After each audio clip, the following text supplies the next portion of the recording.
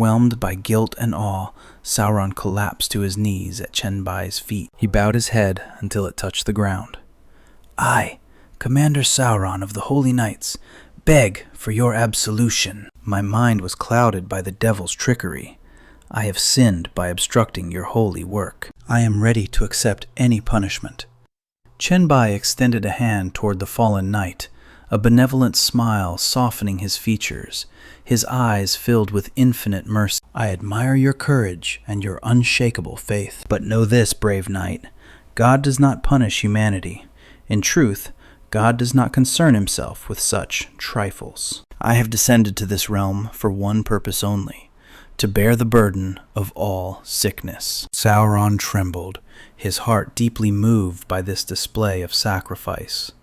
He looked up, tears of reverence streaming from his eyes. I understand now. O great and merciful God of plague, I will immediately bring every afflicted soul in the city to receive your salvation. With that, Chen Bai gently took the hand of a small, sick girl. He beamed a radiant, charismatic smile at the surrounding believers. Since the Vatican had destroyed itself, their power crumbled into dust. From the ashes, his plague sect had finally risen. There are no longer any obstacles for me in Europe. This is the terrifying efficiency of a true System Mana protagonist. The title God of Plague has spread like wildfire across the continent. Every city once ravaged by the epidemic is now preparing grand ceremonies, desperate to welcome my arrival. Donning his signature tattered aesthetic cloak once more, Chen Bai leaves his footprints across the vast world map. The roots of his plague have already burrowed deep, infesting every major city and humble village across the European continent. But the condensation of the plague seed is far from over. He presses onward, traversing the scorching sands of Africa, the vast lands of Asia, and the islands of Oceania, witnessing the rise and fall of countless civilizations. A purple orb circled by tiny artifacts hovers above his palm. It has been 1 year, several months, and 12 grueling days. Finally, the synthesis is complete. Perched on the crumbling steps of a ruined temple, Chen Bai stares into the distance with profound satisfaction. A sharp glint of determination flashes in his eyes. Now, I only need to recall the plague roots. Even though this dungeon lacked a boss-level combatant, the sheer logistical difficulty was S-tier. These thoughts drift through his mind as he gazes down at the sprawling citadel below. If I had known this instance would devour so much time, I never would have entered. In a standard leveling run, efficiency is everything. 1.5 years before the apocalypse is too precious to waste. Chen Bai stands with hands on his hips, overlooking the city. Suddenly, the system notification chimes in his ear. Do you wish to recall all plague seeds stored in the totem? Excitement lights up his face. A brilliant smile breaks out as he commands, yes. At that exact moment, High Priestess Elena leads the congregation to kneel before the towering plague totem. She clasps her hands in deep reverence. O great God of plague, may your journey be smooth, and may your divine plan come to fruition. Suddenly, her body goes stiff. Her eyes widen in shock as she stares at the totem. A nearby believer frowns, stepping closer to ask, High Priestess, what is happening? Priestess Elena, the god's totem. Why is it fading? Tears begin to stream down Elena's cheeks, yet she smiles with overwhelming gratitude. Our God, he has completed his pilgrimage. He is returning to the divine realm. Placing a hand over her heart, she turns to the confused believer, her eyes shining with absolute faith. Everyone, recite the holy teachings the God bestowed upon us. Let him hear us one last time, so he knows his wisdom is etched into our very souls. The man hesitates for a heartbeat, stunned by her presence, but quickly bows to her will. As you command, High Priestess. Elena clasps her hands together, a prayer forming on her lips as a gentle, beatific smile graces her face. We call ourselves the Plague Sect. Elena's voice rings out, perfectly harmonized with the cloaked figures standing like shadows behind her. Not because we worship disaster or crave destruction, nor do we sing praises to decay and death.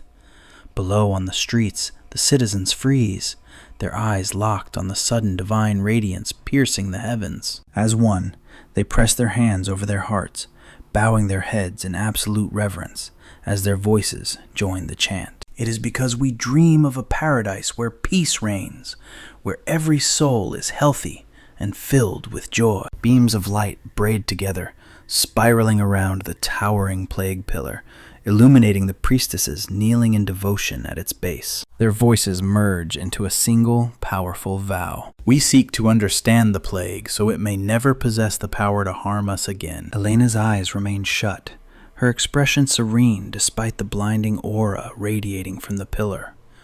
We seek to control the plague, to forge it into a weapon that shatters true evil. The chant grows louder, a symphony of faith echoing through the entire city. In our past ignorance, lost in darkness, we once slaughtered each other. Hoods drawn low over their heads, the women whisper the sacred truth. Now, knowing the nature of the plague, we live in harmony, inviolable and united. A pillar of brilliance suddenly erupts before them, shooting into the sky. A heavy silence falls over the entire city, making the holy light burn even brighter against the darkness. In the future, when we master the plague, we shall stand shoulder to shoulder. The head of the Night Order bows his head just as deeply as the rest, humbled by the majesty of the plague pillar. Ultimately, the plague shall become our shield. Nearby monks sit in deep meditation before offerings of golden fruit, swearing their spiritual energy to protect all living things. Beside them, Taoist masters in yin-yang robes thrust their hands forward. It shall make the demons who plague this world tremble in fear and chaos. Even in the desolate silence of the desert, tribesmen prostrate themselves as the pillar glows. Its light seems to stretch across the curvature of the earth itself, connecting all life. It shall command the respect of bloodthirsty fiends. It shall annihilate the enemies of life. Violet tendrils of light strangled the globe, like the grasp of a cosmic entity staking its claim on a helpless world. All matter eventually rots toward ruin, yet billions of souls shall rise together, evolving endlessly, eternal, undying. Flesh decays, but life remains immortal. Chen Bai's voice echoed, narrating the scene of the plague pillar, standing proud and ominous in the city's heart. All things rot, yet life remains immortal. The prayers of Elena and the faithful transcended space, reaching Chen Bai's ears. He spread his arms wide, closing his eyes to let the very concept of decay wash over him. Life remains immortal. I hear them, he whispered into the void. Voices praying for their Lord's glory to shine forever. Chen Bai snapped his eyes open, scanning the empty air with sudden intrigue. Are these truly their sincere prayers? But before he could ponder further, the system shattered his train of thought. Mission complete. Exiting dungeon. The scenery warped, replaced by the gloomy industrial rot of a factory. A classic transition for the plague factory, the demon capital. The system interface shimmered into view. A scroll descended from the ether, bathed in divine, sparkling light. Chen Bai caught it effortlessly, raising an eyebrow.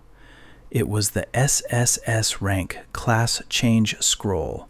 Catastrophe of life and death. Creation brings infinite possibility. Contact brings infinite surprise. Conflict brings infinite disaster. Destruction brings infinite rebirth. Fear not, for you are a component of the catastrophe itself. This power is rightfully yours.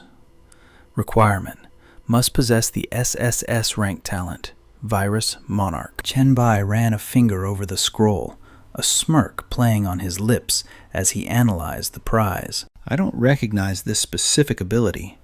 Honestly, I'm tempted to trigger the class change right now, just to see what happens. But Li Du's mission requires finding 2 scrolls, not necessarily using them. His trench coat snapped in the wind as he strode purposefully toward the exit. 1 SSS scroll secured. Now to prep for the second. If my intel holds, it lies deep within the abyss. Suddenly, a jarring alert appeared. Plague Factory. Mission. Failed. Chen Bai paused, genuinely stunned. Confusion clouded his face. What is this? Didn't I already locate the source of the plague factory? Blue teleportation light swirled at his feet, but he was too focused on the error to care. No, wait! When I found Fukasumi, the system never actually gave me a completion notification. The plague source was likely a mutation dependent on his existence. When he died from the sacrifice, the source lost power and dissipated. That explains the failure. He glanced at the rows of giant, withered mushrooms. It was probably linked to these mushrooms all along. One hand in his pocket, he navigated the holographic interface with the other. Chen Bai exited the factory instance. I wonder how White Emperor City is holding up. A holographic screen materialized. Message to Song Jiang. Current status of White Emperor City? What power levels have you all reached? Song Jiang replied, We have officially begun reconstruction. The supercomputing center and production lines are sited. Everyone has been training hard based on your guidance. Song Ziqiong added, But it's only been 4.5 days. We're busy building, so combat power hasn't changed much. Chen Bai froze. Disbelief washed over him. 4.5 days? I spent 1.5 years inside that dungeon. He instinctively grabbed the hourglass at his neck. It has to be this artifact. It bound to my consciousness, acting on my will. His grip tightened around the glass. I controlled it before, but this time it activated automatically. It's the only thing capable of compressing 1 year into a day. Suddenly, the global chat detonated with frantic messages from the team. Your friend Han Wang. Bro, I just got a notification that the Plague Factory mission failed. Crazy Z. Where is the White Emperor? Is he okay? Chen Bai, did you get the SSS item? Overlord, forget the scroll. We don't even know if he's alive. Liu Hai interjected. Calm down. Just because a mission failed doesn't mean he's dead. Chen Bai flicked his wrist, scrolling through the chaos. It seemed Han Wang had also triggered a quest, though different from his own. After all, only Chen Bai possessed the mark of the plague. A bead of sweat rolled down his cheek, but his lips curled into an amused smirk. Time to see what chaos his team had stirred up. The holographic screen was flooded with messages of concern, a warmth that actually lifted his spirits. They were convinced that Chen Bai had failed the Plague Factory mission. Yizi typed, Is the White Emperor sad?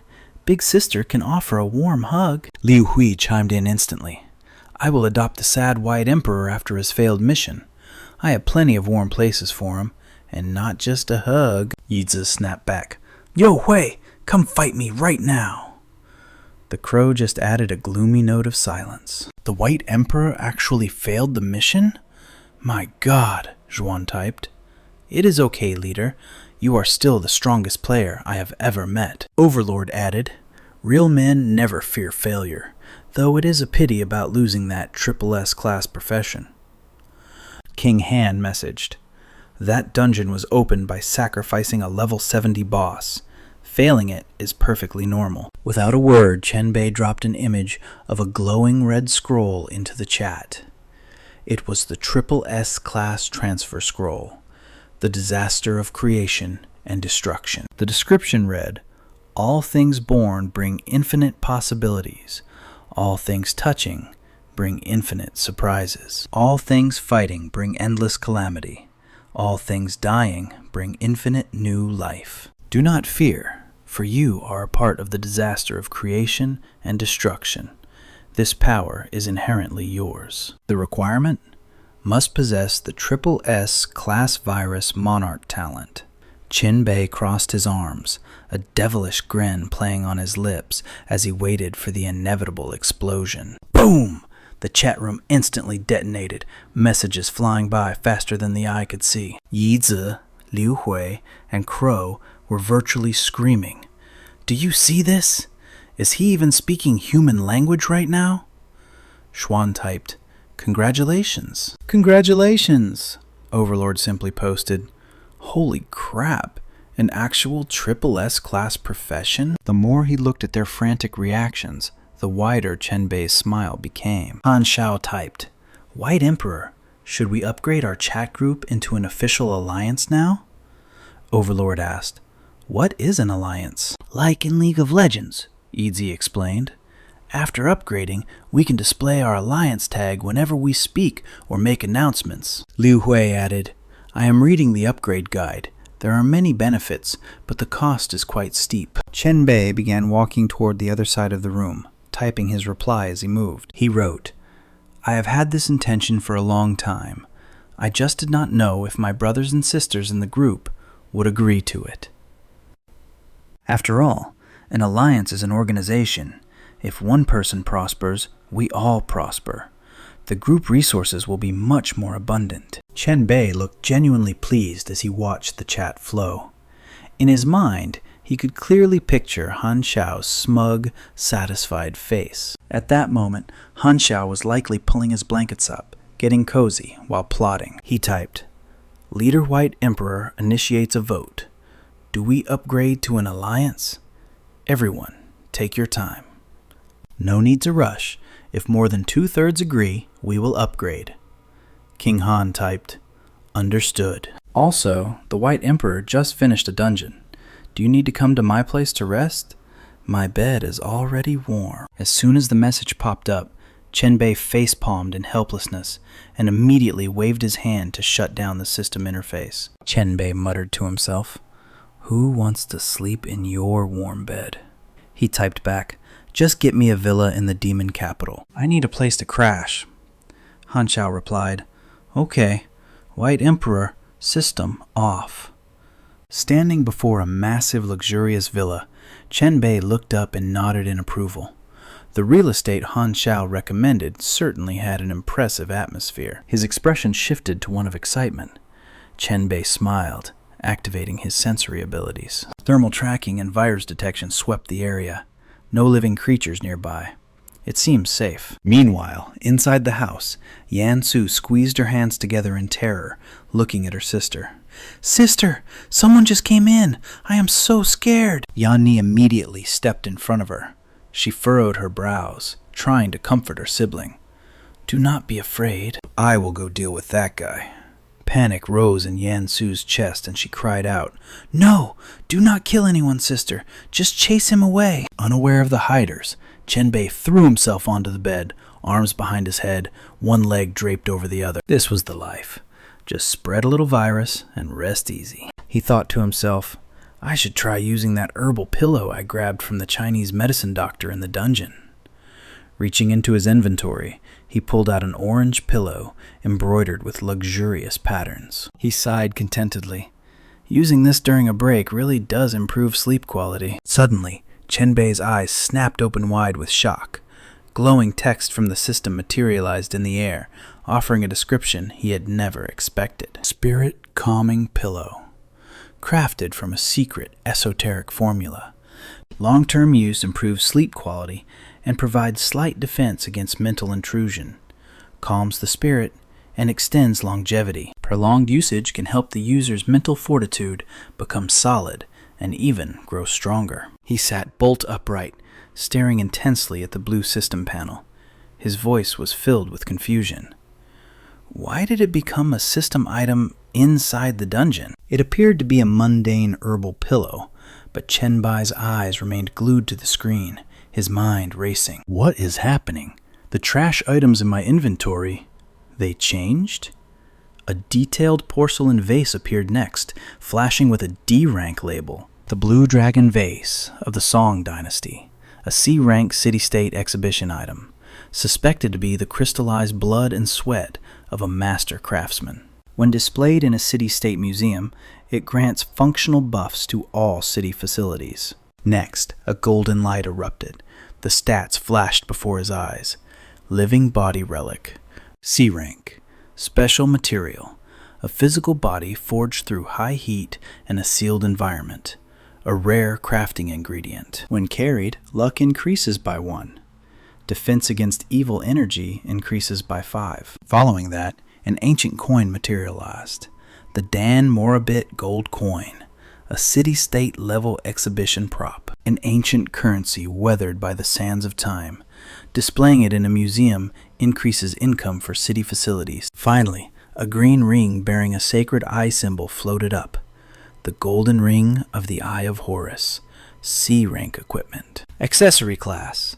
A decorative ring bearing the symbol of Horus. It increases recovery speed by 5%. But that is not all. It can active release a shield, a barrier that recharges by absorbing the light of the moon. Chen Bai scrutinized each image, his mind reeling. This is absolute insanity. Did more than half the junk I hauled out of the dungeon transform into powerful artifacts? He had never heard of normal objects from a dungeon transforming into system props like this. It defied the logic of every leveling manhwa he had ever read. Wait, he also brought back the Spear of Longinus? In his past life, that was the signature double S-class weapon of a supreme emperor. He had definitely taken a second look at it. Chen Bai reached out, fingers trembling as he touched the frame containing the image of the legendary spear. Memories flooded back. Before I left the Vatican, the Paladin commander gifted me this, knowing my fascination with the Spear of Longinus. With a smirk, Chen Bai pulled the legendary weapon from his inventory. But even a relic of legend is just a prop here. The interface flashed. Spear of Longinus, unawakened. Rank F. A polearm granting a +3 boost to all attributes while repelling the shadows. A holy artifact, forged to purge the wicked. It inflicts double damage upon creatures of darkness, the fallen, and the abyss itself. But the seal? It can only be shattered by the blood of the corrupt. To trigger the initial awakening, 10 evil entities must be slaughtered. Chen Bai's eyes danced with amusement as he inspected the prize. A wicked, knowing grin tugged at the corner of his mouth. Relics like this spear had always existed on the blue planet. But with the universal will's descent, a classic twist occurred. Infused with system mana, they evolved into items with unique, hidden stats. His mind drifted back, recalling a figure clad in majestic golden armor. The reason remains a mystery, but in this timeline, the Spear of Longinus belongs to me. Without this weapon, can you still rise to become the Emperor of Power, Mr. Loki? Suddenly, a searing agony shot through his hand, forcing his grip to fail. The weapon clattered to the ground as confusion clouded his gaze. Why the pain? He looked down at his palm, red, swollen, and blistering with burns. Was the spear rejecting its new master? Chen Bai stared at his trembling hand, the realization hitting him. It seems I fall into its target category. Darkness, corruption, the abyss. In the eyes of this holy weapon, I am the enemy. He glared at the spear on the floor. Unusable. If an F-rank seal burns me, an S-rank awakening would melt my flesh from the bone. It is the ultimate counter to my very existence. He activated his magic, shoving it into storage. Rot in my inventory. At the very least, he had removed one threat from this world that could actually kill him. His eyes snapped to the door as it creaked open. A sudden chill sprinted down his spine, an instinctual, screaming warning of danger. Locked from the inside. A blade whistled through the air. With reflexes honed by countless battles, Chen Bai's fingers clamped around the steel just inches from his face. His expression hardened into absolute zero. Cold calculation took over. No body heat? Invisible. A creature of pure spirit energy was manipulating this blade. But if it relies on throwing kitchen knives, its level is pathetic. He tossed the knife aside, his mind racing. Hellfire would incinerate the spirit instantly, but it would also turn his room into a pile of ashes. He released the blade, a heavy sigh escaping his lips. What a headache. 300 spirit points. Yet, I lack a single skill to strike a ghost. As he dodged the returning blade, his eyes remained glued to the system interface. He needed to spend his virus points from the dungeon raid on a solution. Immediately. The blacklight virus has no effect on spiritual entities. What about a mental type strain? He stood up, ignoring the blade that buried itself in his mattress. If there's no pathogen, can I not unlock the skill tree? Time to see if any virus in his arsenal could evolve into a psychic weapon. Chen Bai stood calm, hands in pockets, mocking the floating dagger. Got it. I have enough points for a full evolution. System notifications flooded his vision like a waterfall. Enhancement successful. Zombie virus evolved into ancestor virus. Ancestor virus evolved into T virus. T virus mutated into psionic T-virus strain. The knife clattered helplessly to the floor. Chen Bai stared at the empty air, a confident smirk playing on his lips. Done playing. Did you run? Let's reveal what you really are. The purple system window glowed, signaling a power-up worthy of a top-tier leveling Manhwa. Special skill unlocked. Psionic T-virus telepathy mastery. Psychic perception activated. Virus optimization complete. Subskill psychic vision unlocked. He lowered his gaze, his consciousness expanding violently into the spiritual realm. The shimmering forms of two girls materialized. Yan Shu clung desperately to her sister's waist. "Sister, stop! Let's just go!" she cried through gritted teeth. "I'm going to kill him! The intruder who dared enter our home!" Yan Ni raged, consumed by fury. Chen Bai watched the spectral drama, eyebrows raised. A complete spirit form with high intelligence? This isn't a low-level ghost, so why resort to flinging kitchen knives? A cruel, amused smile touched his lips. A blue magic circle flared on his forehead. Let's lock them down with telekinesis and see what makes them tick. Yan Ni struggled against the invisible bind, snarling like a wild beast. Die, intruder! I will protect my sister! The system analyzed the threat. Target, Yan Ni, Twin Spirit Awakener, Rank S, Malicious Spirit, Level 2, Spirit, 15. Talent, Telekinesis, Possession, S rank, Malice.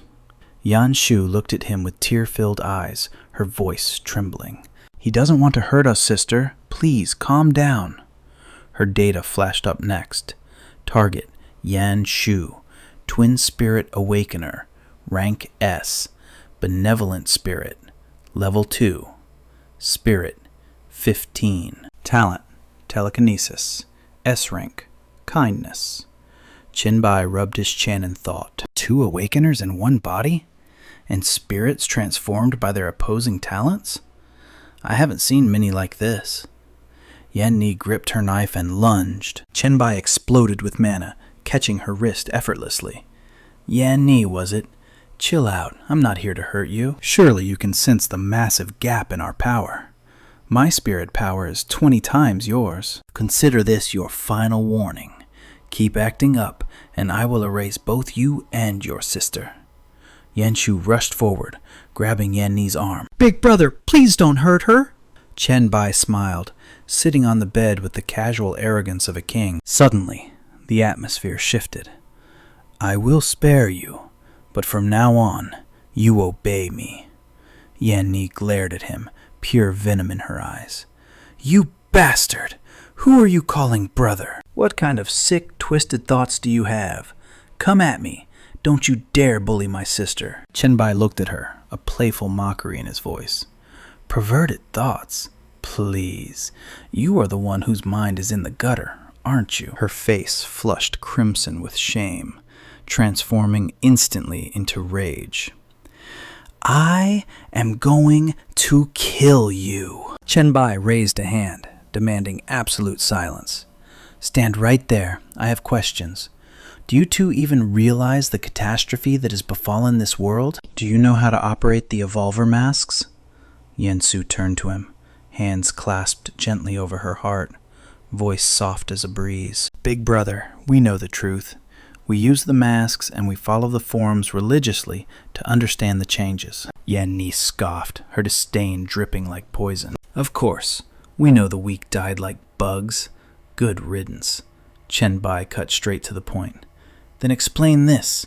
Why are you still stuck at level 2? Too cowardly to hunt monsters for experience points?" Yan Su stammered, looking down. I stopped my sister." Her expression darkened, eyes filled with sorrow. "Those monsters. They used to be human beings, didn't they? I could not bear to hurt them. Besides, they aren't strong enough to truly harm us yet." Chen Bai's eyes narrowed into cold slits. "Idiot! The nightmares that can crush you are coming. Do you really think your pathetic level 2 strength will save you? Then listen well. Your talents are a double-edged sword, because your power is tethered to your volatile emotions." He scanned them, his gaze heavy with warning. If you let feelings dictate your power, you will devolve into either a mindless saint or a fragile, bloodthirsty berserker. Yan Su and Yan Ni obeyed, closing their eyes to sense the mana within. Chen Bai commanded, "Focus, feel the energy flow, and bring it under absolute control. Use logic to drive your will." Yan Su cried out with determination, "I must save everyone. I will be a shield for the innocent." Yan Ni hunched over, fists trembling with rage. "I will slaughter every dog in this trash heap of a world. Anyone who dares look at my sister wrong dies." Chen Bai analyzed their aura. Their rationality was already being corroded by the system's influence. He rested his hands on his legs, his voice cutting through the air like steel. "Without proper discipline, you two will degrade into low-tier spirits in no time. Slaves to instinct, pure monsters." Chen Bai stood up, looming over the sisters as he calculated his next move. To train spirits corrupted by emotional force, I must first suppress that turbulent energy completely. A wicked smirk touched his lips as he wove a magic circle. "I will use my telekinesis to toy with them. A perfect chance to refine my mental control." Chen Bai unleashed a tidal wave of psychic suppression. The pressure crashed down on the sisters with the crushing weight of a mountain. Yan Yi twisted in the invisible grip, screaming in agony. "What are you doing?" But his grin only widened, eyes gleaming with predatory anticipation. "Resist me. Fight back until your spiritual energy runs dry." Chen Bai raised his hand, manipulating the mana flow and puppeteering their bodies like dolls to his will. "This is excellent practice for my telekinetic shaping. My mental arts were lacking in my past life, but not this time." The girls trembled violently, forced into contorted postures as they battled the overwhelming pressure. Sweat beaded on Chen Bai's brow from the exertion, but his smile remained fixed and cruel. "Controlling two spirits simultaneously allows for general manipulation, but my fine motor control is still sloppy. Their resistance makes the movements jagged." Suddenly, their expressions smoothed out as they surrendered to the mana stream. Chen Bai frowned, instantly observing the shift. "You stopped resisting. You still have reserves left. Do you think I am bluffing? Do you think I won't actually hurt you?" He stepped closer, his voice dropping to a dangerous, vibrating growl. "You don't get it. If you don't master your emotions, you become mindless beasts." Chen Bai's eyes flashed with terrifying intensity as he roared. "If that is your fate, I might as well end you right here." Slash! Explosive energy detonated outward. Slash! Their garments were shredded to confetti instantly as screams echoed through the room. Moments later, the room fell into a heavy silence. The sisters huddled together, covered only by thin sheets. Chen Bai sat casually on the nearby bed, smirking. "Test time! A monster is attacking a human. What is your move?" Yan Su clutched the sheet, her eyes clear and focused. "I save the human, then I execute the beast," Yan Su answered sharply. "Assess the threat. If it is killable, eliminate the monster immediately." Chen Bai nodded, satisfied. "Excellent. Your rationality has returned. Good and evil remain, but the madness is gone. You are no longer controlled by the energy." Yan Su smiled softly. A genuine saintly aura began to return to her. "Thank you." Yan Yi, however, ground her teeth, glaring daggers at him. "Big brother, the humiliation you put us through. I will make you pay for it one day." Chen Bai ignored the threat completely and stood up. "Before, you were leaking power, but with your yin-yang hidden talent, passive absorption is your nature. We start from zero. I will teach you the basics of mana materialization." He raised a hand, smiling brightly at them. "Project your accumulated energy outward. Form it into armor and clothing." The sisters stared at him in pure shock. A crimson ribbon materialized in Yan Su's hair, while a pitch-black gauntlet formed around Yan Yi's arm. Chen Bai observed their progress. "Your mastery determines your defense. Once you grasp this, I will take you power leveling this weekend." Night fell over the city. Their destination? The Crimson Spirit, hospital instance.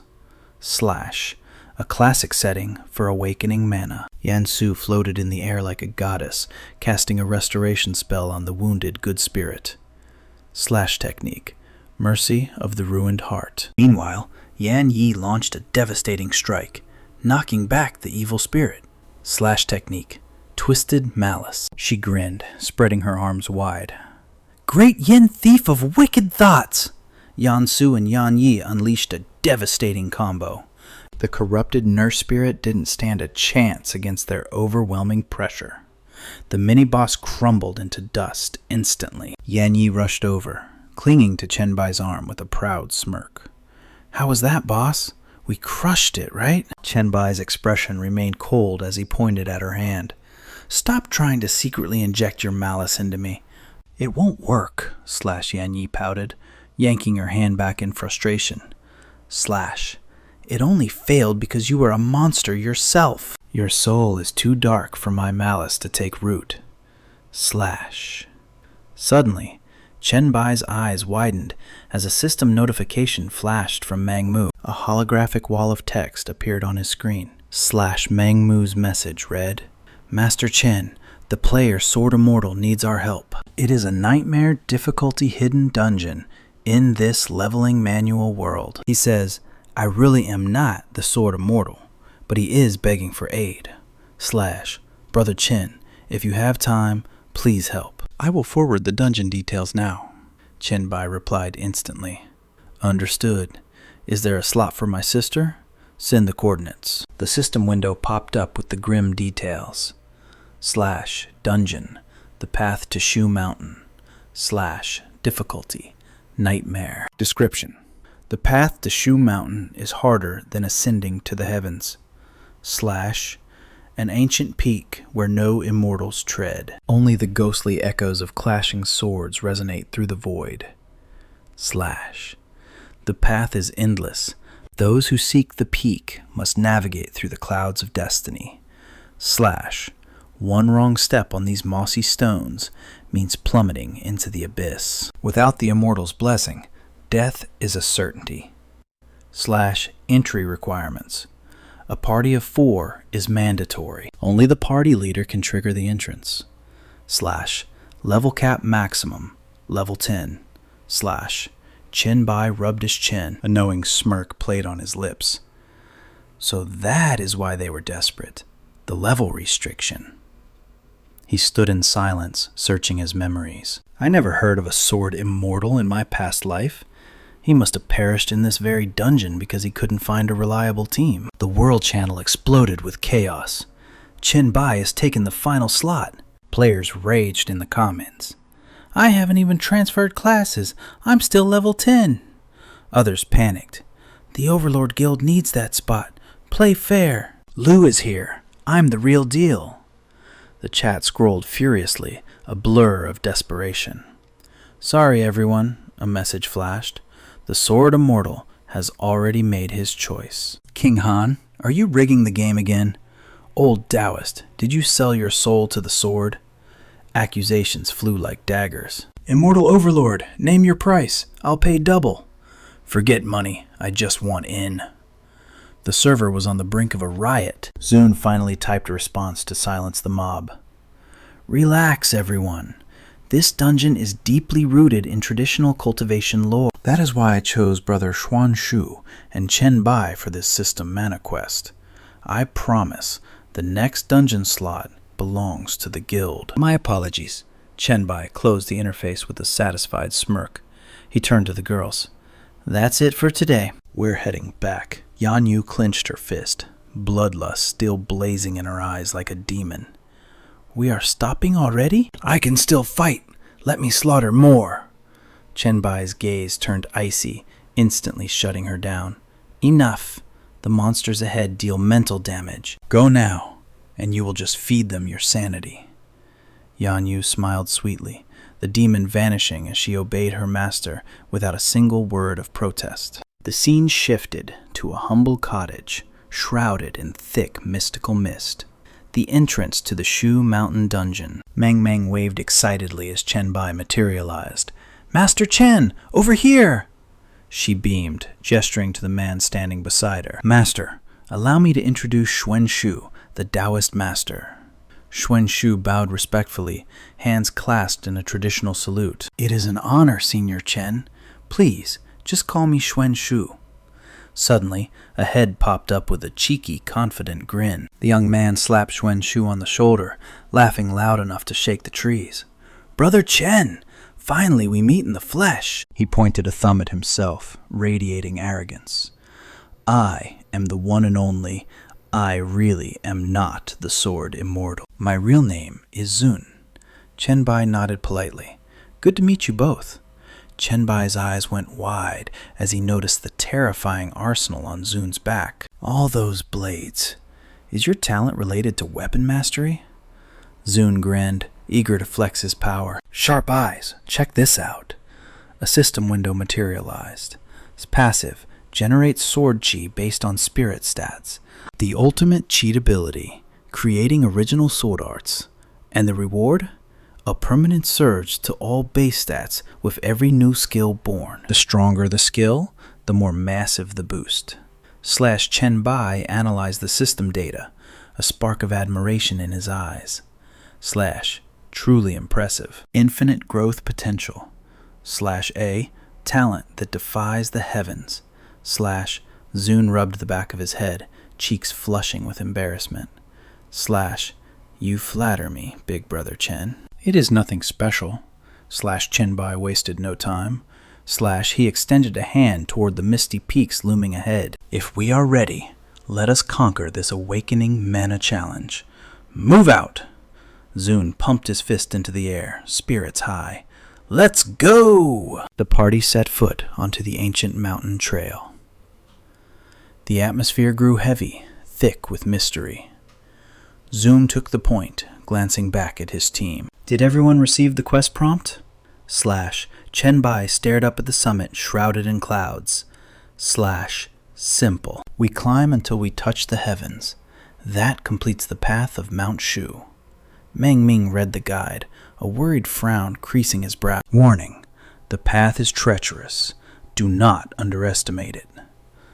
Chen Bai's eyes gleamed with wild anticipation. I love a good surprise. Let us see what this mountain dares to throw at us. Zhen Shu looked up, his voice trembling slightly. The fog. It is thickening. Chen Bai scanned the surroundings, senses sharpened to a razor's edge. Watch your step. This mist is likely the first trial. Suddenly, a haunting voice echoed through the white void. The mountain road is hard. The path is steep. Chen Bai did not hesitate. He activated his speed skill, a blur dashing toward the voice. Hello there, old man. But then he froze. Chen Bai planted his foot on a rock, cold sweat forming on his brow. He stared at the figure that remained eternally out of reach. I sprinted with full power, yet I could not gain a single inch. The truth struck him like lightning. Could it be? He fired a magic bolt from his palm. The energy phased harmlessly through the singing elder. The figure continued to chant, undisturbed by the world. The mountain road is hard. The 5 elements block the way. The old man's form did not even flicker. Chen Bai nodded to himself. Just as I thought. An illusion. Zun walked up, visible confusion on his face. Master Chen, what is wrong with that NPC? Chen Bai turned to his team, his expression grave. He is a guide. Listen closely to his lyrics. They hold the key to surviving this dungeon. With a sly grin, he pointed a finger skyward, mimicking the eerie chant. I heard it clearly, he whispered. The 5 elements of heaven and earth are a nightmare to cross. He sang it with an agonizingly slow rhythm. Zhen Shu lowered his head, stroking his chin in deep contemplation. This mist, it represents water within the 5 elements. Could this blinding ascent through the fog be our very first trial? The old man's voice echoed again, delivering another cryptic verse. Water rises, mist blinds the eye. Amidst the fog lie flowers. But for the traveler, there is no return. Chen Bai furrowed his brows as a chill ran down his spine. Something was wrong. Death was lurking nearby. A blue holographic screen flashed before his eyes. He clenched his fists, gaze piercing the veil of fog ahead. Rage flared in Chen Bai's widened eyes, teeth grinding together. Suddenly, a streak of lethal energy tore through the air. Aiming straight for his throat. With godlike reflexes, Chen Bai manifested a shield. Shoo! He blocked the strike with a deafening clang. While he calmly analyzed the weapon, the force behind the blade felt terrifyingly tyrannical. Even with my monstrous physical stats, combined with the shield's defense, it still managed to pierce through. The sword abruptly retracted from the shield of its own accord. Meng Ming watched in horror as Chen Bai slid back a few steps. "Master, did that attack wound you?" Zun's expression darkened, his voice booming with urgency. "Everyone, stay sharp. My sensory abilities cannot detect its sword intent at all." Zun scanned the rear, shouting a command. "Fellow Taoist Shu, activate the talisman I gave you. Now!" "My spiritual power is also blind to its location." He instantly raised the paper charm high. A massive golden circle conjured, enveloping the party in a protective dome. Zhenshu fell into a combat stance, rapidly calculating coordinates. "Incoming from the east! Lightning arts!" A blade wrapped in golden magical energy shrieked through the air. Chen Bai watched, unflinching. It slammed directly into the shield, right before his eyes. He placed his palm against the golden ripples, sensing the vibration. Truly a magnificent blade. Sweat beaded on Zhenshu's forehead, eyes wide with panic. "White Emperor, watch out! The golden light barrier is at its limit!" But just as the shield shattered into fragments of light, Chen Bai calmly gripped the blade with his bare hand. "Relax, I have already subdued it." Meng Ming gasped in pure admiration. "Master, you are simply godlike." Zhenshu laughed awkwardly, completely baffled by the situation. "Just when exactly did you manage to tame that thing?" Zun stared at the scene, unable to comprehend reality. "That flying sword possesses a living spirit, does it not? Yet, why has it ceased all resistance against him?" Chen Bai admired the cold steel in his grasp before summoning the Azure interface. "Let me demonstrate just how terrifying this blade truly is." System analysis initiate. Item: 5-element sword spirit, Jade Water Dragon. Level 12. Strength 60. Speed 120. Constitution 60. Spirit 60. Passive effect: Hydro Amplification. When submerged in water, all attributes skyrocket by a factor of 10. Armor penetration also multiplies tenfold. However, there is a catch. Without a water source, all stats plummet to merely 1/10 of their original value. 5 elements interaction. /combat against metal attribute sword spirits grants bonus metal attributes. Conversely, facing earth attribute spirits will severely debuff all stats. But if the 5-element cycle is completed, all attributes enter a frenzied state and double instantly. Skill: Sword Fusion. It can attach to other blades, bestowing massive skill boosts and attribute bonuses. Zhenshu wiped cold sweat from his brow. He scratched his head, his voice trembling with disbelief. "The denser the water vapor, the greater the might. No wonder my golden light barrier shattered in less than half a second. In this dense mist, its power was amplified at least 3 to 5 times over." Chusun beamed with a bright smile, offering his genuine praise. "An exceptional sword, housing a truly exceptional spirit." Chen Bai lowered the weapon, his expression thoughtful. "Honestly, this sword spirit would be far more lethal in your hands, Chusheng. But I control it through a unique system ability. Transferring it is impossible." Chusheng waved his hand with a wry smile, rejecting the notion immediately. "There is no need. I prefer to nurture a sword spirit personally. That is the only way to forge a true, unbreakable bond between master and blade. Meng Meng held up 5 fingers, her eyes sparkling with innocent anticipation. Master! If the 5 elements are the trial... Does that mean there are 5 distinct sword spirits waiting for us to collect? Chen Bai gazed deeply into the blade's reflection, his voice dropping to a low murmur. Unfortunately, my current limit allows me to control only 3. Perhaps in the future I shall return to claim the complete set. The system displayed the trait from the High Lord class brain, obtained from the biochemical disaster set. Effect: permanent domination. /control. Up to 3 entities whose spirit stats do not exceed the user's own. This was the broken, game-breaking power of a system-wielding protagonist. He looked up at the stone steps winding endlessly up the mountain. The immediate threat has been neutralized. Let us continue our ascent. Zhenshu grinned, his eyes curving into crescents. Senior White Emperor is truly omnipotent. This poor Taoist feels that with you here, this dungeon will be a mere walk in the park.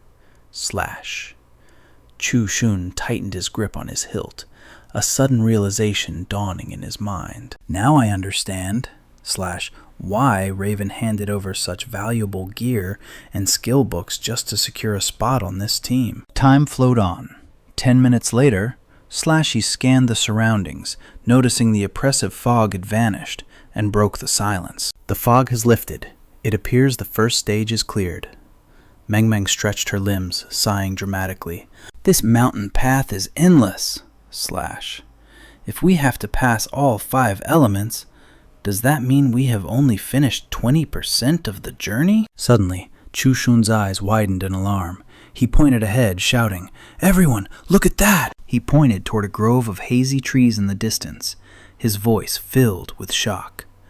"It is the 100 herb patch!" Chen Bai silently shifted his gaze to where he pointed. The straw-hatted old man's raspy voice drifted through the air once again. "The path of Shu is hard, oh so hard. The 5 elements of heaven and earth are impossible to guard." A tree with a grotesque, spine-chilling appearance loomed before Chen Bai's squad. As the song faded, a gargantuan white radish burst from the earth. The forest is teeming with monsters. Even the vegetation has gained sentience. Terrifying. Chen Bai gripped his blade tighter, shifting into a defensive stance. But in his eyes, a spark of interest. Looks like we are in for a chaotic brawl. Not bad at all. He watched as an army of white radishes sprouted from the ground, their numbers multiplying by the second. Chen Bai raised an eyebrow. A savage grin spread across his face. Perfect. This is exactly the kind of chaos I live for. Jin Shu carefully scanned the perimeter. Based on the lyrics of that song, this checkpoint must be hiding countless monsters within the underbrush. The sword is likely concealed in the grass as well. However, the blood drained from Chu Shun's face. Terror replaced his curiosity. There was no need to decipher the woodcutter's song anymore. He saw a sight that froze him in place. It was already over. Chen Bai had unleashed his blade and massacred every single monster in the blink of an eye. The weapon in his hand was a supreme treasure. Item: 5-element sword spirit. Wood. Hidden emerald. Level 12. Strength 50. Speed 120. Constitution 70. Spirit 60. Passive ability, Verdant Ambush. Effect: in lush vegetation, its power surges. Multiplying all max attributes by 5. It can merge with any plant life to accumulate destructive energy.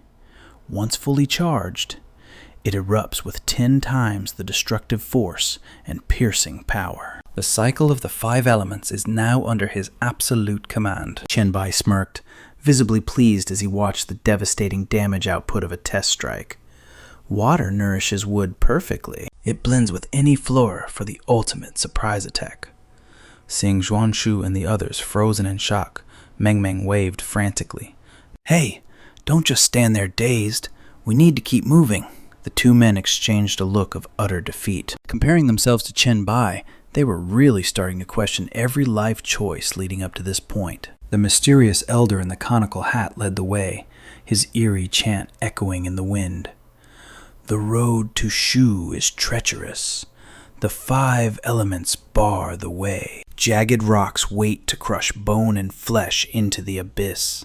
Chen Bai and Zun looked up, their eyes widening in sudden shock. A relentless sandstorm began to howl, instantly turning their journey into a brutal test of survival. Xuan Shu reached his breaking point and activated his cultivation technique. I can't take this anymore. Golden light defense! But before he could finish, a hand shot out to stop him. Hold on. Meng Meng produced a pair of strange goggles. I didn't craft this high-tier talisman for nothing. Put this on. As soon as he wore it, his expression brightened instantly. Whoa! Boss Meng Meng, your inventory is seriously stacked. She puffed out her chest, basking in the praise. Huh? I made it using my dream creation skill. Chen Bai nodded, ready to press on. Good. At least visibility won't be an issue. Still, a sliver of anxiety remained. The sand couldn't blind them, but the stinging wind was a constant, painful annoyance. Suddenly, a deafening boom tore through the air. The entire party snapped to high alert. Massive boulders rained down like meteors, knocking Chen Bai and Zun straight off the cliff edge. Xuan Shu screamed in panic. Brother Chen! Beside him, Meng Meng was equally terrified. Master! She peered into the abyss, her mind racing. What do we do, Senior? The sandstorm is too thick. I can't see where they landed. She forced herself to breathe, desperately trying to salvage the situation. It's okay. I'll find them. Just then, a powerful aura surged from below, causing Meng Meng to freeze in confusion. Master? Luckily, both of them were safe. Zun coughed, his voice raspy and dry. Boss, Meng Meng, water, please. I just swallowed a ton of sand. Chen Bai was feeling the strain. This system mana dungeon restricts flight. My mid-air dash consumes way too much stamina. He wiped his brow. Just a few uses, and I'm already sweating. If I hadn't jumped, we'd be in serious trouble. Hearing his grumbling, Meng Meng kept her mouth shut, not daring to utter a single complaint. Xuan Shu tried to strategize, his face grim. I think we need a plan. How do we stop the cliff-severing sword from knocking us down again? He glared at the harsh weather. This sandstorm blocks all spiritual detection. I cannot predict the timing or location of the next attack. Chen Bai, however, remained completely unfazed, standing as still as a mountain. It was as if he held the strategy guide in his very hands. He explained with absolute clarity. Before the wall attacks, the air vibrates for exactly half a second. Sense it with your mind, not your eyes. Do not let the sand distract you. The moment you feel that tremor, dodge immediately. Jin Yuan's eyes lit up with pure admiration. As expected of Senior Chen, he deciphered the dungeon's hidden mechanic in a single attempt. After a brief respite, Chen Bai commanded the team to move out. All right, stand exactly here and await the next wave. If your reaction speed is too slow, stay in my shadow. Meng Meng nodded with absolute obedience. Yes, Master! On the flank, Xuan Shu and Zhen Yuan fell into formation. Roger that, Brother Chen, Xuan Shu acknowledged. But they had barely taken a step when a thunderous boom shook the earth. Channeling every ounce of strength, they sprinted, narrowly evading the invisible devastation. Chen Bai dusted off his robes, a satisfied smirk playing on his lips. Perfect. It looks like we have cracked the pattern of the cliff-severing sword. Now it is time to speedrun this stage. Meng Meng suddenly spoke up. Master, the Earth Spirit Sword should be here, right? Do you not want to claim it? Chen Bai shook his head instantly. Pass. Xuan Shu stepped forward to explain the logic.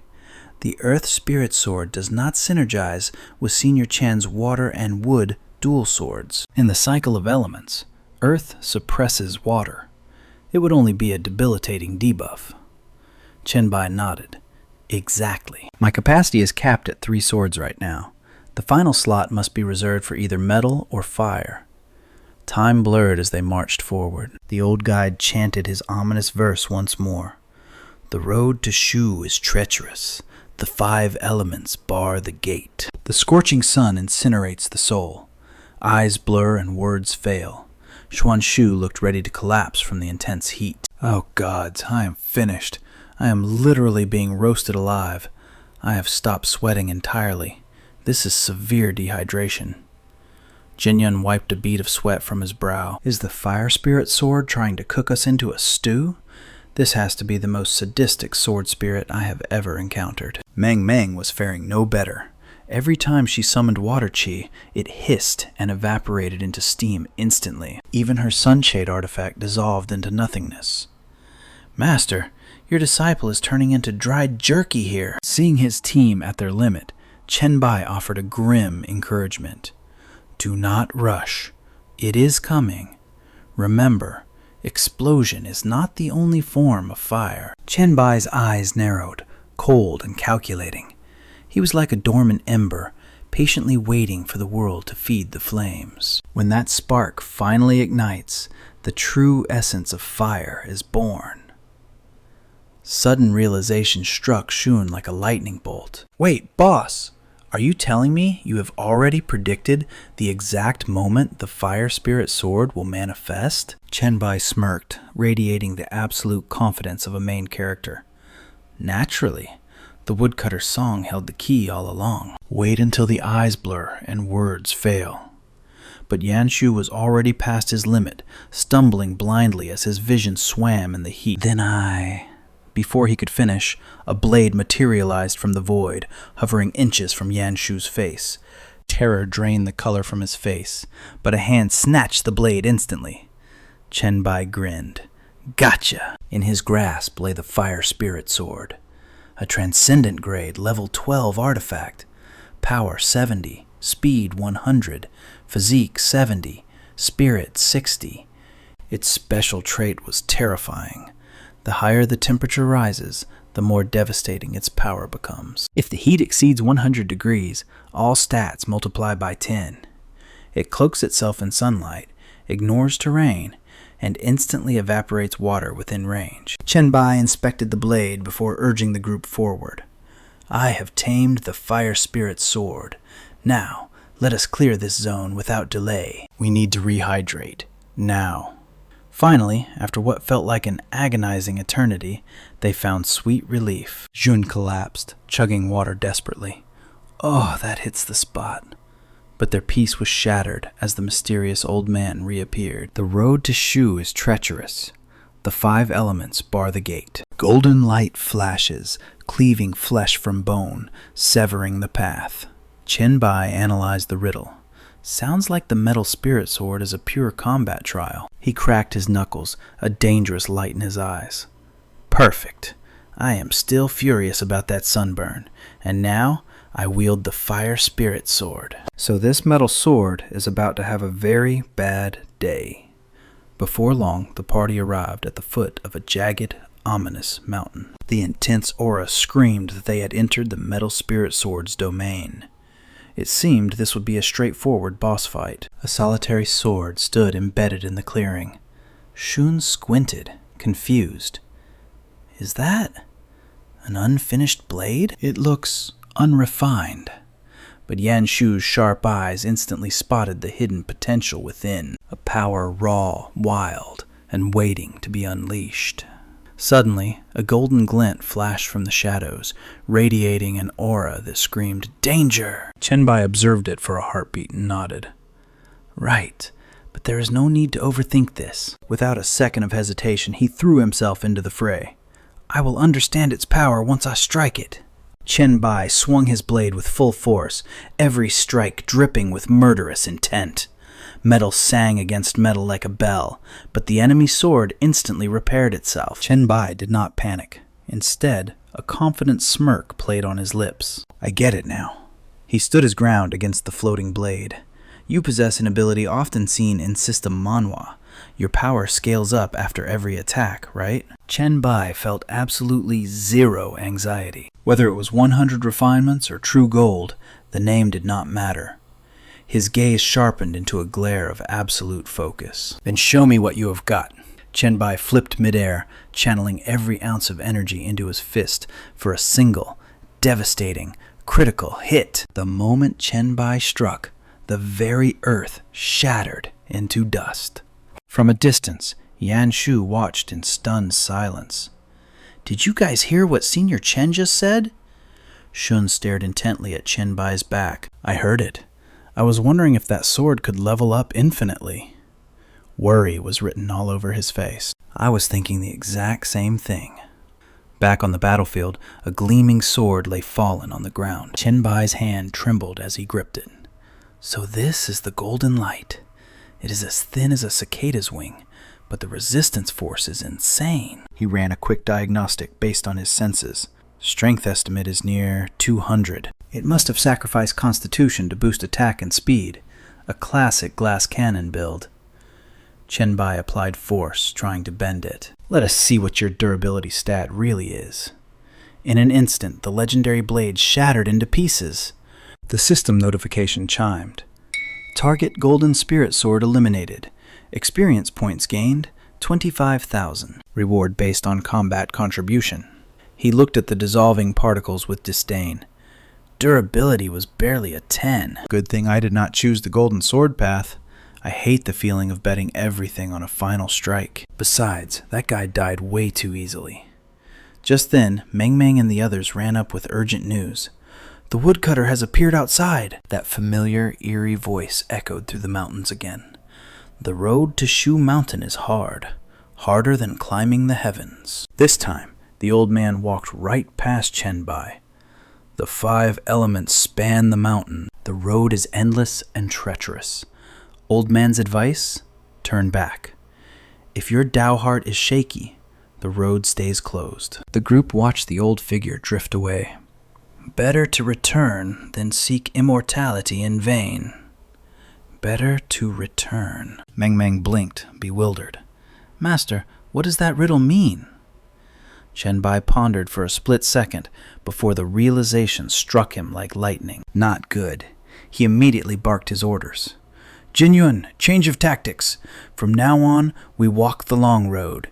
You take point. Xuan Shu quickly grasped the hidden meaning. I understand. The road is endless for those who doubt. This dungeon belongs to you, Chen Bai.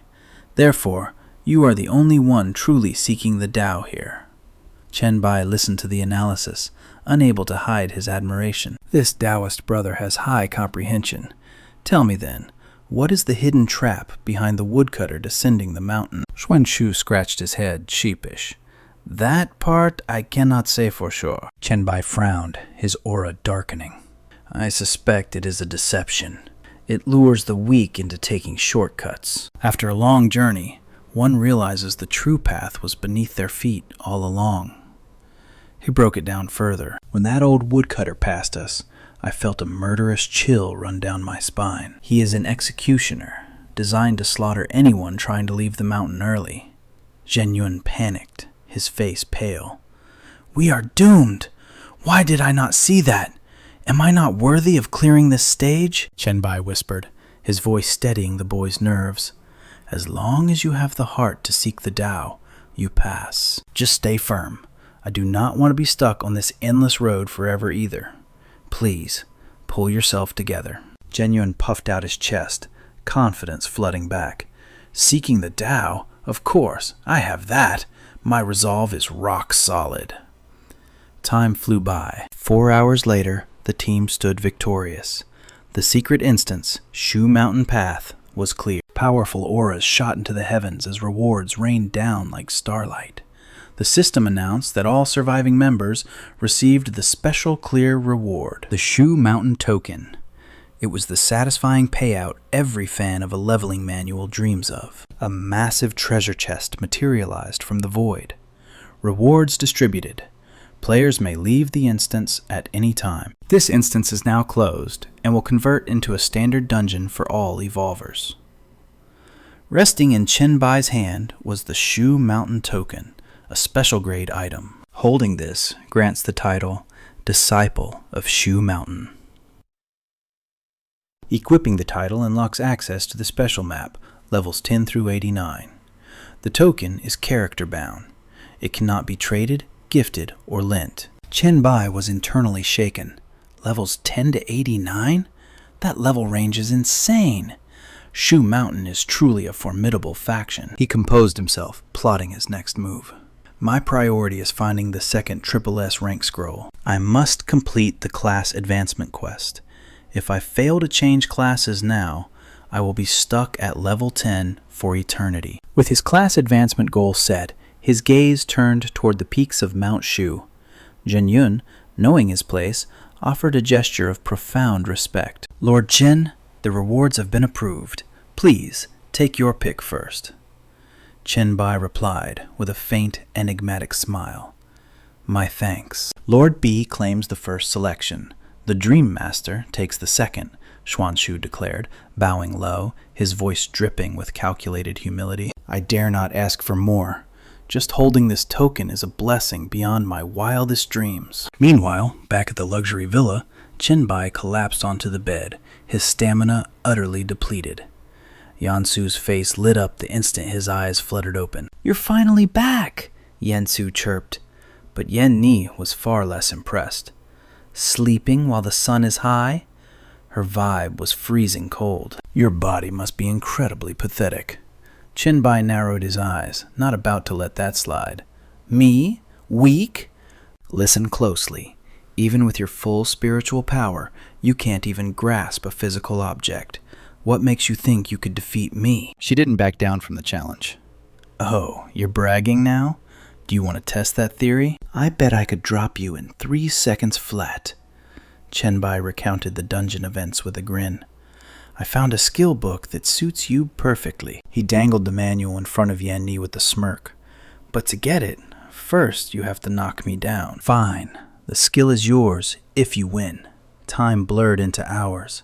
Eventually, Yan Ni collapsed on the floor, gasping for non-existent air. No, I can't move. My spirit form is about to dissipate. Yansu wasn't faring any better. Me too.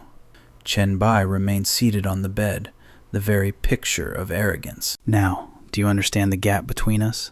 And I didn't even have to fight back. Yan Ni floated closer, her eyes narrowing with curiosity. Hey, tell me, is there a girl you like? Do you always treat ladies with such gentleness? The coveted book materialized in his hand. I just have high stats and perfect force control. Seeing how hard you two tried, consider this a reward. He tossed the manual toward them. But reality was cruel. The book phased right through Yan Ni's translucent hands and hit the floor with a hollow thud. Chen Bai froze, an awkward silence choking the room. Yan Ni looked down, heavy disappointment shadowing her face. We will learn it once we recover our physical forms. The skill book wasn't going anywhere. He didn't want to drag this out.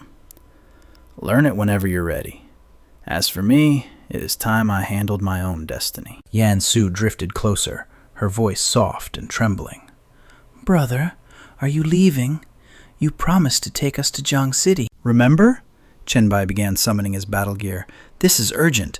I swear I will take you both when I return. Her worry melted into a smile. Okay, we will wait for you. But in his hand lay the scroll for the S-rank Demon Hunter class change. The system notifications were screaming at him.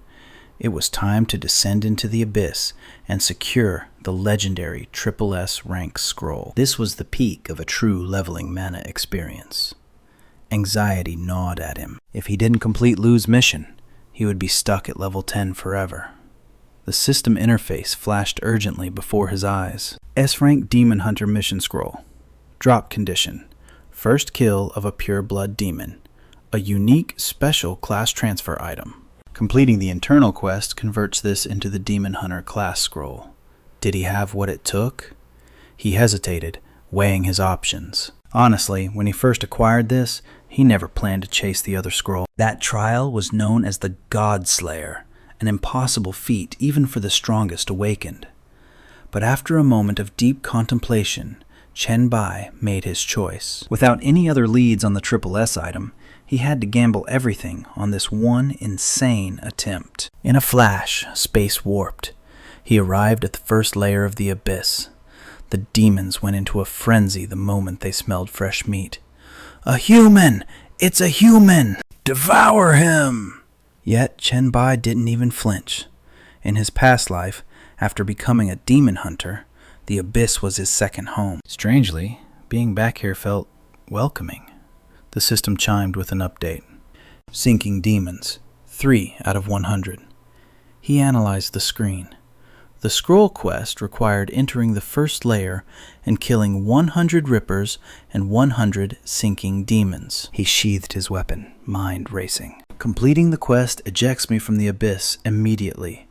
I need to hold back and hide my true strength to reach the deeper levels.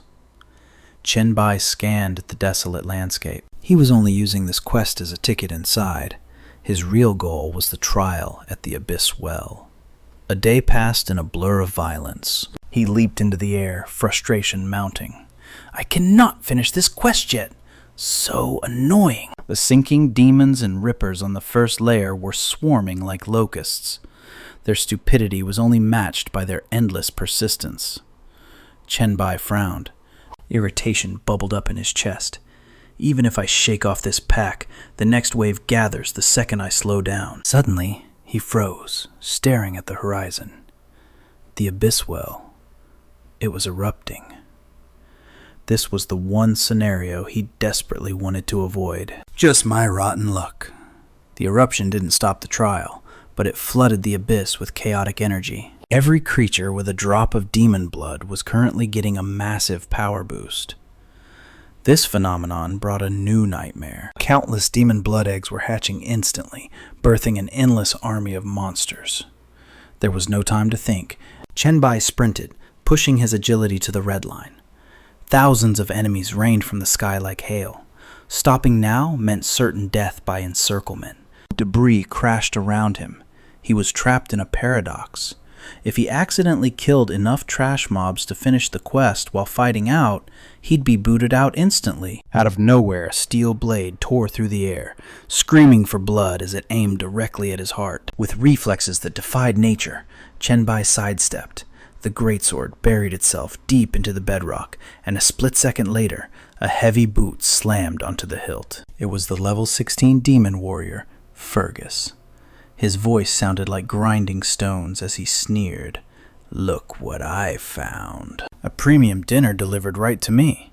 Human, you should kneel and offer thanks. You have the honor of filling Lord Fergus's belly today. Chen Bai didn't even blink.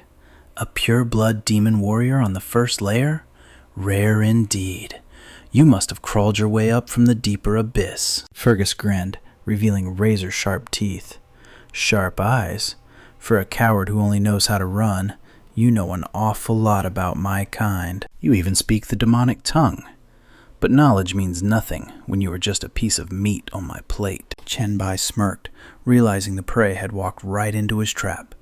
Only knows how to run, huh? Do you know why? Because only low IQ trash like rippers were chasing me before. The demon's patience snapped. Ripping his greatsword from the ground, he charged with a roar. I don't care. I'll make you scream the answer before you die.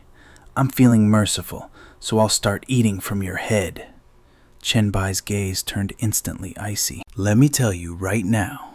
In a blur of motion, his blade flashed, a strike so fast that Fergus couldn't even comprehend his own death. No, impossible. The demon crumbled to the dust, his life force extinguishing. Chen Bai sheathed his blade, looking down with cold disdain. I ran because I already killed everything else that had a brain. Suddenly, the ear-piercing screech of demons interrupted his victory. Seeing monsters spawning nearby, Chen Bai's urgency spiked. I need to move fast, or I'll be swarmed by the horde. Time marched on. 6 days later, Chen Bai stood at the edge of the deep well abyss, gazing up at the distant peaks.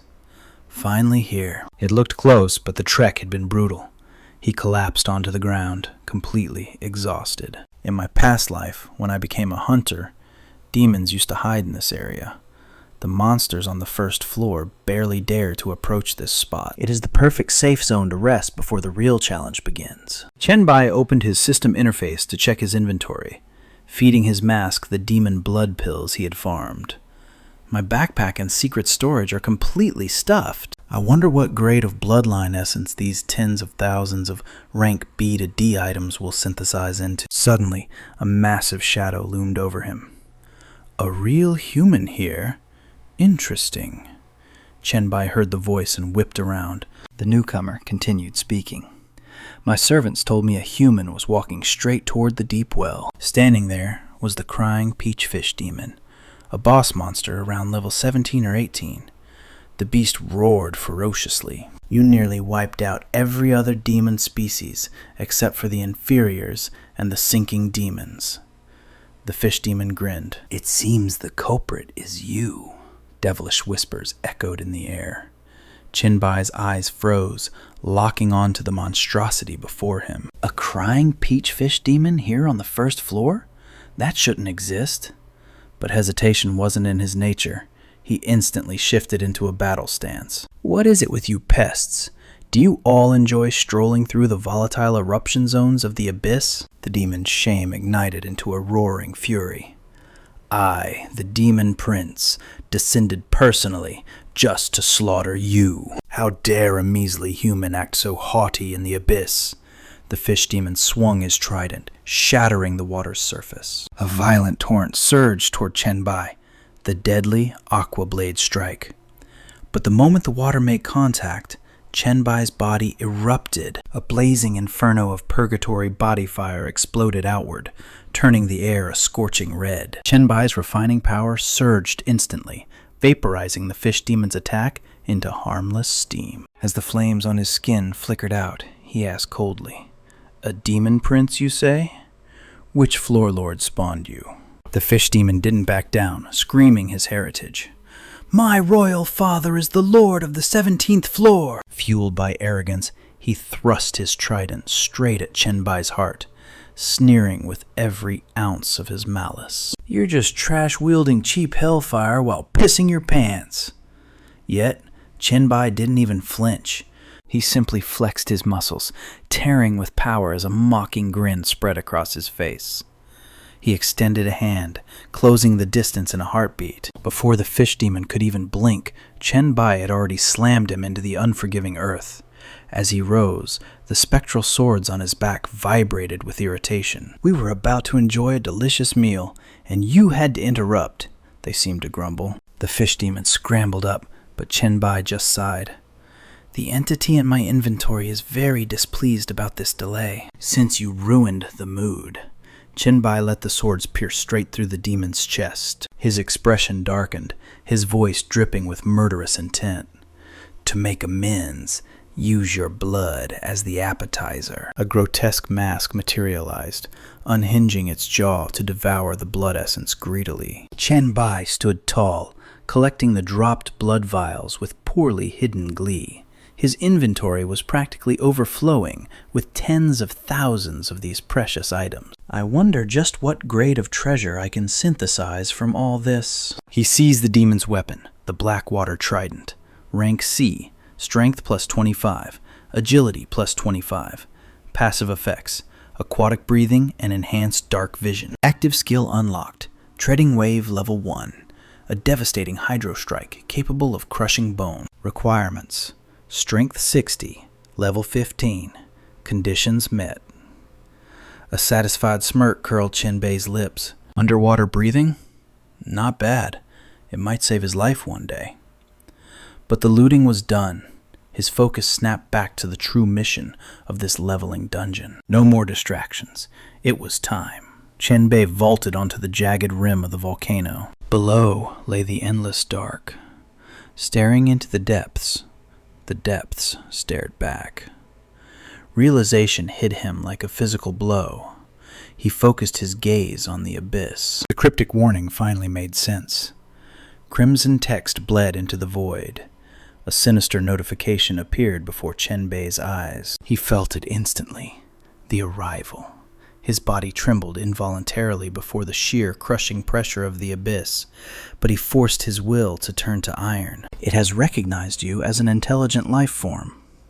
Terror clawed at his heart, freezing his blood. Was this the nightmare Nietzsche warned of? The terror of the gaze? But retreat was impossible. Fall back now, and he would be left in the dust forever. There were no second chances here. It has observed your level 10 status. He gripped his trembling arm, fighting to suppress the primal fear. In his past life, countless level 10 geniuses and disciples of peerless masters halted right here. Only 1 in 10,000 could withstand this gaze, and in the end, none of them returned alive. Voices from the deep hammered against his psyche. It has seen you. You have not yet class changed. It has seen you. You possess no ancient bloodline. It sees all. You possess no S-rank gear. You have no temporary external buffs. Everything you own, you plundered with your own 2 hands. Your power belongs solely to you. You have the will to conquer your destiny, yet you are ignorant of the horror ahead. Your name, your fear, your hatred. It sees it all. You have no divine protection. Chen Bai gasped for air, barely clinging to his sanity. Then a new message flashed, leaving Chen Bai stunned. It has judged you. Qualified. The path to the Abyss trial opens! He collapsed to his knees, a feral grin breaking through the exhaustion as he read the golden text. It has judged you qualified. The Abyss trial awaits. Upon completion, you will receive the SSS rank class change scroll, Lord of the Abyss. This item is soul-bound to the completer. The notification confirmed his wildest hopes. Reward, SSS rank class change scroll, Lord of the Abyss. This scroll is strictly bound to the victor. The system issued an ultimatum. Leap into the abyss to begin. Retreat constitutes permanent forfeiture. The choice was made. He stood up, his resolve forged in steel, and chose to plummet into the darkness. As Chen Bai fell through the void, the system rules manifested. Trial objective: defeat the phantom avatars of the floor lords. Defeat the level 10 demon lords of each floor under restricted conditions. Rest period per floor, 1 minute to 1 hour. If a floor lacks a lord, a projection from the previous floor will be generated to fill the void. Warning: participant status will be restored to original limits after each round. All items and skill cooldowns will be reset to 0. All equipment will be fully repaired. Trial commences upon landing. The restoration condition caught Chen Bai off guard.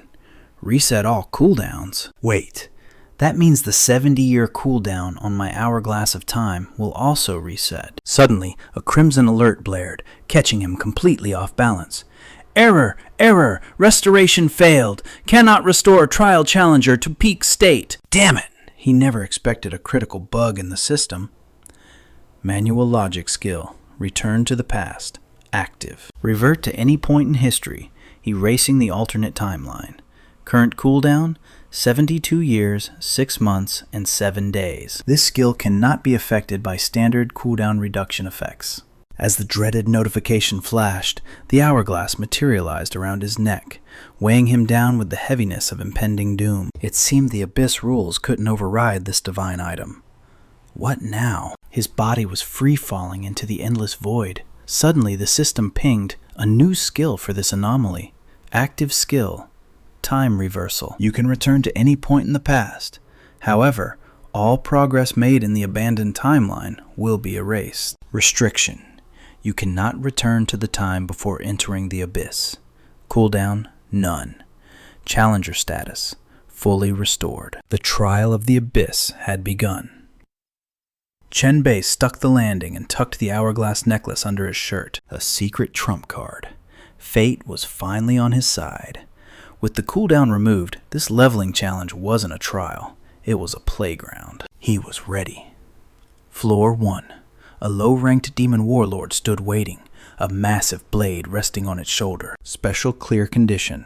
None. Chen Bai stared at the beast and scoffed. A low-ranked demon? Is that the best you've got? Pathetic. With a single, devastating slash, he cleaved the beast in two. Floor 1, cleared. Please select recovery time. He didn't stop there. Momentum building like a storm, he crushed the next beast effortlessly. Floor 2, cleared. Levels meant nothing to him now. Floor 5, cleared. Floor 17, annihilated. Chen Bai tore through the abyss like a hurricane. He had become a master of arms, shifting weapons for every kill. Floor 26, cleared. One man against an army of demons, standing tall like a god of war. Floor 34, down. He was speedrunning hell itself. Floor 41, cleared. Floor 59, reduced to dust. Please select recovery time. Floor 66, perish, human. Your journey ends here. The beast roared in the ancient demon tongue. Boss identified. Blood Armor Lord Otto. A warning notification flashed red. Special condition. Fatal weak point damage only. Regular attacks to any other body part would deal 0 damage. Chen Bai froze before the towering figure of Otto. His brute force advantage had just evaporated. Damn it, a puzzle boss. From floor 50 onwards, his raw stat dominance was fading. 2 lives of combat experience clashed against a demon born for war. Even with the handicap, steel sang against steel. Otto's blade bit deep into Chen Bai's shoulder, but Chen Bai's sword buried itself in the demon's gut. Pain flared, yet his mind remained ice cold. He calculated every move. Stats alone wouldn't save him here. He had to gamble his own flesh to uncover the enemy's weakness. Both warriors ripped their blades free in a spray of crimson. Chen Bai leaped back to reset. Otto tossed his weapon aside, dripping with arrogance. Futile struggle. Just die, the demon bellowed. Chen Bai's eyes went wide as the blade impaled him. Otto yanked the steel from Chen Bai's chest, laughing at his falling prey. Human, your regeneration is impressive, the demon sneered, but your brain is empty. Certain of victory, the demon turned his back. The abyss empowers me. You never stood a chance. But Chen Bai activated self-recovery. His eyes snapped open, glowing with a cold, predatory light. You celebrated too soon. Otto spun around in shock, but it was too late. Chen Bai tore into the demon's exposed ribs. Otto howled as his body began to disintegrate into ash. He couldn't understand. How? With the boss dusted, silence fell. The notification chimed. Floor 66, cleared. The only fool here is you, Chen Bai scoffed. He had taken the hits on purpose to bait the opening. Arrogance is a slow and insidious killer. Thanks for the easy win. Finally, the end was in sight. The 100th floor boss, the fallen gold demon. Chen Bai frowned at the system prompt. The system interface flickered, the weakest classification. The chamber stood empty, void of life. Chen Bai scanned the encroaching shadows with predator eyes. Where are you playing hide-and-seek? Silence hung heavy enough to choke a man. Chen Bai analyzed the battlefield, his mind racing at light speed. The abyss is pure chaos. Under the right conditions, even a trash-tier monster can rise to become a lord. One must never underestimate the unknown. He sensed the trap instantly. Come out! Suddenly, the shadow behind him stretched, twisting into a grotesque shape. A lethal blade materialized from the darkness. A cold shiver ran down his spine. He spun around, but the demon's blade was already kissing his neck. As the fatal slash tore across Chen Bai's throat, fading into nothingness, he gasped for air, drowning in doubt. On the first floor of the abyss, he had been instantly slaughtered. Not once, but twice. Even triggering his poison hand state the moment the blade fell hadn't saved him. Death was instantaneous. The demon gave him no quarter, launching another ferocious assault. This was the brutality of Abyss Floor 1. Lord the Rifting Demon, a level 10 warrior class. The conditions for this floor were brutal, straight out of an awakening nightmare. Lowly human, prepare to die, roared the beast.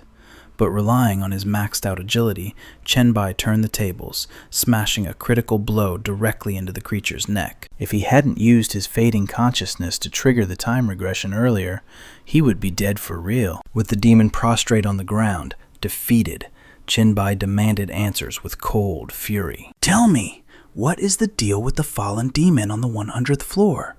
You know the Lord of the 100th floor." The demon sneered, obstinate to the bitter end. It refused to spill the secrets. "Even if I knew, I would never tell a human like you." Looking at the stubborn creature, Chen Bai realized force was useless. System notification. Floor 1 cleared. Please select your recovery period. These demons knew they were mere projections and feared no death. But pain? That was a different story. He needed a new method to extract intel about Floor 100 before finishing this trash off. Analyzing the data, he moved forward to the next zone. The Abyss, Floor 72, the Burning Steps. Fallen demons were the lowest trash of the demon race, possessing base stats lower than a human foot soldier. For one to become the lord of the 72nd floor, like a glitch in the leveling system, it must have been sheer dumb luck. Yet even at death's door, the demon remained arrogant. "Human, you will pay for your hubris. You are destined to die at the hands of the fallen demon." Chen Bai looked down at the dying wretch with a sneer. "Ridiculous. Are you telling me there is a fallen demon lord even deeper in the abyss?" Under pressure, the demon finally cracked, revealing the shocking truth. Lord Jubert of the 100th floor, a legendary shadow sword demon who evolved from a lowly fallen demon body. His shadow blade once slaughtered a demon Grand Duke before the creature could finish its curse. "You will surely die!" Chen Bai crushed its skull beneath his boot. "Thanks for the intel." System. Floor 72 cleared. Please select recovery time. In the blink of an eye, he descended to the 100th floor of the Abyss. He pieced together the clues he had gathered. Shadow Sword Demon, a class only achievable by a 3rd Advancement Dark Assassin, rank S. Beyond their one-hit kill capability, they could manipulate shadows to unleash erratic, unpredictable sword strikes that defied all logic. Chen Bai placed a hand over his heart, steeling his resolve. He had no advantage against a Shadow Sword Demon, but against the base stats of a fallen demon, he had the upper hand. He leaped into the air, his strategy already fully formed. He had to be hyper-aware of his own shadow at all times. Avoid the shadows, keep moving, deploy the virus. As long as the boss chased him, Chen Bai would leave a trail of contagion in his wake, ensuring the enemy was infected. He finally vaulted out of the chasm, landing on solid ground. But his mind was still calculating every possible outcome, like a grandmaster playing chess. It had been too long. Constant vigilance was rapidly draining his mental energy. He had to activate the poison hand state to recover his focus, or he would lose his edge. Chen Bai rose slowly, scanning the perimeter. Suddenly, a massive force weighed him down. A blinding light erupted. Was this a trap? While his guard was momentarily down, a demonic figure materialized in the sky, slowly emerging from the void. No, the monster struck! With godlike agility, Chen Bai dodged and launched 3 swords in a counteroffensive. Lord Jubert had finally revealed himself. "Sheath your blade, human." "You have won," the entity declared. This was the Abyss Floor 100. Shadow Sword Demon Jubert, level 10. Coughing violently, he revealed the truth. "The limitations of this system trial bind my power, and your virus has already ravaged my body." That final strike was all I had left. Yet Chen Bai did not lower his guard. Is that so? As Jubert began to disintegrate into particles of light, he acknowledged the human's skill. "Be careful, human. If you survive this trial, I welcome you to challenge the true 100th floor of the Abyss again. With your current strength, clearing the tower is impossible, but I hope you prove me wrong." System. Floor 100 cleared. Please select recovery time. Watching the demon fade, Chen Bai made a silent vow. "I will surpass you, Juber." Next time, I will master your sword arts." In an instant, the scenery shifted. Chen Bai stood inside a magnificent, opulent palace. The Abyss, floor 200. "Greetings, Lord." Standing before him was the ruler of the floor, the fallen angel, Elmia. Chen Bai wasted no time on pleasantries. "You summoned me. Shall we begin the combat trial?" Identify. Six-winged fallen angel, Elmia. Level 10. Special conditions? None. Elmia lounged on her throne, waving him off dismissively. "Fight? Impossible. Cleaning up the blood in this palace is such a hassle." She smiled, her eyes gleaming with absolute confidence and a hint of amusement. "I was tempted to just let you pass, but my curiosity got the better of me." Elmia beckoned with a slender finger. "Come, sit." A decanter of fine wine and 2 crystal glasses materialized on the table between them. Chen Bai approached without fear, curious about Lady Elmia's game. She feigned innocence before dropping a barb. "With your mediocre strength, how did you manage to crawl all the way to the 200th floor? Even if you got lucky against that annoying Jubert, that fool who only knows training and cheap sneak attacks." She leaned forward, demanding an answer. "What happens next? There are monsters ahead, far more terrifying than him." Leaning back, Chen Bai kept his cards close to his chest. "My trump card for victory is not for Lady Elmia's ears." Elmia propped her chin on her hand, offering a deal. "I don't care about your secrets. I'm just bored to death stuck in here. Drink with me. Tell me how you survived this journey, and I'll let you pass." "Deal." Chen Bai poured the wine, his demeanor calm. "Very well. What does Lady Elmia wish to know?" Elmia's eyes narrowed with intensity. "I want to know," she paused, disgusted, "about that repulsive thing on floor 105. That slime monster." It seemed Elmia enjoyed gossip about her fellow demons. Abyss, floor 105. "The Lord of Aberrations, the amalgamation of flesh and blood, Sir Rubus. Level 10. "It was a living swamp," Chen Bai explained, "a mass of gluttonous flesh covering the entire floor. One touch, and you're consumed. It ate faster than I could regenerate. The moment I stepped in, half my body was gone." Elmia swirled her wineglass, eyes gleaming. "So, how did you survive that nightmare?" Chen Bai shrugged casually. "He was hungry, so I fed him. But I'm a little hard to digest. I fed him hundreds of my own arms. Eventually, he got severe food poisoning and melted into sludge." Elmia tapped her nail against the crystal glass. "Fascinating. You turned his gluttony into his grave." Chen Bai flexed his arm. "It wasn't a walk in the park. Ripping your own limbs off hurts like hell." Elmia leaned in, thirsty for more stories. "And the rotten Lord Fingu? The one who cowers beneath the ocean on floor 136? The battle against Deep-Sea Lord Vingu? That was nothing more than a chaotic underwater brawl." Chen Bai raised 3 fingers, mocking the fallen demon with a cold, victorious smirk. "Don't look at me like that. Blame your nephew for gifting me this divine-grade gear." Elmia giggled softly, finding his arrogance utterly amusing. "You really know how to milk a situation, don't you?" she teased. "But that girl on floor 153? She offered no openings to exploit." Instantly, the memory of a terrifying savage demon surfaced. Floor 153.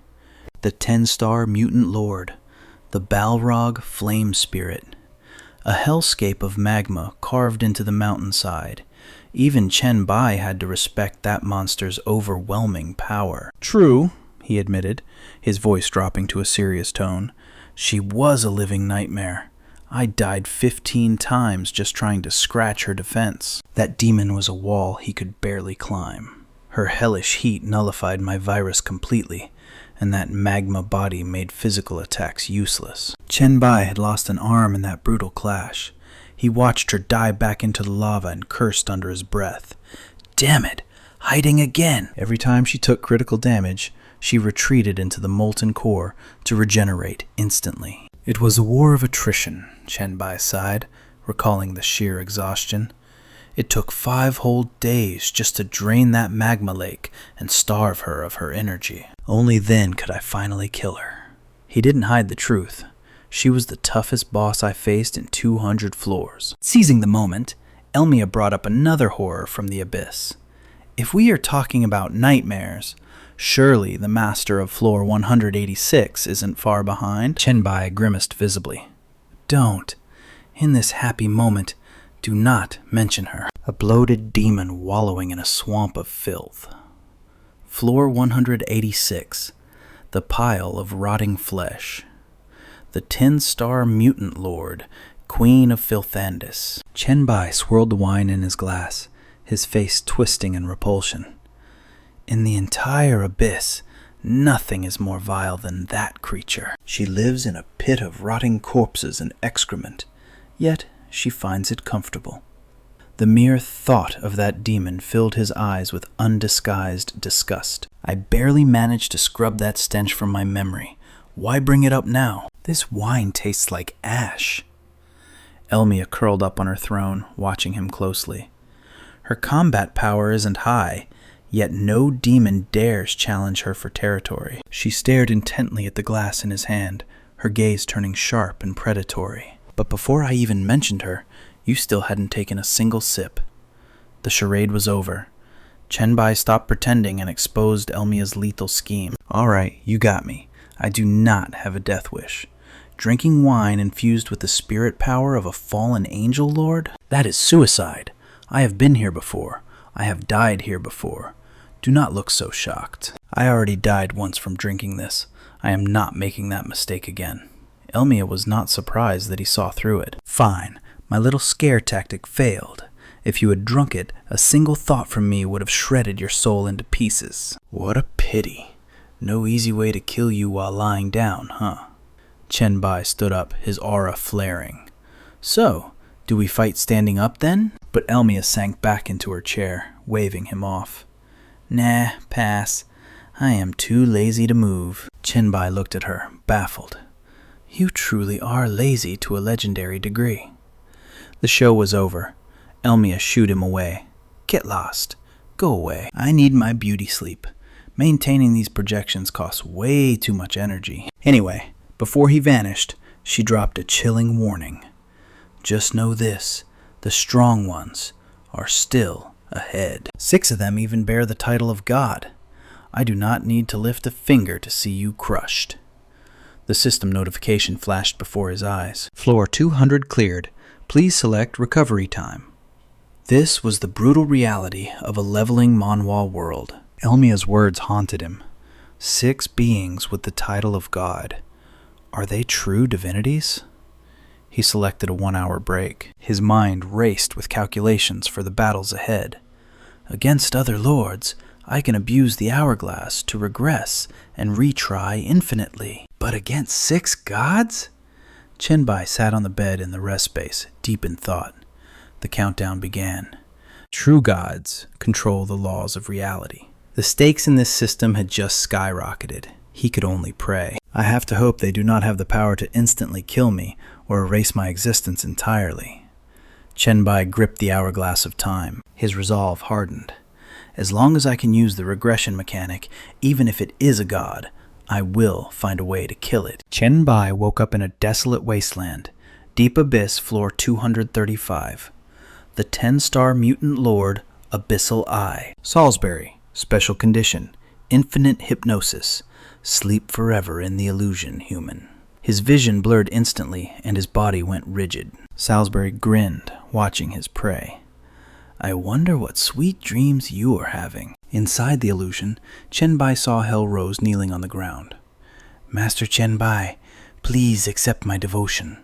In this twisted manifestation of his desires, he was surrounded by countless adoring women. She looked up with teary eyes. I am willing to give everything to serve you, to be your servant, your slave, your tool, or even your toy.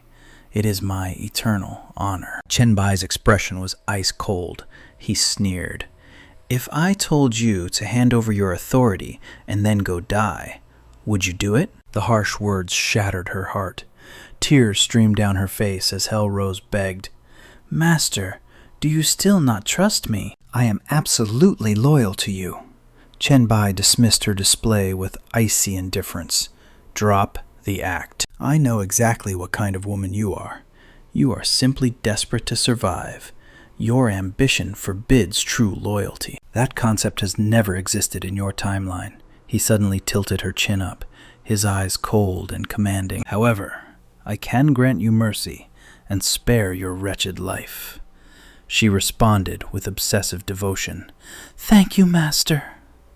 I will do anything for you. Chen Bai materialized a chain from thin air. Then wear this. Tether yourself to the gate and serve as my watchdog. The collar clattered to the floor right before Hell Rose's terrified gaze. Despair washed over her, forcing her head low in absolute submission. Meanwhile, he returned to his throne, asking nonchalantly, What is the matter? Do you refuse? But Hellrose suddenly snatched the collar and fastened it around her own neck. To be a dog for the Divine Lord is my eternal glory. The scene blurred, dissolving back into the savage reality of Abyss Floor 235. Chen Bai muttered, Were you speaking just now? That is correct. That is the sound a loyal hound should make. Salisbury clicked his tongue in amusement. This human truly knows how to entertain himself. The demon began to approach his target. Do not fear. Once I absorb your soul, you will remain in my body forever, enjoying a beautiful, eternal dream. But the swords resting on the ground suddenly vibrated. In the next second, they launched a coordinated assault. A system notification flashed, reminding him of the clear condition. See through and escape Salisbury's illusion. A classic trope in this system manhwa. Chen Bai spoke calmly. Although this dream is pleasant, it is not reality. Dreaming forever would be terribly boring. His words threw Salisbury into visible confusion. When did you see through my illusion? And how could you break free without me noticing? The protagonist smiled inwardly.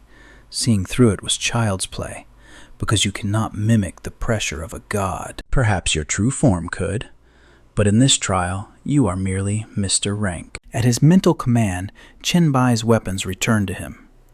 Escaping was even simpler, because my sword spirits were never dragged into your illusion. They possess autonomous thought.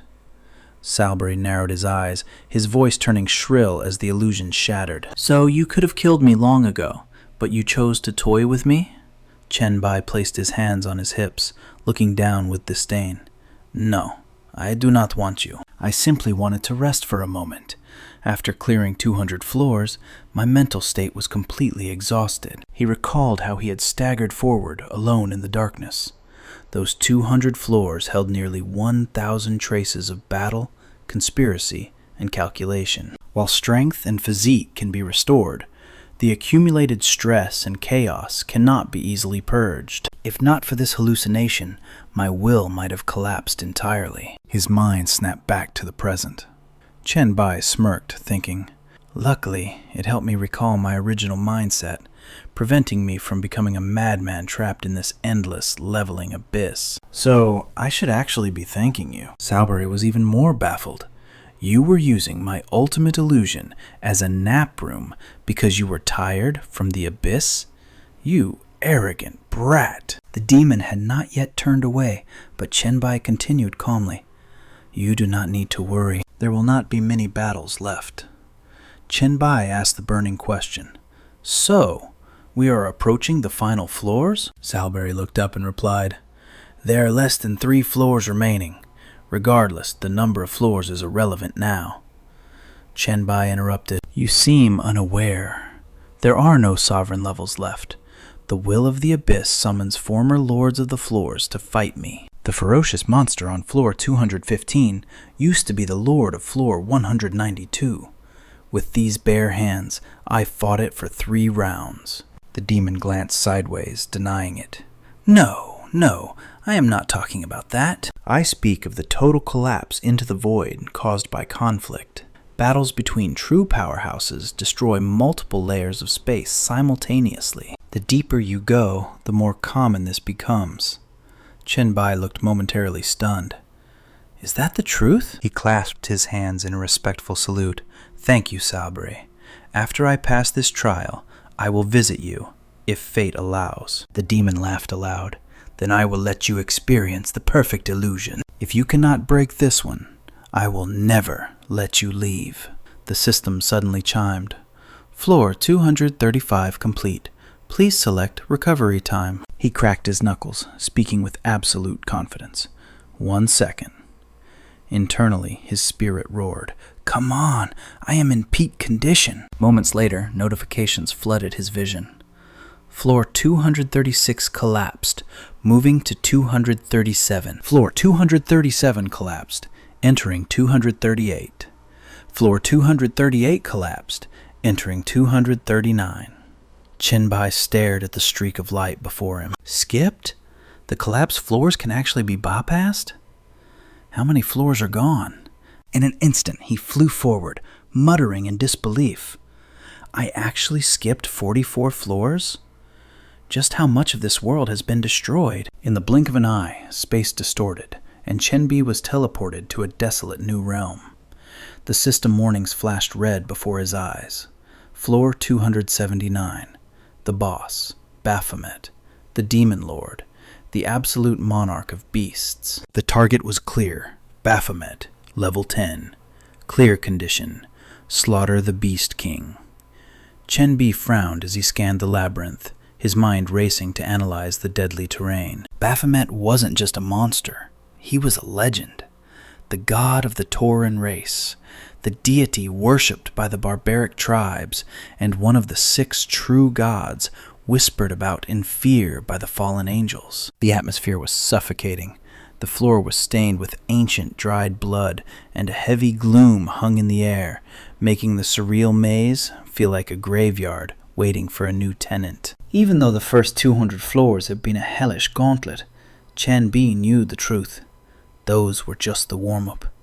The real nightmare began right here, right now. Rumors said this Beast King obliterated intruders the second they set foot in his domain.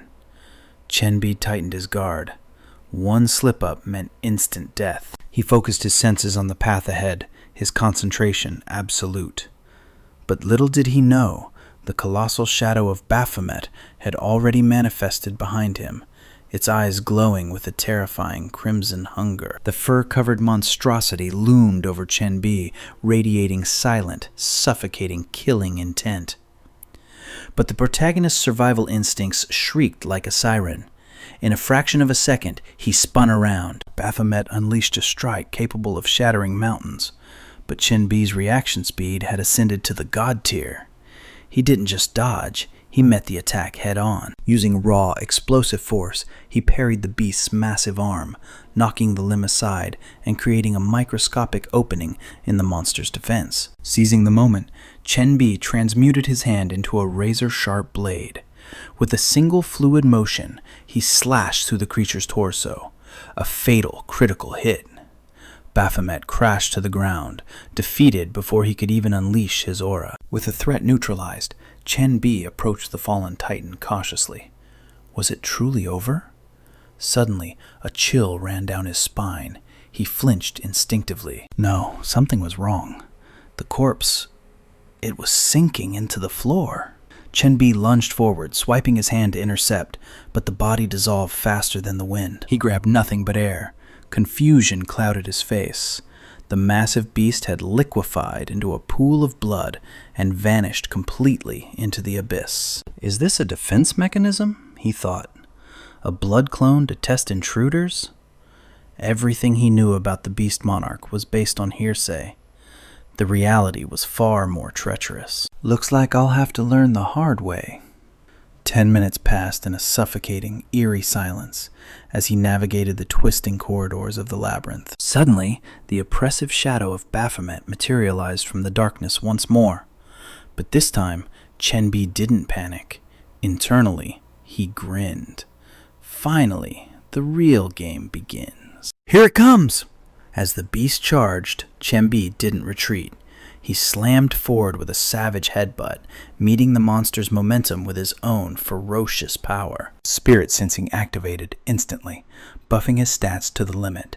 His power surged, far eclipsing their previous exchange. The impact forced both of them back, and finally, the enemy's status window flickered into view. Baphomet, Level 2. Strength, 150. Agility, 125. Constitution, 175. Spirit, 150. Innate ability, unknown. Unique skill, War God's Hormone. The more you desire battle, the higher your strength and agility climb. The greater the thrill of the fight, the harder your stats explode. The maximum increase hits a staggering 6 times your base power. Chen Bai stared in disbelief. This wasn't just typical power scaling for an awakening. This passive was a system-breaking glitch. Tier 2 already? It was practically a cheat code. He baited the beast into a lunge, then Earth spikes impaled the Baphomet instantly. Chen Bai analyzed the corpse with cold precision. When I entered the maze, that was a Level 1 Baphomet. Information gathered. He executed the beast instantly. That one was a Level 3. The Level 4 crumbled just as easily. But the pattern was undeniable. The deeper he ventured into the abyss, the more the monster's levels spiked. Chen Bai slaughtered a Level 5 Baphomet, but the cost was high. Strength 450, agility 375. The weight of exhaustion was crushing him. I have to fight 10 of these? A single Level 5 already matched his base stats. Gritting his teeth, he dragged his battered body forward. If a Level 10 appeared now, he was dead. 30 minutes later, Chen Bai tore into a raw steak from a corpse, panting desperate breaths. Damn it! They got bigger every time they leveled up. A colossal Level 7 Baphomet roared, barreling toward him like a runaway freight train. In that split second, he remained calm. My spirit stat is too low compared to this monster. The system couldn't even display its specific attributes anymore. But in the heat of this deathmatch, the terrifying truth hit him hard. Its attributes weren't just higher, they were skyrocketing to 1.5, maybe even double his own. Boom! A devastating haymaker pulverized the stone wall, shattering it like glass. The relentless assault forced Chen Bai to his knees, his stamina draining fast. With stats this overwhelming, his virus skill needed time to rot it from the inside out. Time he simply didn't have. Collapsed on the cold floor, his mind raced. He needed a breakthrough to crush this Baphomet. Limping back to the maze's entrance, a plan formed. It was time for round 2. But this time, he had a theory. What if he spared the low-level beast? Instead of killing it, the Level 1 Baphomet lunged, but Chen Bai was already gone, slipping past the attack like a ghost. Chen Bai moved with the silence of an assassin. Ahead lay the spawn point for the Level 2 Baphomet. He crossed the threshold, scanning left and right. Nothing? Without hesitation, he sprinted straight into the Level 8 zone, territory he had never dared to tread before. His brow furrowed. Was the system really this broken? Could he just spare the first one and walk free? No. His instincts screamed that something was wrong. A single distraction meant death. A shadow erupted from the void behind him. He barely turned his head before, BAM! A devastating strike sent blood spraying across the corridor. Gasps tore from his throat. That was too close. One more second, and even his resurrection skill would have been useless. That speed, it completely outclassed his reaction time. Chen Bai forced himself to freeze and analyze. That monster was easily Level 8, maybe higher. But why did a boss-tier enemy spawn right on top of him? The low-level mobs had vanished completely. The puzzle pieces clicked into place. Realization struck like lightning.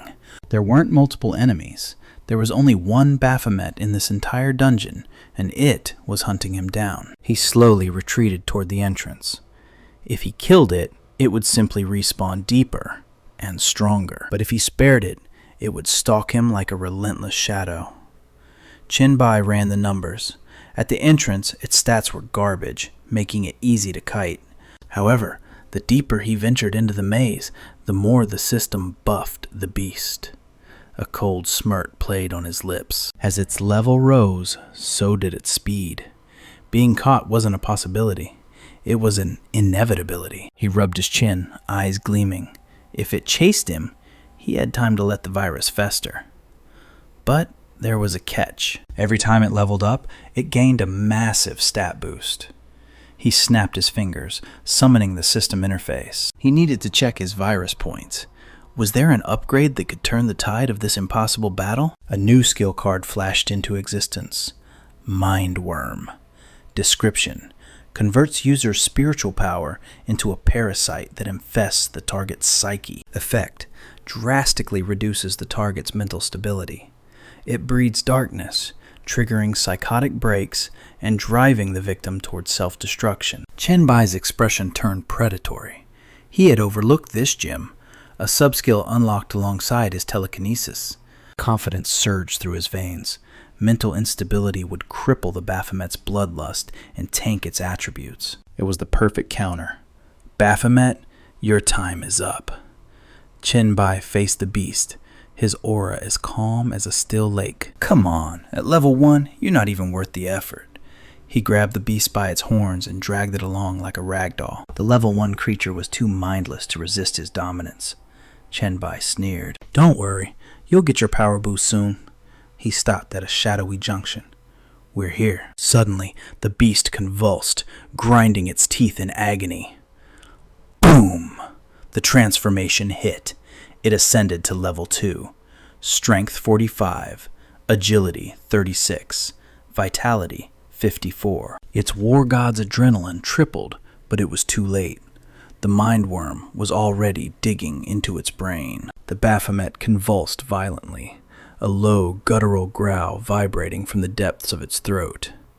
You wretched human. The system logs flashed rapidly before his eyes. Lung infection active, base stats plummeting, fatigue setting in.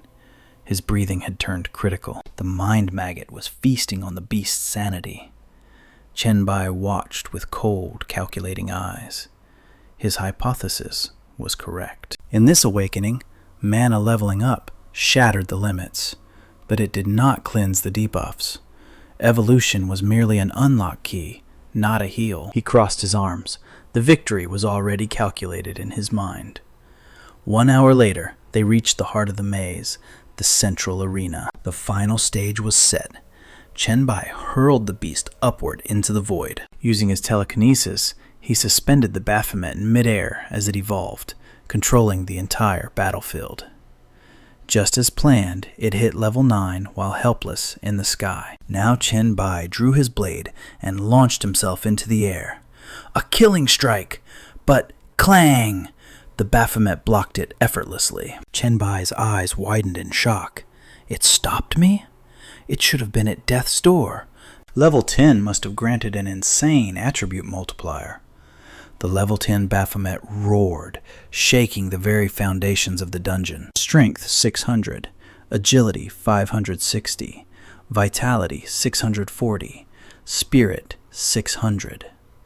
Even without invincibility, its stats refused to drop below base value. Despite the infection tearing its lungs apart, Chen Bai landed, skidding back.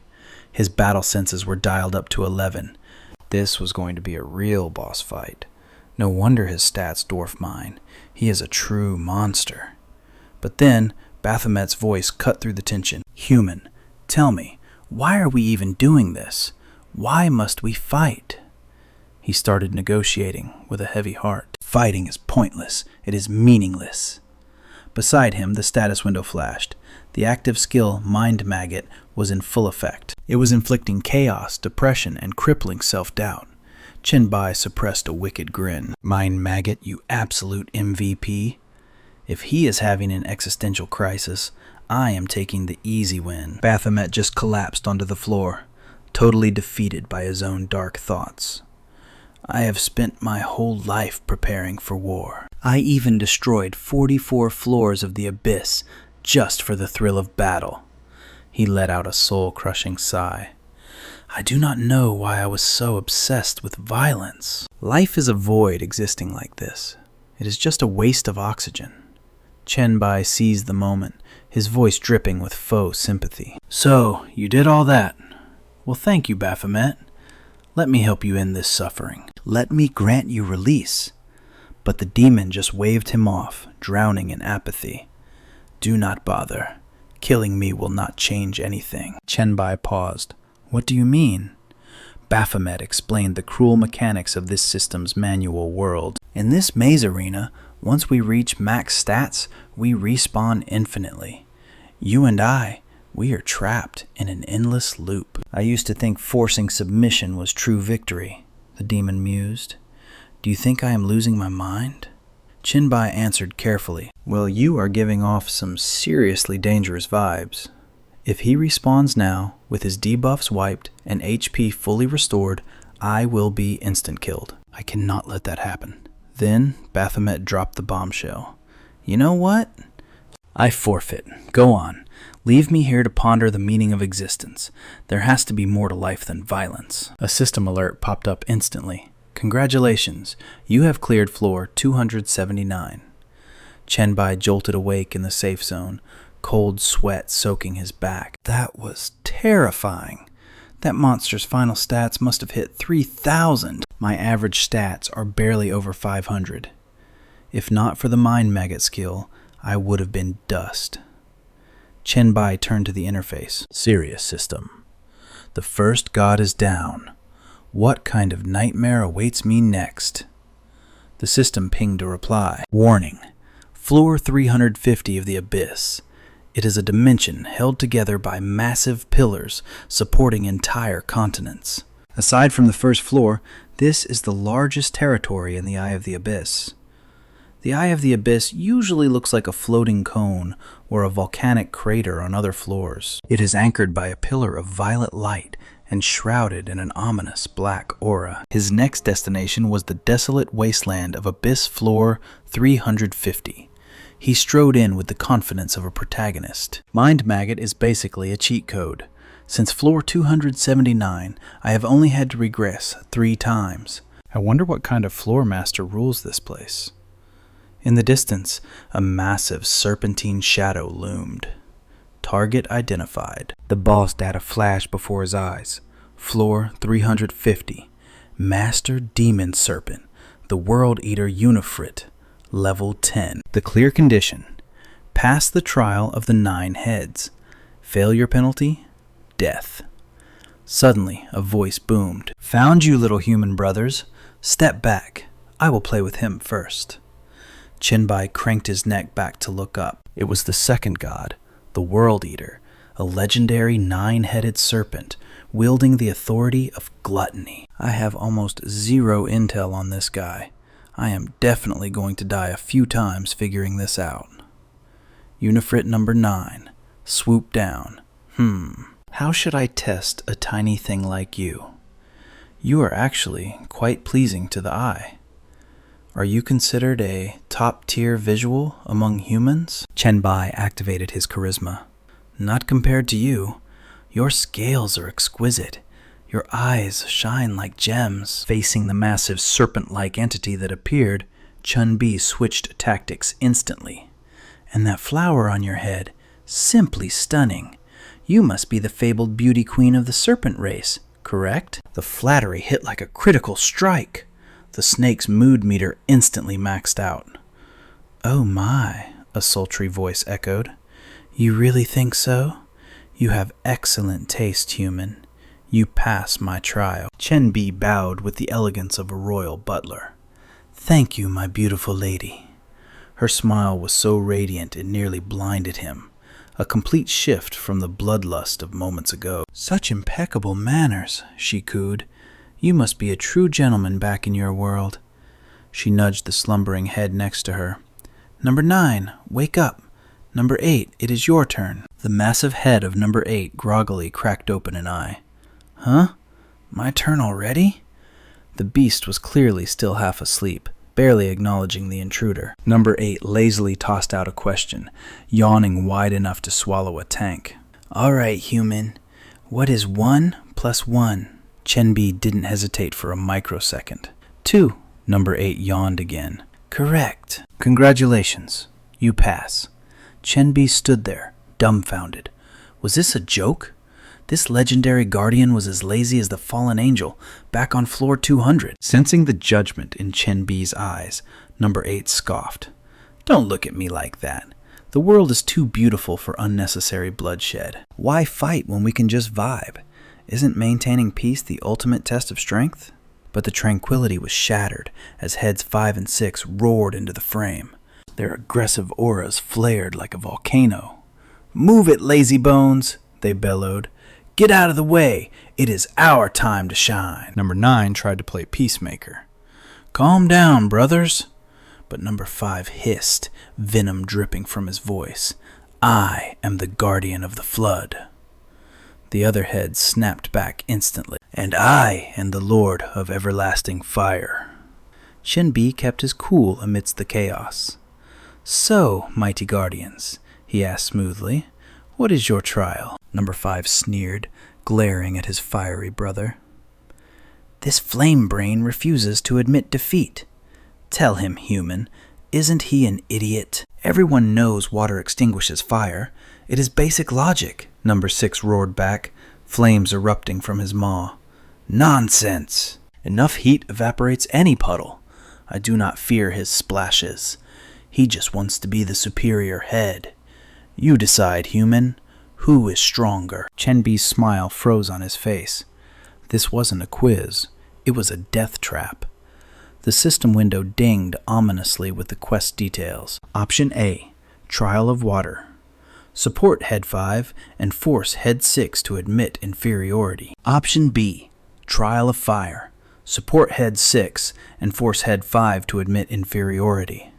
Chen Bai stared up at the two gargantuan heads, his mind racing. Cold sweat trickled down his temple. This was a logic deadlock. Choosing one meant the other would instantly attack. Failure meant instant death.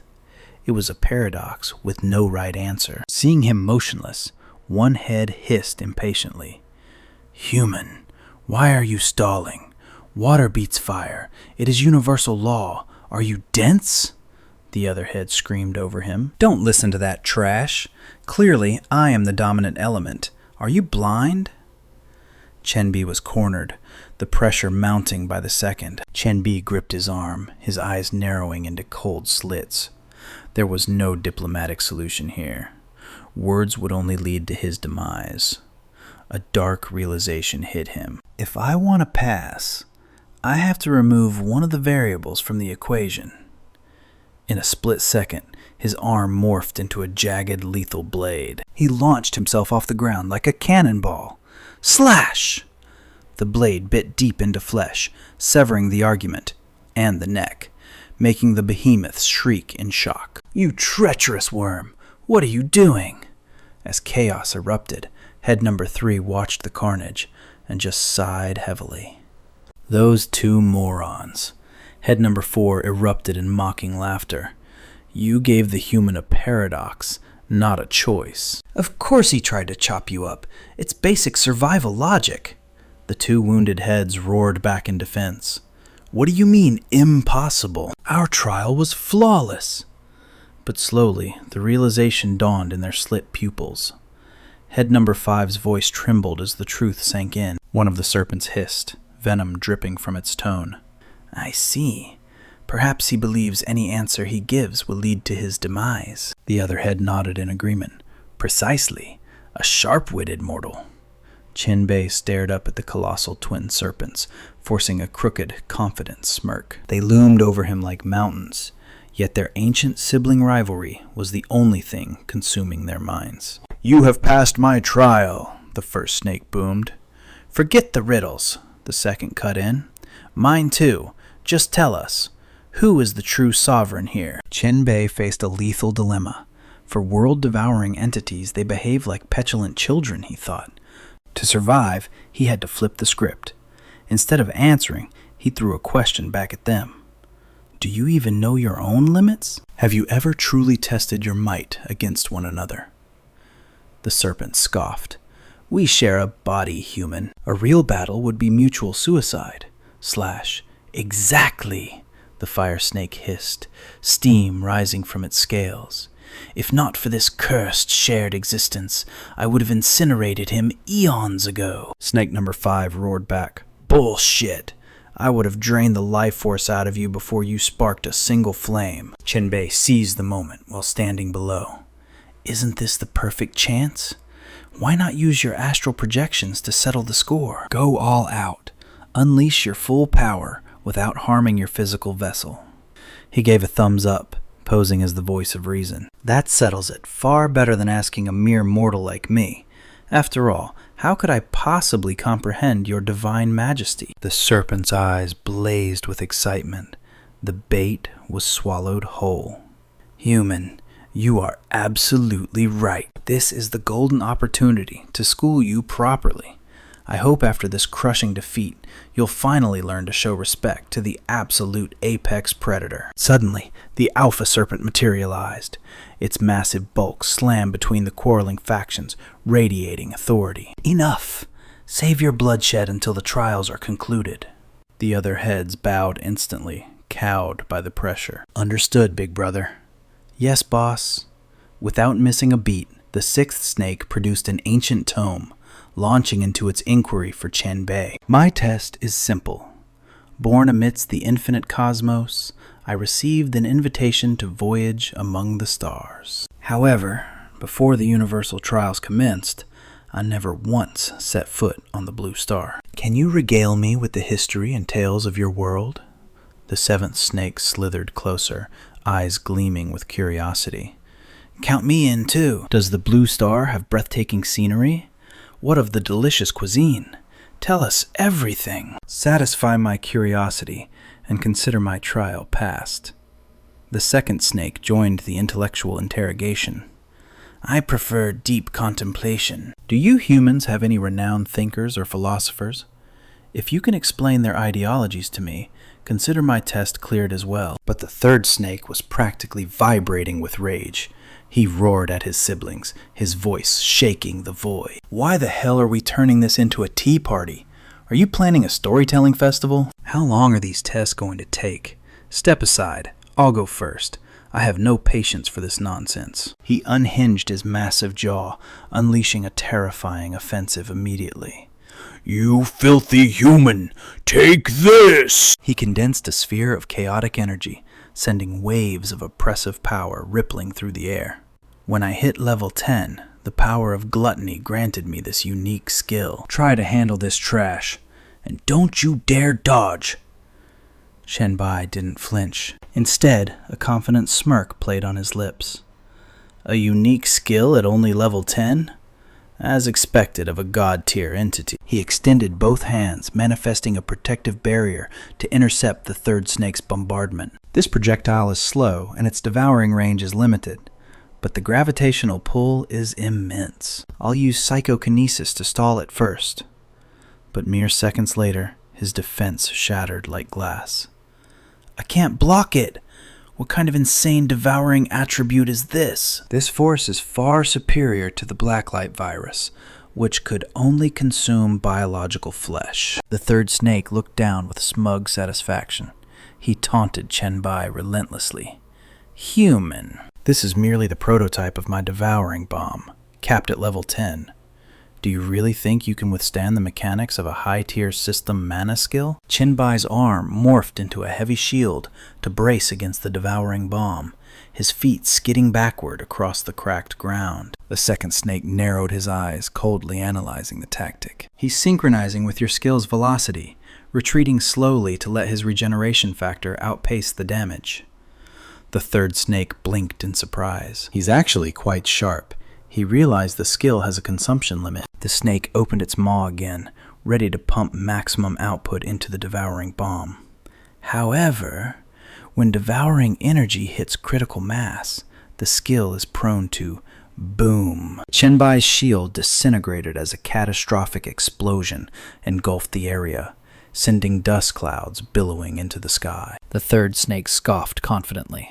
The detonation damage is triple the absorbed energy. He is finished. The ninth snake watched with wide eyes, asking, Brother 3, did you just blow that human to smithereens? The seventh snake turned its head away dramatically. As a pacifist, I simply cannot bear to watch such bloody scenes. But as the dust settled, the ninth snake spotted a silhouette standing tall amidst the smoke.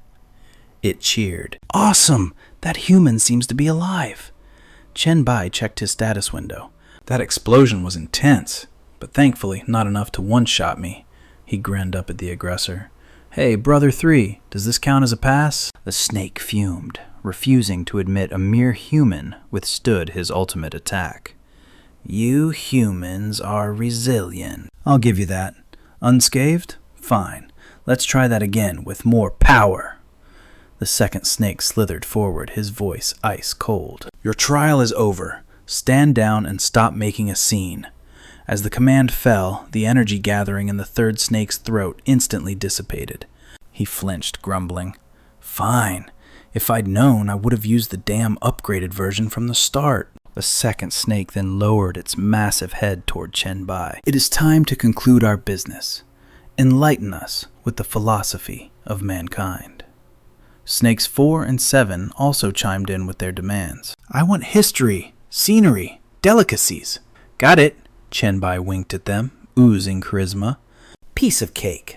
Moments later, after Chen Bai wove his tales, the snakes chattered happily. Human philosophy is fascinating. You passed my test. So, that is your history. You've officially passed. Move along. Chen Bai, not wanting to waste a second, immediately asked, So, what is the final trial? The Alpha Serpent replied.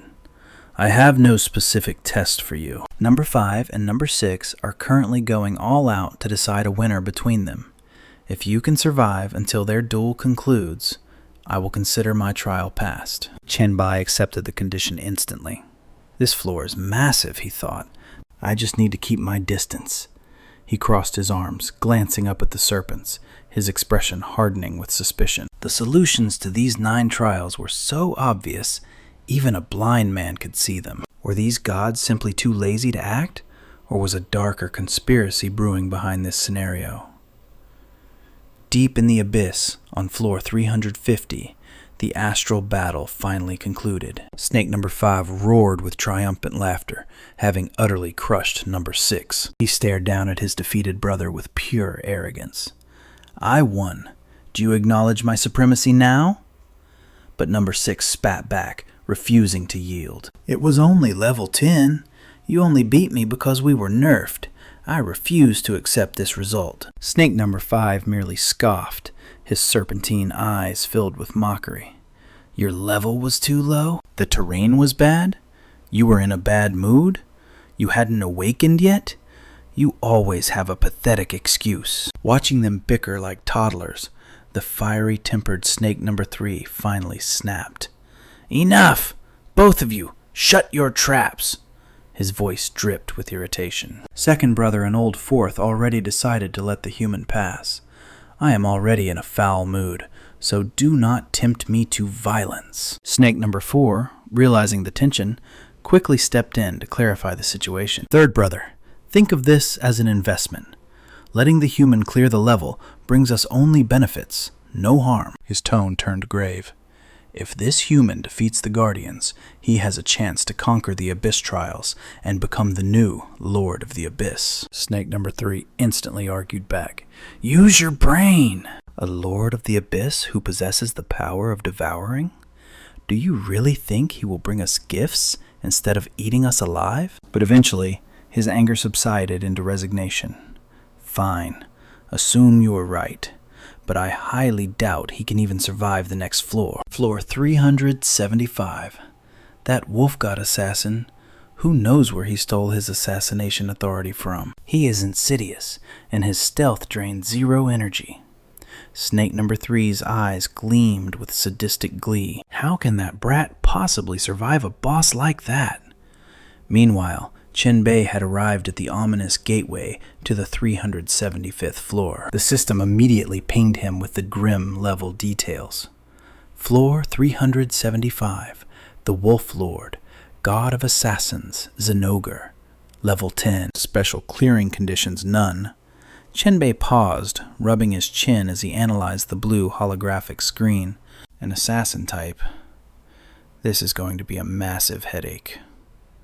His eyes darted left and right, scanning every shadow as he moved with extreme caution. My worst matchup is an invisible killer who can end the fight in a single strike. But even with his guard raised, he failed to notice the tripwire until his foot snagged the invisible line. The snare tightened around his ankle and violently yanked him forward. Chen Bai panicked for a split second before instinct took over. His arm morphed instantly, transforming into a razor-sharp blade. He slashed at the rope binding his leg. It snapped, but the sudden release threw off his center of gravity, sending him tumbling backward. As he fell, he realized with horror the ground beneath him was paved with lethal spikes. Chen Bai engages his core, twisting his body in midair to evade the deadly bed of needles. He kicks off the empty air. Momentum carries him backward as his feet carve furrows into the ground to halt. But the trap chain has only just begun. A massive net descends from the canopy like a shroud of death. Chen Bai slices it apart with a single stroke and dashes out. But the enemy is relentless. A fatal mistake. Those black orbs aren't weights. They are proximity bombs.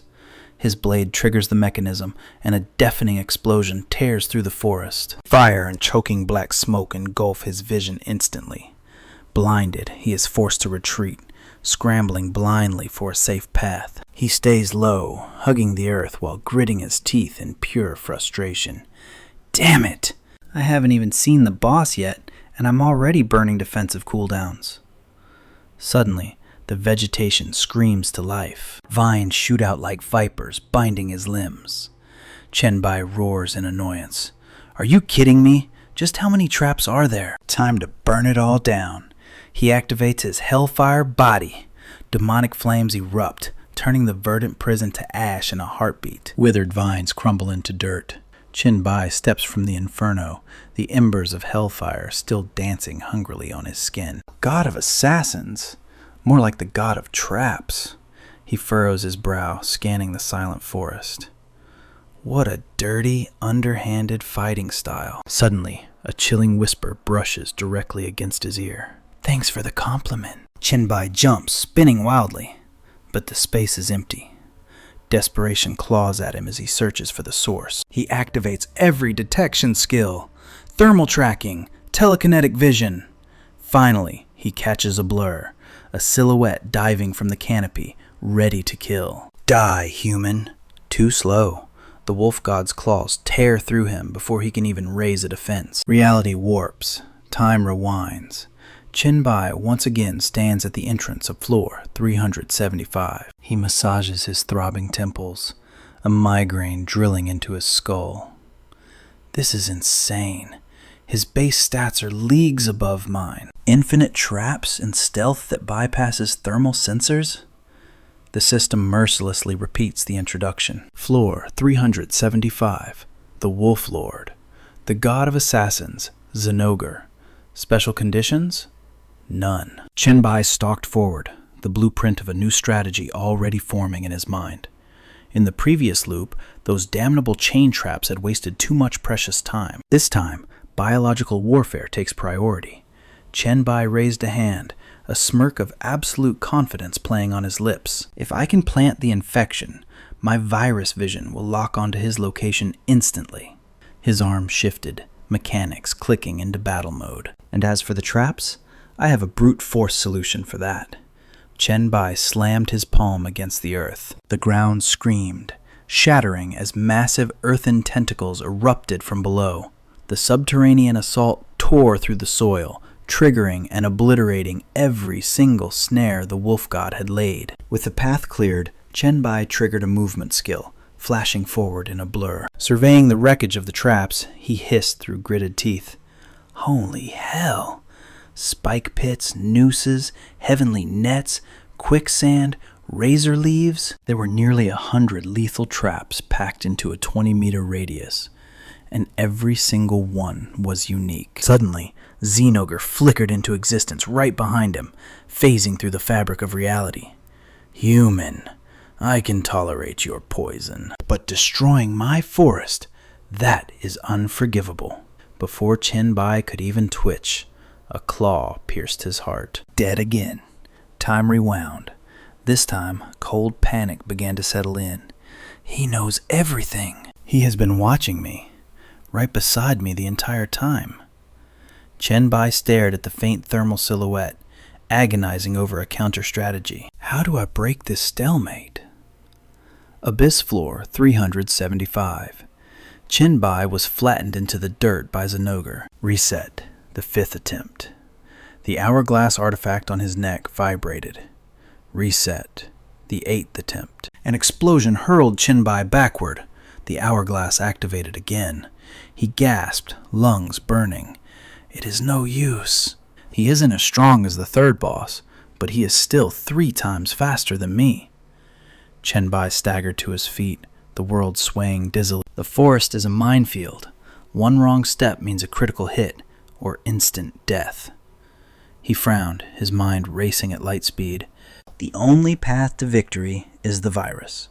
But the moment he feels his stats drop, he goes for the instant kill. Chen Bai forced his body forward. The mental parasites won't stop him. They will just make him lose his temper. He leaped onto a slanted cliff face, sprinting along the wall. There is only one way to win this. Chen Bai flipped backward in midair, unleashing a cataclysmic cloud of pathogens. Lung infection virus, mental parasite worms. I will flood this entire zone with plague. The moment his boots touched the ground, he felt the vibration. Zinogre was on the move. He is here!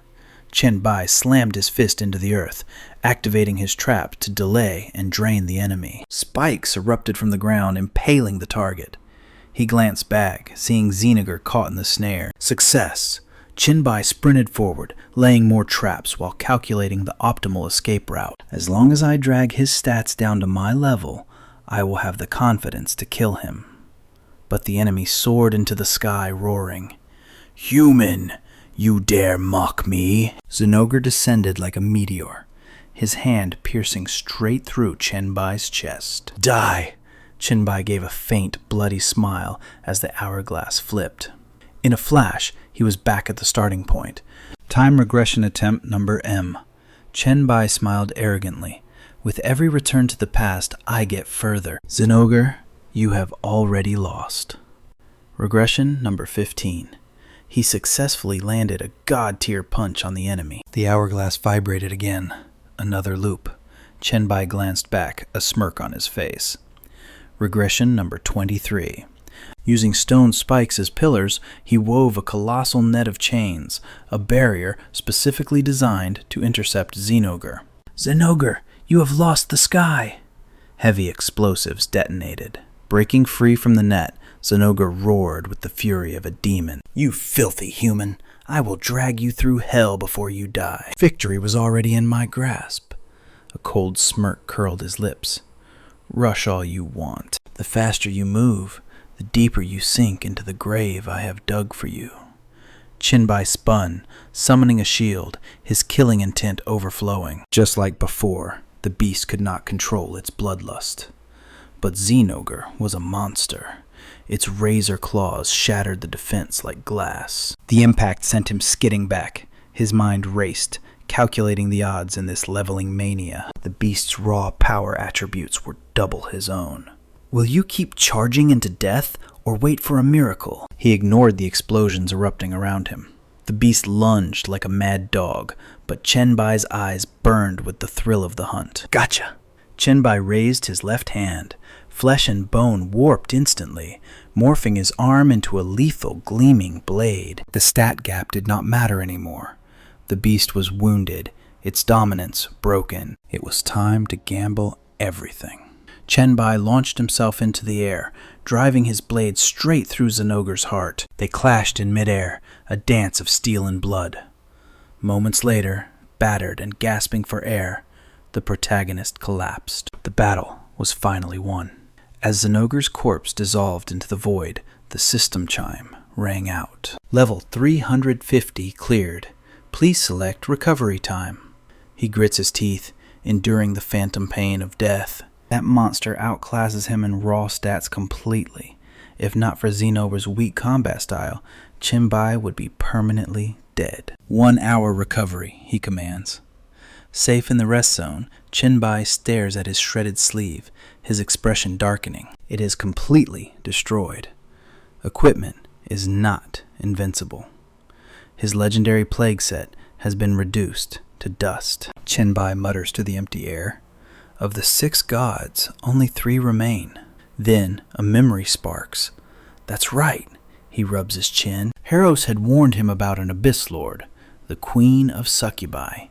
She should be waiting near floor 400, the monarch of pleasure, mistress of the whip. Even Haros, a godlike figure, walked on eggshells around that terrifying woman. He steps into the forest darkness, anticipation rising. Was she next? Welcome to Abyss Floor 400. But instead of a voluptuous queen, he looks down from a cliff to see a sea of rotting hands clawing from the earth. Calmly sliding on his gloves, he realizes the truth. This is not the succubus queen's court. This is the endless ocean of the undead legion. Summoning his flying blades, he smirks.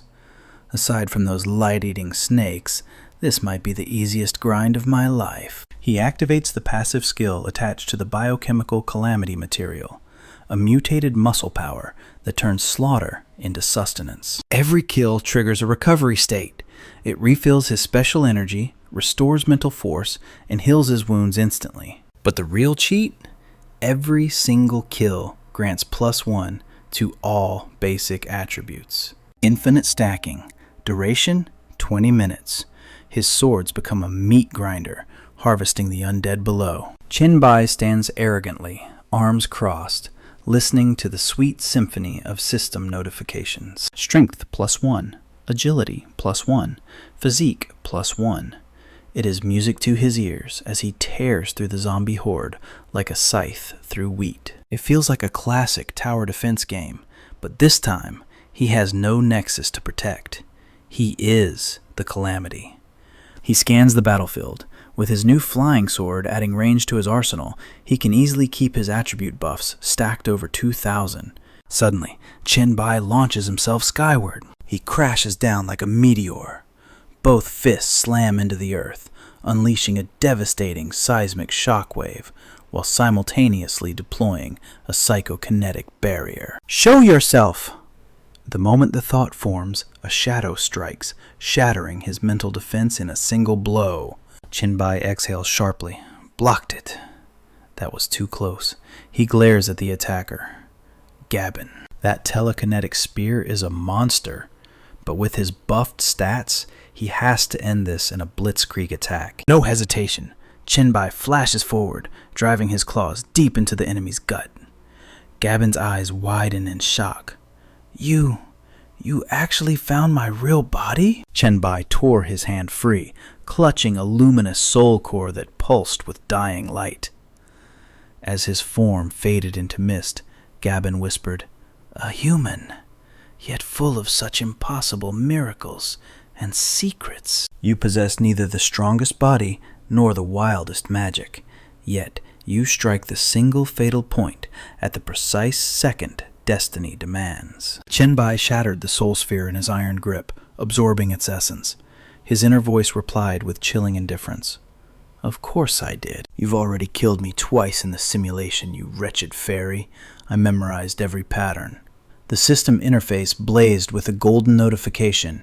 Abyss Floor 400 cleared. The resurrection count for Gabin dropped to 0. A faint, arrogant smile touched Chen Bai's lips. "Thanks for the praise, but I have higher peaks to climb." The phantom of Gabin knelt in respect as he dissolved. "I shall await your triumphant return at the true 400th floor, human." "We will speak as equals then." The phantom bowed his head one last time. "Now go. Mantis is waiting." Chen Bai repeated the name, his eyes narrowing. Floor 437. The Demon Queen of Pleasure. Race, Succubus. Grade, 10. Special conditions, none. A true nightmare for the weak-willed. Mantis draped herself languidly over her velvet throne, her violet eyes locking onto the intruder. "A human challenging the abyss. My. You actually survived long enough to reach my bedchamber?" Chen Bai stepped forward, but his pace faltered. A rosy flush crept up his neck, his mind fogging over. "Is this the power of Mantis?" She was breathtaking, Her mere aura struck him with physical force, making his heart hammer against his ribs like a desperate war drum. Suddenly, clarity pierced the fog. Chen Bai shook his head violently, shattering the pink illusion, trying to rewrite his consciousness. Too close. He furrowed his brows, sweat beading on his forehead, his mental defenses instantly maxed out. That charm technique is terrifying. I cannot let her seduce me into submission, or it's game over. Mantis lounged on the bed, a vision of absolute sin, curling a single manicured finger at him. Come here, darling. Don't be shy. I can taste the desire radiating from your very soul. It is your nature, little man. Why fight the inevitable? Chen Bai's body burned as her voice bypassed his magical defenses, igniting the blood in his veins. Mantis rose, her gaze shifting from playful to predatory. If you won't come to me, then I suppose I must come to you. She licked her lips, a tigress eyeing a wounded gazelle. Your desire is already tearing your body apart from the inside out. The demoness extended her long tongue, tasting the sweet tension in the air between them. Does it hurt? The restraint? Holding it back must be pure agony. Just kneel. With a physique like yours, you would make an exquisite pet for my eternal collection. She glided closer, her voice a devilish whisper that clouded his judgment. On your knees, worship me, and kiss my toes. Let me brand you with my whip. Call me master, and I promise, obedient little pets are rewarded generously. Her tail brushed against him, sending electric shivers racing down his spine. Seeing his sluggish reaction, Mantis laughed in triumph. Typical male. You lasted longer than the others, I will give you that. But in the end, you are all willing to throw away everything just to satisfy your lust. Pathetic. As she looked down at his kneeling form, Chen Bai's consciousness began to drift away. His mind flashed back to a critical memory at Hirosa's restaurant. The mental cultivation technique you taught me is incredible. That succubus I encountered on the mission couldn't even scratch my mental barriers. Hirosa set her fork down with elegant precision. Naturally, I developed that technique specifically to counter the goddess of lust herself, Mantis. Her lips curled into a knowing smirk. There is a fascinating irony regarding that abyss demon.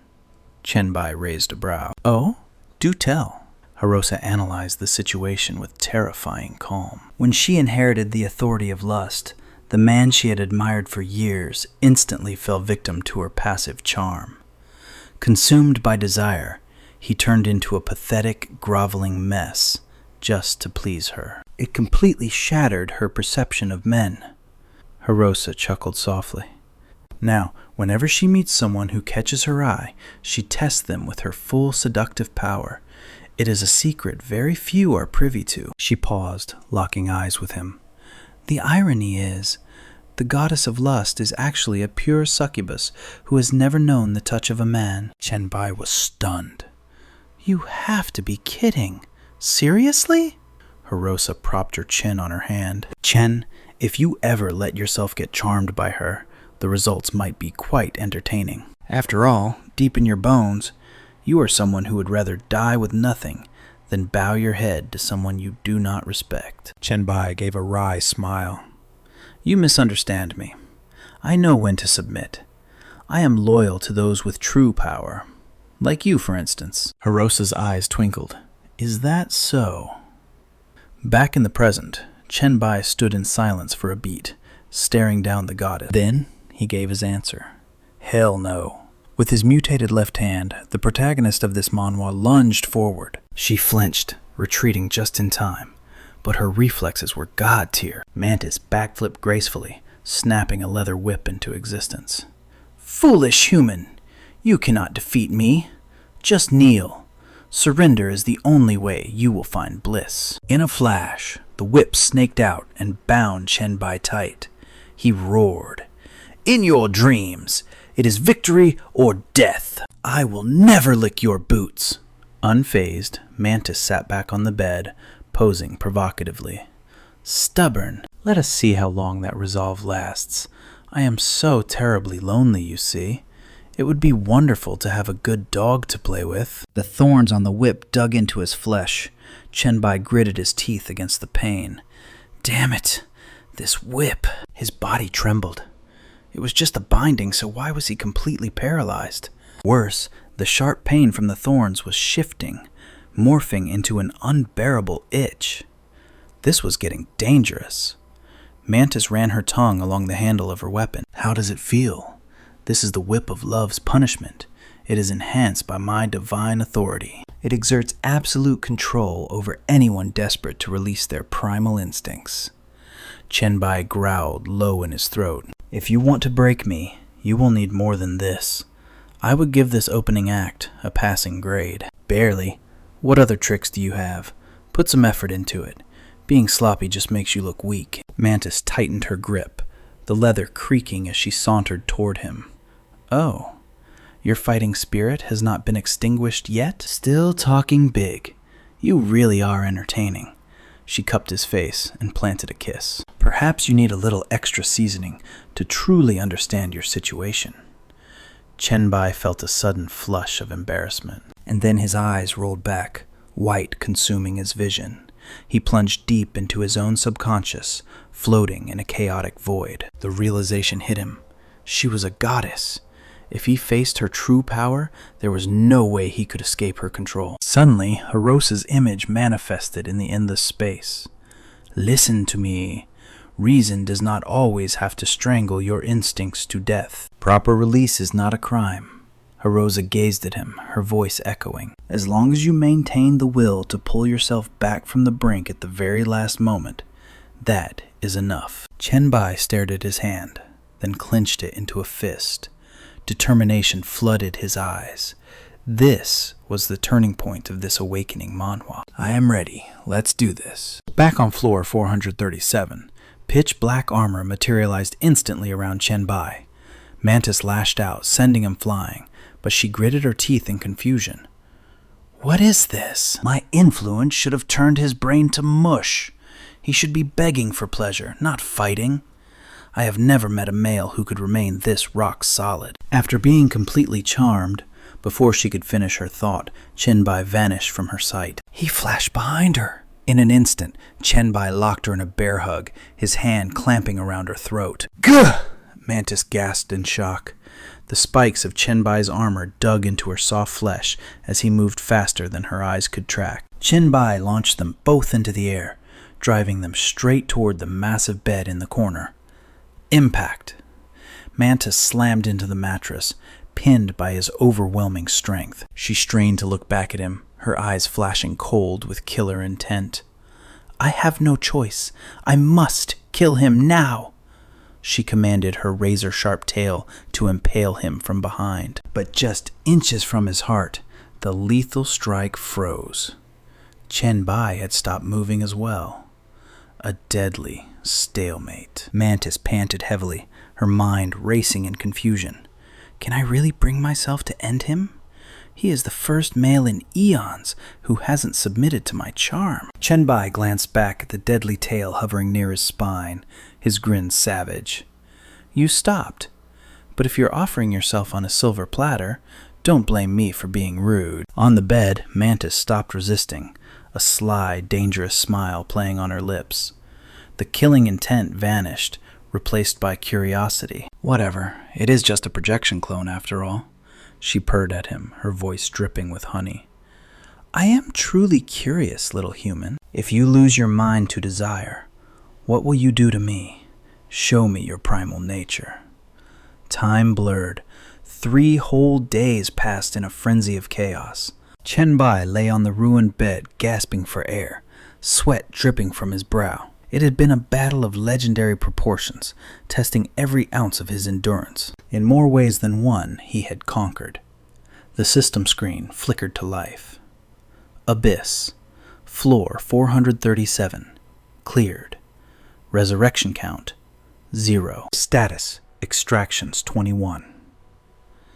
Chen Bai struggled to sit up, his body utterly drained.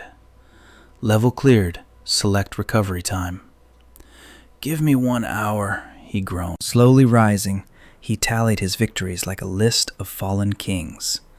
bullhead, the 9-headed snake, the wolf, the undead, and now Mantis. Have I really surpassed 5 gods?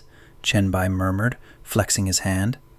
The first 5 all had weaknesses I could exploit, mechanics I could game to snatch victory. But what kind of monster waits as the 6th? Long after Chen Bai departed, deep in the true abyss at floor 437, a piercing shriek echoed through the succubus palace, shattering the silence. A terrified handmaiden rushed into the royal chambers. "My noble queen, what is the matter? Do you have orders?"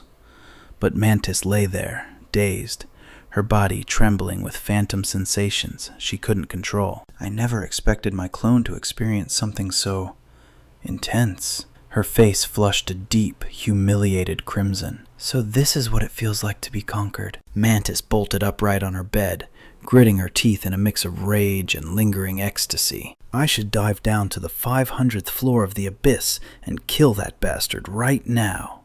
Flashbacks of the last 3 days flooded her mind, making her hesitate. If he could conquer the trials and storm the divine floor, she might just feel that exhilaration one more time.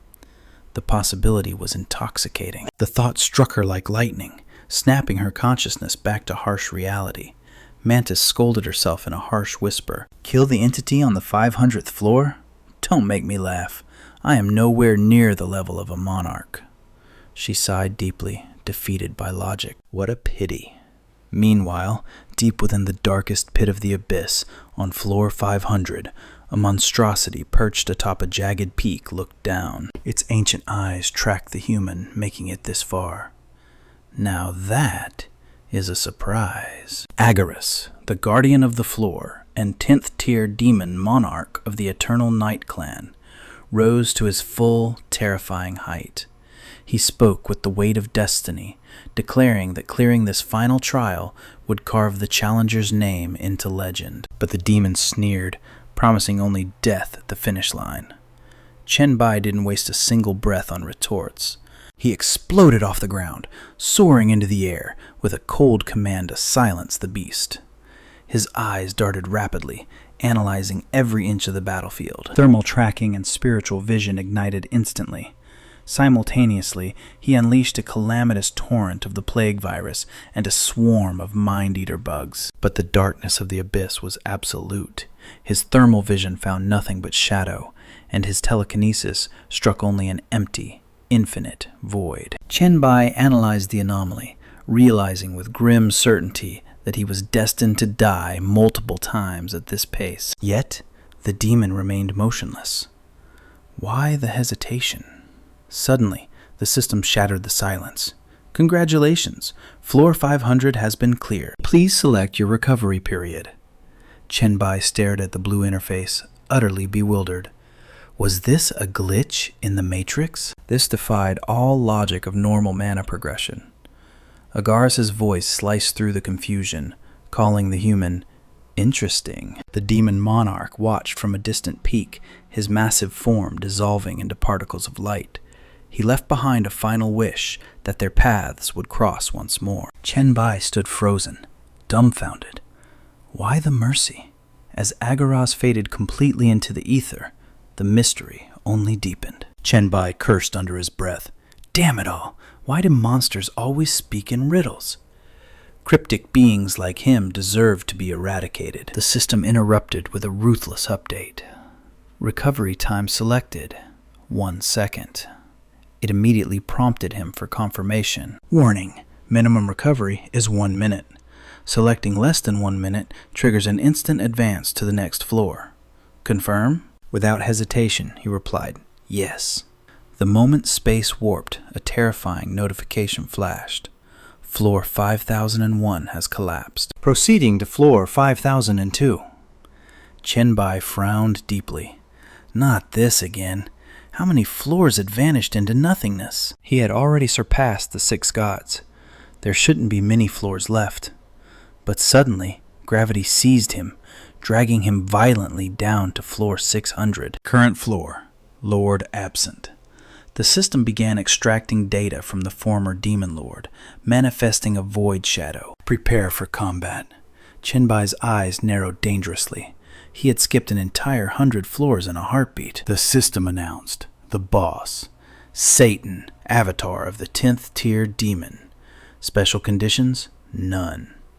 Chen Bai stood stunned. Satan, the impossible existence, the traitor of the abyss, the architect of hell, and the evil god whispered of in legends. A crimson inferno erupted behind him, accompanied by a voice dripping with ancient, terrifying power. I never expected my consciousness to awaken within the abyss once more. Satan materialized from the roaring flames. So, this wretched 600th floor still exists after all. Witnessing the figure, Chen Bai's pupils constricted in primal fear. Satan locked eyes with him and began a slow, mocking applause. Oh? A mortal actually survived the hellish trials of the abyss to stand before me? He chuckled softly. Such astonishing power for a mere human. Tell me, what is your name? Chen Bai remained silent, staring him down with cold intensity. This guy talks way too much. While Chen Bai secretly released his viral agents behind his back, Satan continued his arrogant monologue. If my main body hadn't perished, I would have loved to meet you properly in the outside world.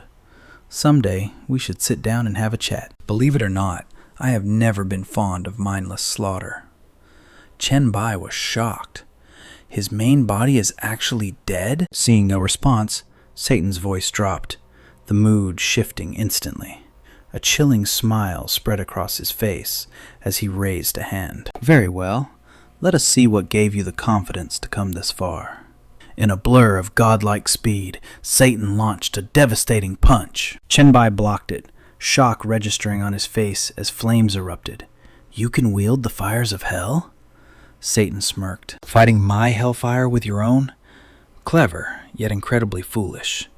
Did you forget that I am the Lord of Hell itself? Instantly, Chen Bai's own flames turned against him, locking his body in place. Damn it! I can't move! The hellfire won't obey my command to retract. His body trembled involuntarily. He couldn't burn it away. He could only dodge. But using his power just gave Satan more ammunition. I need to find a way to reverse this situation. Satan circled him like a predator toying with prey. You have come so far only to die again. What a tragic waste of potential. How about a deal? Why don't we cooperate? Chen Bai glared at him through the flames. Is paralyzing me your idea of cooperation? Satan laughed. Ah, my apologies. That was rude of me. He waved a hand, and the binding hellfire vanished. Chen Bai gasped, catching his breath.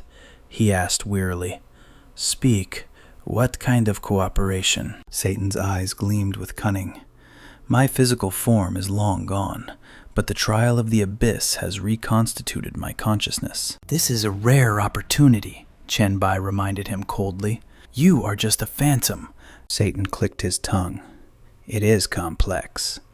The abyss constructs these illusions based on the life imprints of every entity it has devoured. If we can preserve my life imprint and smuggle it out of the abyss... A calculating glint appeared in his empty gaze. I could be reborn. Chen Bai didn't blink. And what is the price? Satan shrugged nonchalantly. No price. Just get me out of here. In return, you will receive a portion of my inheritance located in hell.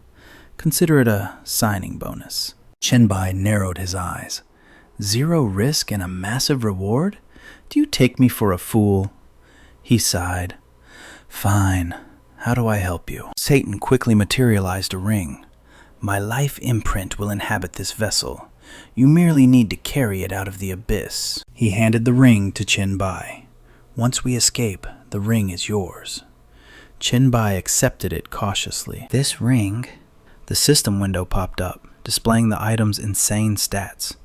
Item, King of Hell, Ring of Solomon, rank triple S. Agility and physique increased by 50%.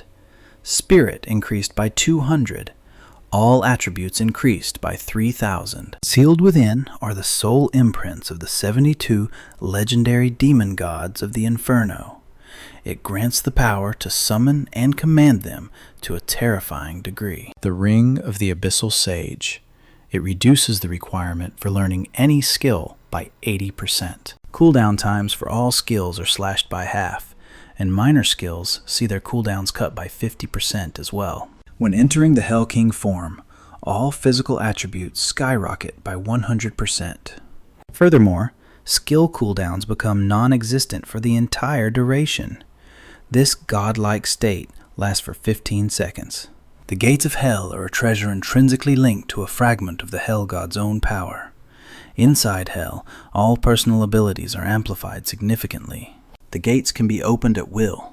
No equipment requirements, just a single message. Wear this and ascend the throne of the Hell King.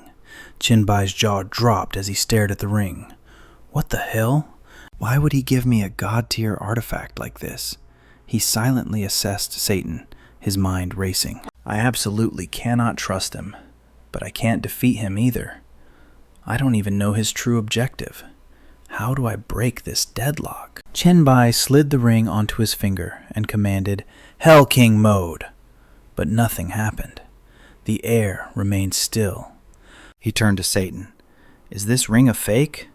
Satan shook his head, a sly grin forming. It doesn't fully belong to you. Yet. Regrettably, I have nothing else right now to prove my sincerity. He feigned helplessness. After all, I am merely a remnant soul, born from a life imprint. Only I can truly utilize this ring. Before he could finish, Chen Bai launched a surprise attack. Sorry, but trust isn't in my vocabulary right now. Satan looked at him, completely unfazed. Instead of rage, a cold, mocking smile played on the demon's lips. With a casual wave of his hand, hellfire erupted, engulfing Chen Bai instantly. Did you truly believe avoiding the flames meant you were safe? As long as hellfire burns within your veins, you cannot defy the Hell God's command. Chen Bai was instantly paralyzed, his status locked down by the overwhelming force. He collapsed to the ground, his body heavy, glaring up at the demon with unyielding defiance. And if I refused? Satan clicked his tongue in disappointment. Still testing my patience? Fine. I have no desire to end your life just yet. Killing you simply means waiting for the next candidate capable of surviving the Abyss trial. Who knows how many centuries that might take? He shrugged, his presence looming over Chen Bai like an insurmountable mountain. I can wait here for an eternity until someone else arrives willing to make a deal. Chen Bai glanced up, rapidly calculating his odds of survival. Fine, let us not waste more time. I agree to your terms. The system chimed, marking a pivotal turning point in this saga of awakening men. Floor 600 cleared. You have passed all tests of the Abyss Lord. The Abyss trial is complete. Chen Bai landed softly, scanning his new surroundings. Before him stood a stone pedestal, cradling an object wrapped in pulsating purple light. He stepped closer, eyes narrowing in recognition. Is that the Void Scroll? Suddenly, a sinister black aura swirled around the artifact. The ominous energy condensed, sinking deep into the scroll as Chen Bai watched in awe. It seemed the item needed time to fully materialize. Perfect. Time to organize the inventory first. He smirked confidently. His condition was stable, and the time reversal skill was primed. Chen Bai twisted the ring on his finger. Your Excellency, come out.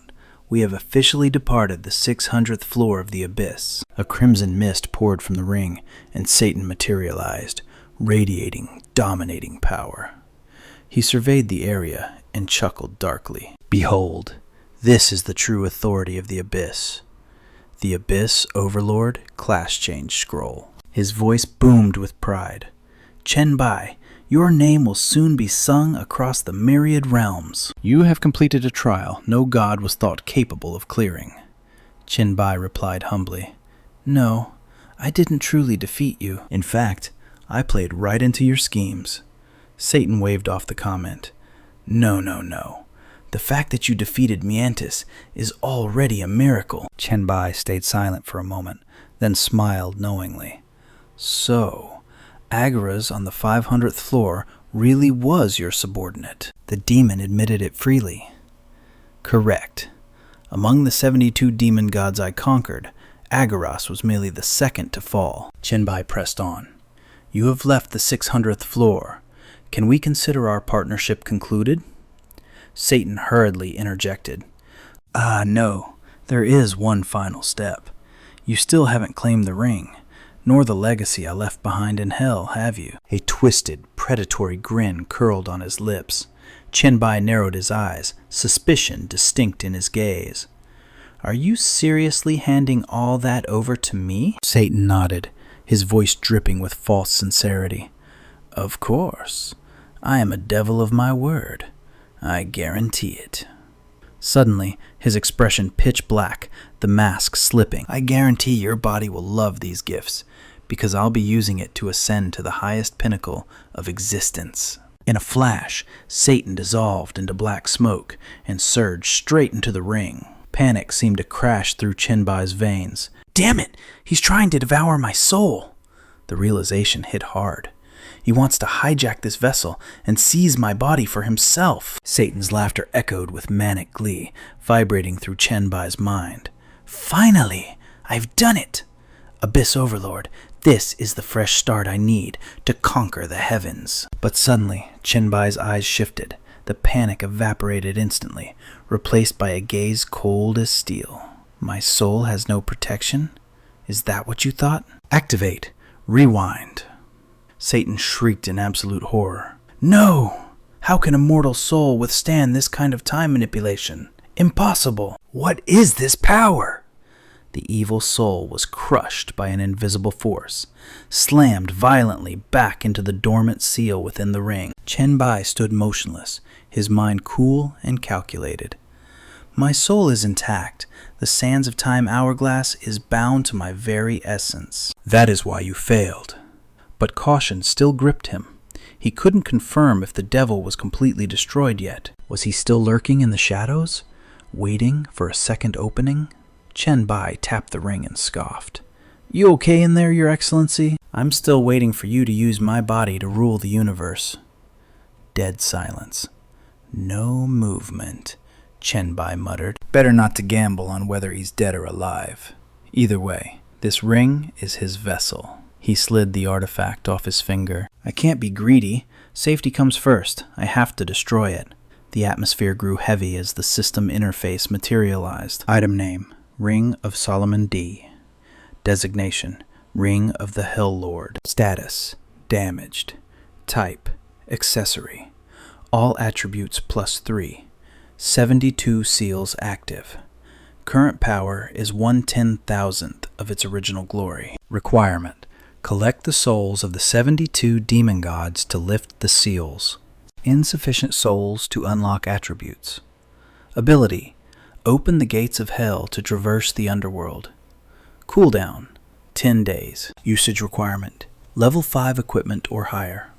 Tip, wear this and sit upon the throne of the Hell Lord. The system notification flashed. Recover the lost power of the ring.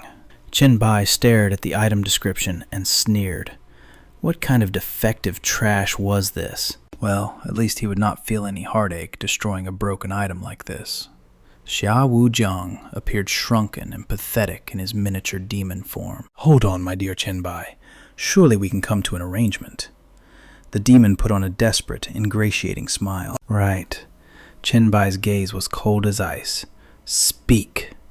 The demon groveled immediately. Oh, glorious Chen Bai. You are the supreme existence across the myriad realms.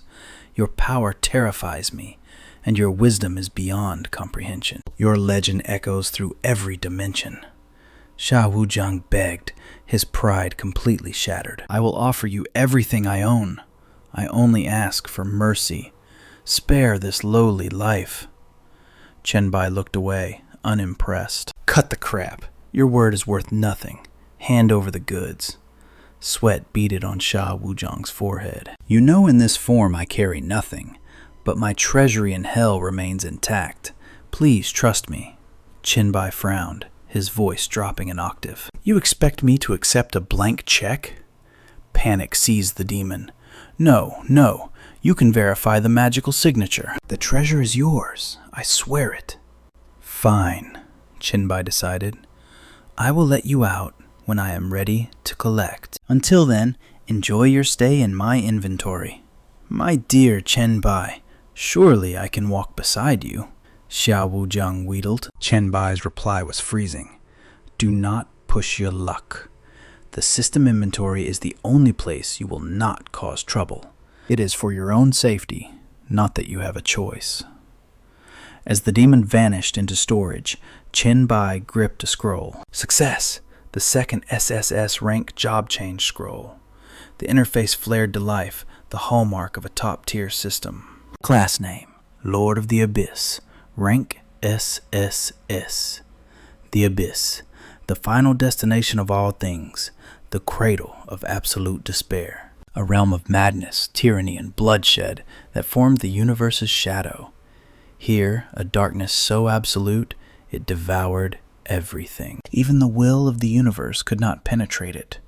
Even gods feared to tread on this unholy ground. Requirement level 10. Clear the Abyss trial. Leaving this in the standard inventory is too risky, Chen Bai mused. I will store it alongside the Scourge of Life item for safekeeping. Now to summon Lu and complete the quest. Then the dual class awakening begins. The first layer of the Abyss was suffocatingly grim. Chen Bai held a coin aloft. He flicked the coin into the air. I am not leaving the Abyss just yet. Summoning him here is the strategic move. The coin chimed against the ground. Instantly, a dimensional rift tore open, revealing the shimmering silhouette of Lu. The merchant surveyed the gloom.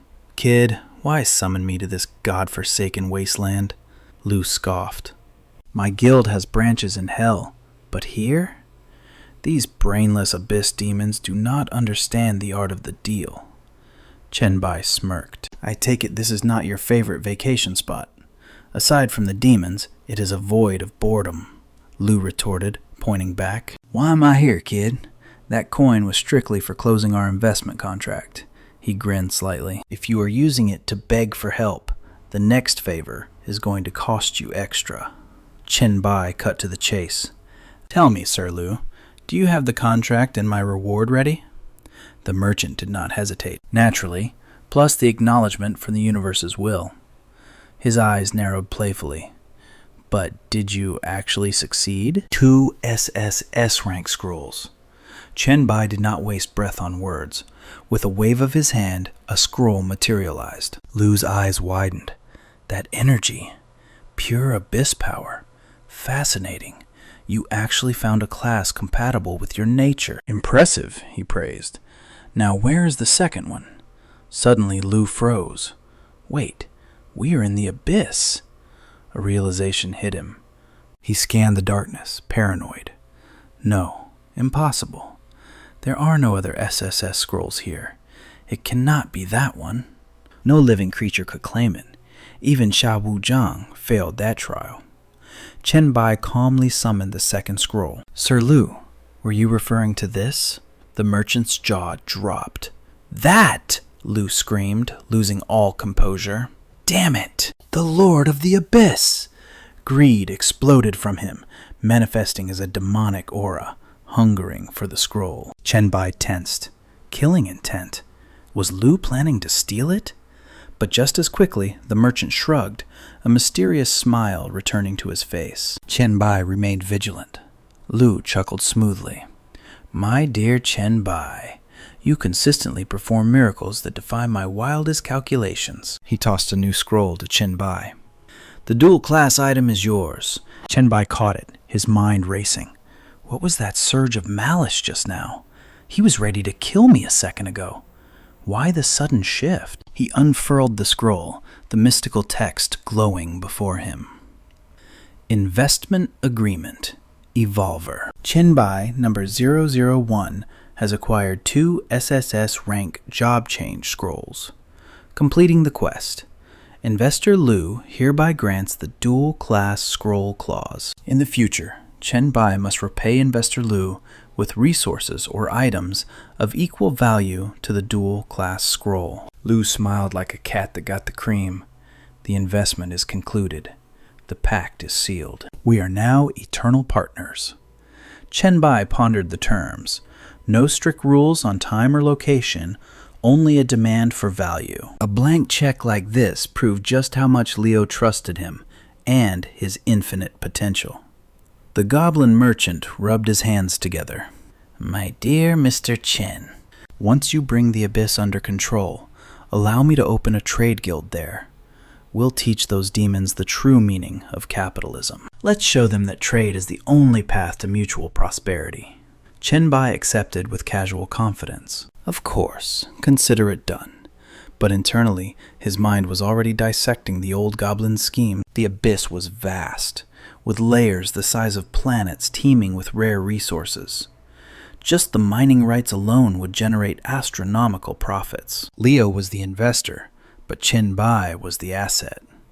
They shook hands, sealing the pact of greed and ambition. Leo beamed with delight. My dear Mr. Chen, you wouldn't mind using it right now, would you? Let me witness a miracle. The system interface flashed, displaying the treasure. Special prop, triple S rank dual class scroll. This was the pinnacle of goblin alchemy and engineering. It allowed an evolver to hold 2 classes simultaneously, a game-breaking advantage. It boosted skill growth and stats in parallel. This was Leo's trump card, the treasure of the goblin god of commerce. Condition: usable only at level 10 before class transfer. Chen Bai crushed the scroll in his hand. Like the protagonist of a top-tier leveling manhwa, he simply replied, "Why would I mind?" The system chimed instantly. He stood there, savoring the surge of ancient energy flooding his veins. Boom! A pillar of terrifying power erupted from Chen Bai, piercing the sky. Leo shielded his face from the blinding light. This was the power of the virus, the raw energy of the abyss itself. The shockwaves from his awakening rattled the very depths of the underworld. Deep in the pit, Rupert looked up, eyes wide.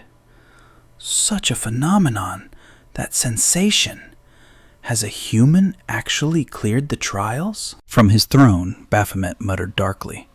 Is it that despicable brat who broke my will to fight? He actually pulled it off? The demon slammed his fist down in frustration. I refuse to accept this. Meanwhile, Winfried questioned, Did our bet pay off? Mechanus's voice dripped with anticipation. It is him. Now things are getting interesting. Agaris shouted in pure euphoria. Great monarch, you have finally succeeded. He laughed maniacally. He has returned. Now let our hell become the ruler of the heavens and 10,000 worlds. Suddenly, the will of the universe broadcasted a message to all existence. Congratulations, Evolver Chen Bai, for completing the first class transfer. The Universal Trial Ground enters the next phase. Meanwhile, in the White Eagle Empire, inside the varied playground dungeon, a grotesque clown lunged at a challenger. The man stood ready. Anthony Doggett, holder of the triple S-ranked talent, the Variated. The clown unleashed 4 chaotic orbs from its rotating torso. Suddenly, its stomach spun like a lethal buzzsaw, forcing Anthony into a desperate dance of evasion. In a heartbeat, Anthony morphed into a serpent man, his inner voice dripping with disdain. I have already seen through every single one of your cheap parlor tricks. While the clown glanced around in confusion, having lost its target, Anthony had already slithered silently behind a rock formation. In a flash of lethal speed, the red balloon perched on the clown's head exploded. Anthony coiled around the monster, his claws slicing through the final balloon. I win! He roared as the clown's head burst open, dropping a shimmering scroll. Anthony snatched the prize from the air, laughing with arrogant triumph. Success, he muttered, strutting forward with his chest puffed out. You always look down on me, but this time is different. The first one to advance is definitely me. Remember my name, Chen Bai. With that declaration, Anthony crushed the scroll in his hand. But then, the universe's cold, mechanical announcement rang out across the sky. Congratulations to Evolver Chen Bai for being the first to complete class transfer. Regional rankings are now open. Anthony froze, his blood running cold. What? He dropped to his knees, screaming his rage at the heavens. Damn it! One step behind again! Then, his own system notification mocked him. / Class transfer successful. You have received the S-rank class, circus clown.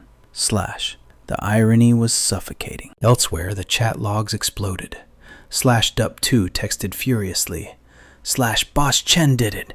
King Han, it must be that triple S-class he mentioned. King Han replied instantly. Obviously. Too bad my experience is still too low. It is way too early for me to advance. Overlord Little Han chimed in. Quit whining. At least you have a scroll. Nobody else even has a clue where to find one. Another user vented their frustration. I am clearly not meant to be a sword immortal. Damn it. Why is the S-rank disciple quest for Mount Shu so impossible? Lightning Whip snapped back. Mention that again and you are blocked. Crow, shut up. All of you. Did you guys miss the Leo investment quest? Hanu glanced at the message board, feeling bitter. I am the real victim here. Crow, still no reliable class. Not even a hint. A sudden notification pinged. Ding! Guys, after Boss Chen advanced, did you see the new feature? King Han asked urgently. Meanwhile, Chen Bai received his final confirmation. Default faction, Dragon Nation.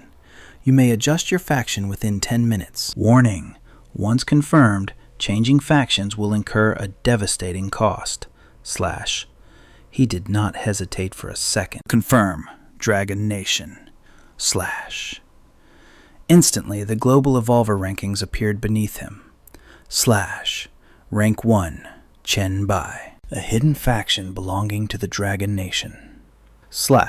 A note read, only those level 10 or higher who have completed class transfer can enter the rankings. Note, the top 10 ranked players generate +1 reputation for all evolvers in their faction. Then, another reward window popped up. Title, World Leader. Equipping the number 1 title increases item drop rate by 20%. He grinned, his mind racing with calculations. Not bad. An extra surprise drop rate will be massive when tallying up the final settlement. Chen Bai clapped his hands together, hyped. Even if I am just using this to farm loot, that percentage increase is pure profit. But deep down, he knew the true value of the leaderboard remained hidden from the masses. The interface faded, but his mind was sharp. The later the game goes, the more game-changing those rankings will become. Chen Bai filed that away for later. Right now, I need to check my new powers. The system interface materialized, displaying his new status. Class, Scourge of Life. Rank, SS, First Awakening. The level up bonuses flooded in. Strength and Agility +10. Constitution and Spirit +15. Free attribute points 20. He scanned the dense text of his abilities. Class Authority, Plague Dominion. Ability to control all pathogenic entities and infected life forms. A condition was attached. If the target stats do not exceed the host's, absolute control is established. The synergy effect was even more terrifying. While controlling infected hosts, the Scourge of Life can buffer and enhance the viruses or fungi within them. Passive, Plague Immunity. The user is completely immune to all biological hazards, plagues, and lethal toxins. The next entry made Chen Bai's eyes narrow. Class Authority, Solar Plague. Ability to manifest a condensed star of pestilence. Wherever its light touches, infection spreads instantly. Consume spirit power to maintain mass. And finally, the combo skill. The Black Death. Targets infected by any virus trigger the Black Death effect. Necrotic black spots will manifest, signaling their doom. Each manifestation inflicts viral damage with a low probability of instant death.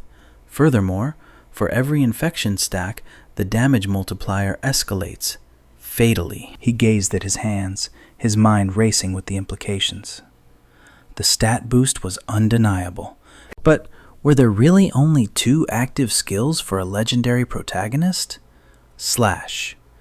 The description was vague, so a practical test was in order. Without hesitation, Chen Bai raised his hand and summoned the Plague Sun. Confusion rippled through the demon horde in the distance. What kind of sorcery was this? A sun that burned with an eerie, sickly green light hung in the sky. In the blink of an eye, a chorus of hacking coughs erupted from the monsters. The plague had begun its spread. Panic seized them as they stuttered in terror. What is happening to us? They were witnessing the devastating efficacy of the solar plague. Chen Bai smirks, crushing the light in his fist to plunge the room into darkness. From the shadows, Leo approaches, offering a slow, rhythmic applause. Impressive, truly magnificent. In mere seconds, a legion of thousands was reduced to nothing but a handful of survivors. Chen Bai accepts the praise with a calm, practiced demeanor. You flatter me, Sir Leo. The goblin merchant's tone shifts instantly from playful to grave. It is no flattery. Look closely. Chen Bai's eyes widen in shock. Even he has been infected by the plague. Leo doesn't bother to hide the truth. Indeed. However, a being of my stature need not worry about such trivial things. Still, your power is undeniably terrifying, but there is a fatal flaw. Your current spirit stat is insufficient to fully control the Plague Sun's domain.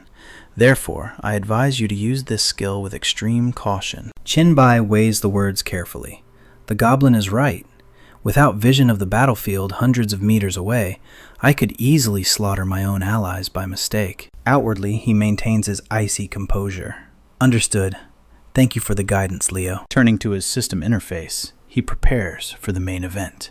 Now, time to inspect the Abyss Lord class. With two distinct classes overlapping, the synergy should create miracles beyond expectation. The system flashes the details. Class, Abyss Lord. Rank, SSS. Special trait, no attribute points gained upon leveling up. No job advancements. Power scale strictly with the number of Abyss layers controlled. Chen Bai's eyes nearly pop out of his skull. What? I get absolutely nothing? He swipes the notification away, refusing to panic just yet. I need to see the authorities and skills first. Even for a system error, this is bizarre. The system immediately flashes the authority panel. Endless Abyss. Passive effect. Upon leveling up, all current attributes increase permanently by 2%. Level limit equals the number of Abyss layers possessed. Authority.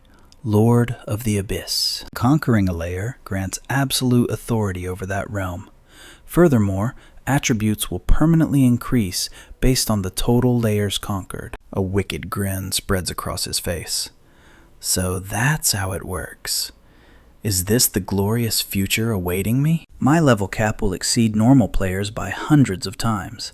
My stats will compound infinitely, and I will wield hundreds of divine authorities. Chen Bai's mind reeled at the sheer possibilities. If I can conquer the 600th floor, my stats won't just increase.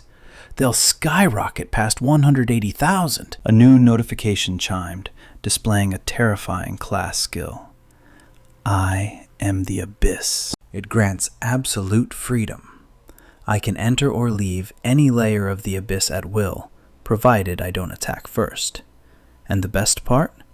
No creature of the void can dare to harm me. Priority level? Absolute. No crowd control skill exists that can restrain the Abyss. Nothing in this world can stop the Lord of the Abyss. It is an active effect of supreme authority. Next came Traverse the Abyss and Assimilate with the Abyss. I can now activate the Void's power, transforming any object or living being into a dark creation of my own design. The potency scales directly with my level. But that wasn't all. My eyes drifted to the passive skill, Blood of the Abyss. The Abyss devours all. The Abyss encompasses all. As the host, I can possess 9 different bloodline powers simultaneously, with 0 conflict or rejection. And finally, the ultimate failsafe, Undying Abyss. Upon death, I will instantly respawn in the Abyss well. No penalties, no loss.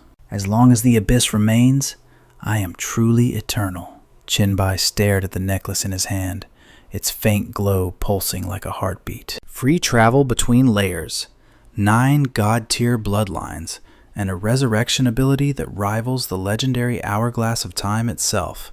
Chen Bai couldn't hide his satisfaction. This kit was insane. The assimilation ability was still a bit vague, but everything else? Absolutely broken. Suddenly, Leo reached up and removed his iron mask, revealing his true face for the first time. He produced 2 glasses of wine with a flourish. "Chen Bai, my friend," Leo began, his smile gleaming. "I assume you've assessed your harvest for the day?" He raised a glass filled with crimson liquid. "Now why don't we celebrate with a drink?" The item description floated into view instantly. Life wine, rank S. A supreme vintage brewed from the waters and fruits of life. Effect: permanently increases all attributes by 50 points. It also grants life protection, significantly boosts regeneration, and increases both experience gain and drop rates by 30%. Chen Bai didn't hesitate. He took the glass, admiring the swirling liquid. "Oh, now this is a true treasure." Leo laughed heartily at the reaction. "Indeed, as both a friend and a partner to Leo, you deserve nothing less." Instantly, a glowing shopping interface materialized in the air. Leo's Pocket Goblin Store, manufactured by the Goblin Commerce Guild. With a mere thought, the dimensional pocket shop opened its doors. It was time to negotiate. Here, he could access goods found only in the local trade federation. The merchant raised his glass high, a toast to profit. "To Chen Bai, my friend, to today's harvest and our glorious future cooperation. Cheers!" The crystal glasses clinked, ringing with a crisp, joyful sound that echoed in the quiet space. Chen Bai's deep voice followed, smooth, yet commanding. "To a happy partnership. Bottoms up. / Back in reality, Chen Bai stomped his foot against the cold stone, lost in calculation. "I tried to shortcut it," he muttered.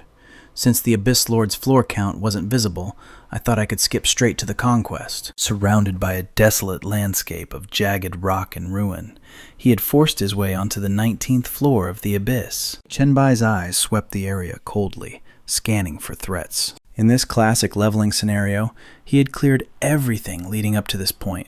A total of 45 attribute points had already been secured. He stared at the undulating terrain ahead, determination hardening his heart like stone. Next up is this 19th floor. Suddenly, a hazy light enveloped the surroundings, startling him. A system alert flashed angry red before his eyes. "Conquest of Abyss, floor 19. Failed. Please conquer Abyss floor 18 first." He clicked his tongue in annoyance. So, skipping levels isn't allowed after all. Fine, then let's test out the Abyss assimilation skill instead. Chen Bai pulled out a mask from his inventory. "This is all I have left," he thought. I cleared my inventory to make space for that demon bloodline potion. It was a rank E zombie mask, granting +2 to physical defense and strength. He activated his ability. Dark energy swirled violently as he combined his power with the mask to initiate Abyss Assimilation. The system interface instantly pinged with a new status window. Rank E, Demon Mask. All attributes +3. Skill unlocked, Demon's Kiss, accompanied by a lifesteal effect. Every time you kill an enemy, you recover stamina and spirit while simultaneously healing wounds. Requirement: level 1 or higher. Note: using Abyss power to modify low-tier trash seems a bit wasteful. Looking at the mask in his hand, Chen Bai chuckled with amusement. Modification, huh? So that's how it works. His eyes narrowed. I wonder what kind of mutation would happen if I used Abyss assimilation on a human. A sudden inspiration struck him like a bolt of lightning. Ah, that's right. A spear materialized instantly in Chen Bai's grip. He smiled, whispering to the weapon. This is E-rank gear. It resists me, even burning my hand when I hold it. If I force Abyss assimilation on it, what kind of monster will it become? Without hesitation, Chen Bai activated the skill again. 2 auras clashed violently. He watched the struggle, eyes widening in surprise. It's actually fighting back? Chen Bai observed the spear with growing admiration. No wonder it's an evolvable weapon. Compared to that trash zombie mask, the difference is like heaven and earth. But if this energy consumption continues, I won't have enough power to fully modify it. He slammed the spear into the ground to stabilize it, and looked toward the deeper abyss, where a strange light pulsed. Let's try a different approach. Moments later, the spear stops resisting and begins drinking in the abyss power. Chen Bai's eyes light up with excitement. Just as I thought, the raw power inside the abyss well can suppress the weapon's will completely. It allows me to modify it with ease. As the light fades, a new information panel pops up. Abyss assimilation complete. Rank E, Spear of Longinus. Type, Special Polearm. All attributes +2. Skill, Cry of Life. Damage increased by 100%. Slaughter Spear. Gains experience points from killing living beings. Status, Evolvable. Current experience value is under 10. Even holy relics can only drown and turn corrupt in the abyss. He swings the spear with a satisfied grin. This feels much better in my hand. Now, let's test it out. A humble voice interrupts his thoughts. Great Master, I am your most humble servant, Agares. To witness your recovery is an honor beyond words. Chen Bai stands on the 500th floor of the abyss, thinking to himself. As expected, he still thinks I'm Satan. Maintaining the ruse, he gives a cold command. Agares, we have plenty of time for celebration later. For now, show me your loyalty. Agares responds instantly. Understood. He quickly summons a flickering purple flame. Without a word, Agares extends his arms, letting the flame flow toward Chen Bai. The system screen flashes. The second pillar of the 72 demon pillars. Soul of Agares, monarch of eternal night, has returned. Hell's ruler, Solomon's ring, has been upgraded. Current grade, rank A. He examines the flame in his palm, a massive boost. No wonder he holds the second seat. Let's see what other treasures he's hiding.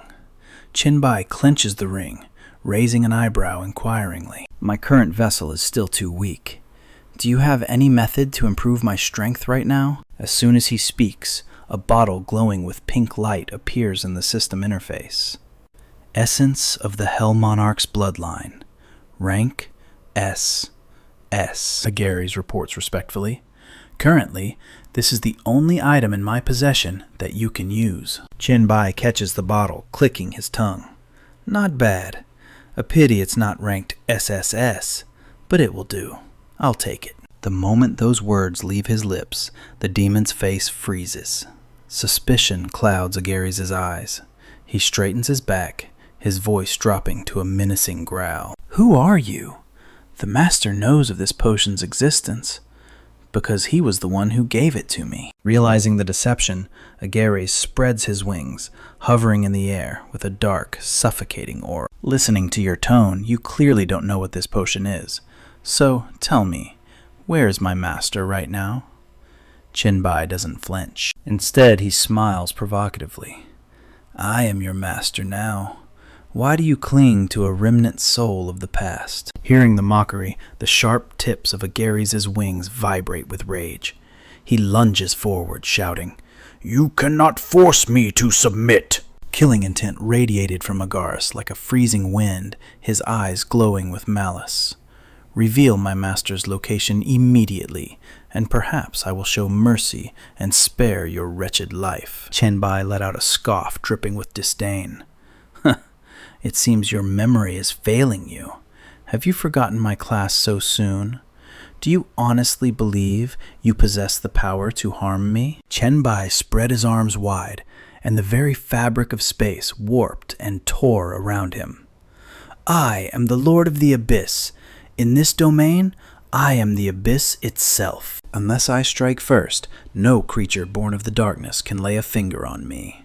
Agares ground his teeth, fury burning in his veins. Yet he stood helpless against the fundamental laws of the world. Damn you! Even so, I will never bow to a counterfeit king. Chen Bai ignored the outburst, glancing at the blue glow of his system panel with a low, calculating voice. Your training methods are impressive, Satan, To think you nurtured a subordinate with such unwavering loyalty. Suddenly, the Dark Lord Satan manifested from the shadows, a cheerful laugh echoing through the void. "Oh, is that my dear subordinate? I sense Agaris's energy nearby. You're discussing him, aren't you?" Leo rested his chin on his hand, a cunning glint sharpening his gaze. "There's no need for complex schemes or grand strategies here. When Agaris reaches the pinnacle of power, his loyalty will become the very ladder I use to ascend." The air grew heavy, thick with the weight of unspoken ambition. Agaris furrowed his brow, his instincts screaming of a disturbance. I just felt the Master's aura. Is he truly still alive?" Chen Bai replied with a chilling, regal indifference. "Precisely. Satan lives. Perhaps, if you prove worthy, you will one day have the honor of serving under my banner. But until that day comes, stay put and await your orders." The scene shifted, the darkness dissolving into opulence. The 437th layer of the abyss. Chen Bai stood before the massive, luxurious bed of Queen Mantis. She cast a sultry, seductive glance his way. "I knew you would come to me." Chen Bai offered a sharp smile, cutting straight through the pleasantries. "I needed someone intimate with the Abyss's secrets to answer a few questions." His gaze locked onto hers, an irresistible command demanding the truth. "Would Her Highness, the Queen, be willing to enlighten me?" Mantis lowered her posture, the movement deliberately accentuating her dangerous curves. "Naturally. After all, you are the Abyss Lord, the possessor of infinite potential." Her tail flicked playfully, coiling tightly around a black leather whip. However, in a blur of motion, Chen Bai reached out and snatched the whip directly from her tail. He snapped the leather taut with a dark chuckle, his eyes gleaming with dominance. "Interesting proposition. Then allow me to demonstrate my personal techniques."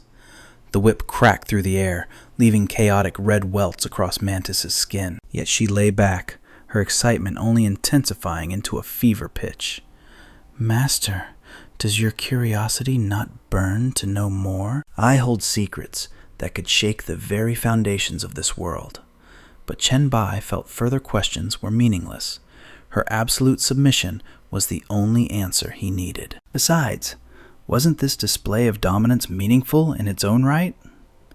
He tightened his grip on the leather, offering a sharp, backhanded compliment. "After all, without this specific whip, I couldn't even leave a scratch on you."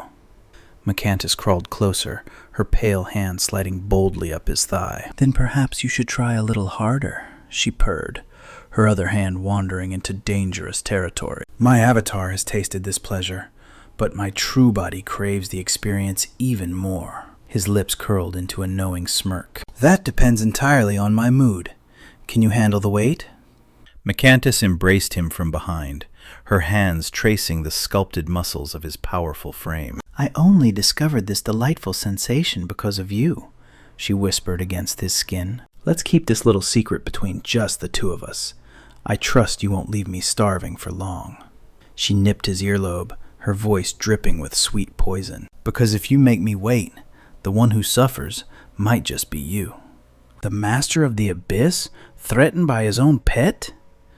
Chen Bai leaned back, laughing with pure satisfaction.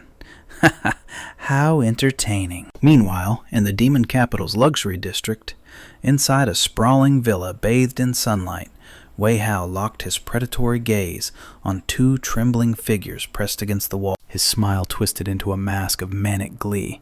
Hey, what an unexpected surprise." Wei Hao's eyes bulged with insanity. To think I would find two such precious treasures hiding here. He spread his arms wide, stalking toward them like a wolf cornering a lamb. Yan Yi crouched in a defensive stance, her eyes darting nervously for an exit. They had to escape immediately, or death would be the only mercy available. Beside her, Yan Shu frowned, her face set in grim determination. "Right, sister? We need to run. Now!" Wei Hao pointed two fingers at them, his aura flaring violently. "You two will make excellent ghost slaves. You just need a little breaking in." He waved his hand with provocative arrogance. His S-rank talent? Ghost King's Edict, a terrifying crowd control ability capable of boosting mental power and enslaving any living being. Yan Yi and Yan Shu synchronized their energy instantly, preparing their combo skill, the twin spirits of good and evil. Wei Hao channeled his energy and swung casually as if swatting a fly. Child's play. Blue and red shockwaves blasted the sisters, knocking them backward, but instead of hitting the wall, they phased right through it. Wei Hao blinked, completely blindsided by the unexpected maneuver. They went through the wall? Seriously? He kicked the door open, his arrogance untouched. So what? I haven't even used my kill move yet. He rolled his eyes in annoyance. Useless struggle. The system has already marked you as my property. Disobey me, and punishment will follow. Suddenly, his face froze. Inside the room, Chen Bai sat on the sofa like a king upon his throne. His arms were draped protectively around the twins. He said he wants to punish you? Chen Bai looked at the girls calmly. So tell me, how would you like him to die? Yan Yi's eyes were hollow, her voice ice cold. Tear him apart with claws. Yan Shu's heart burned with righteous rage. He is evil. Make him disappear. Now. Wei Hao scoffed, his pride blinding him to the catastrophe standing before him. Huh? You think finding a master saves you? I will turn all three of you into ghost slaves. You will serve me for eternity. Chen Bai frowned, recognition dawning on him. It was him, a face from his past life, one of the 8 kings of the apocalypse, the ghost king, Wei Hao. He remembered Wei Hao's sickening arrogance from the previous timeline perfectly. A murderous aura exploded from the villain. Watch closely as I toy with your wretched lives. In a blur of motion, Chen Bai buried his fist into Wei Hao's gut. That power, he gasped, fear finally replacing his ego. You are the White Emperor, Chen Bai replied coldly. Bullseye. Chen Bai despised those who didn't know their place. This man was scum, cruel, selfish, a tyrant who tortured the weak to build his army of slaves. With a single, ruthless claw strike, Chen Bai severed the villain's head. Soul destroyed. In this brutal, leveling reality, the hundreds of victims Wei Hao had slaughtered were finally avenged. Cleaning up trash is a public service, Chen Bai thought. Yan Shu threw herself into Chen Bai's arms, beaming with relief. Thank you, big brother. Chen Bai then activated the goblin store, flooding the room with mystical purple light. He turned to the sisters. You have both reached level 7. Let's see if we can find a hidden class change scroll that fits your unique constitution. Lu stepped out of the portal, rubbing his hands together greedily. My dearest friend! We only just parted ways. Do you have good news, or are you buying? Chen Bai smirked, dropping a bombshell. I have completely conquered the abyss from floors 1 to 9. You can place your Goblin Guild branches wherever you like. But first, business. He gestured to the twins. I need suitable class change scrolls for these 2 ladies. The merchant's eyes sparkled like he had just found a mountain of gold. Oh, twins in appearance. But a singular spiritual entity? I have the perfect profession for such a rarity. Later, Leo handed over an ancient scroll. Mr. Chen, these are for the special evolved humans. They fit my investment criteria perfectly. It was a Class B+ scroll. Earthbound Spirit. Even wandering souls deserve a place to call home. A rare item, typical of a high-tier system Manhwa, granting the user absolute power over their bound territory. Leo presented the scroll with a flourish. Consider this a tribute for the Earth Spirit Guild's founding within the Abyss, but do not underestimate the value of this item. This awakening path binds the user to the city itself, perhaps linking them to the Earth God. It is the gateway to the legendary Earth Guardian class. Leo glanced at Yan Qi and Yan Shu, planting seeds of hope. This class possesses 2 divergent evolution paths. With the right resources, they could become the second dual-class wielders in existence, right after you. Chen Bai inspected the scroll before storing it away into his inventory. It seems perfect. Truly a high-tier treasure. Thanks. Leo, ever the busy merchant, wasted no time. No need for formalities, my friend. I'll take my leave now. Leo bid farewell and vanished into thin air, leaving silence in his wake. Yanshur clung to his arm, her eyes shining with tears of gratitude. Thank you, brother. Her cheeks flushed a soft, lovely pink. Yanqi and I can now maintain our physical forms for much longer. I thought we were useless to you, but Chen Bai, of course, could provide everything they needed. Oh? And what is it you two want? Yanqi crossed her arms, scowling with defensive hostility. Don't look at me. She's the one who thinks you're worth trusting. I want no part of this. Chen Bai chuckled through gritted teeth. I won't force you if you're unwilling. But surely, as sisters, you share sensory resonance?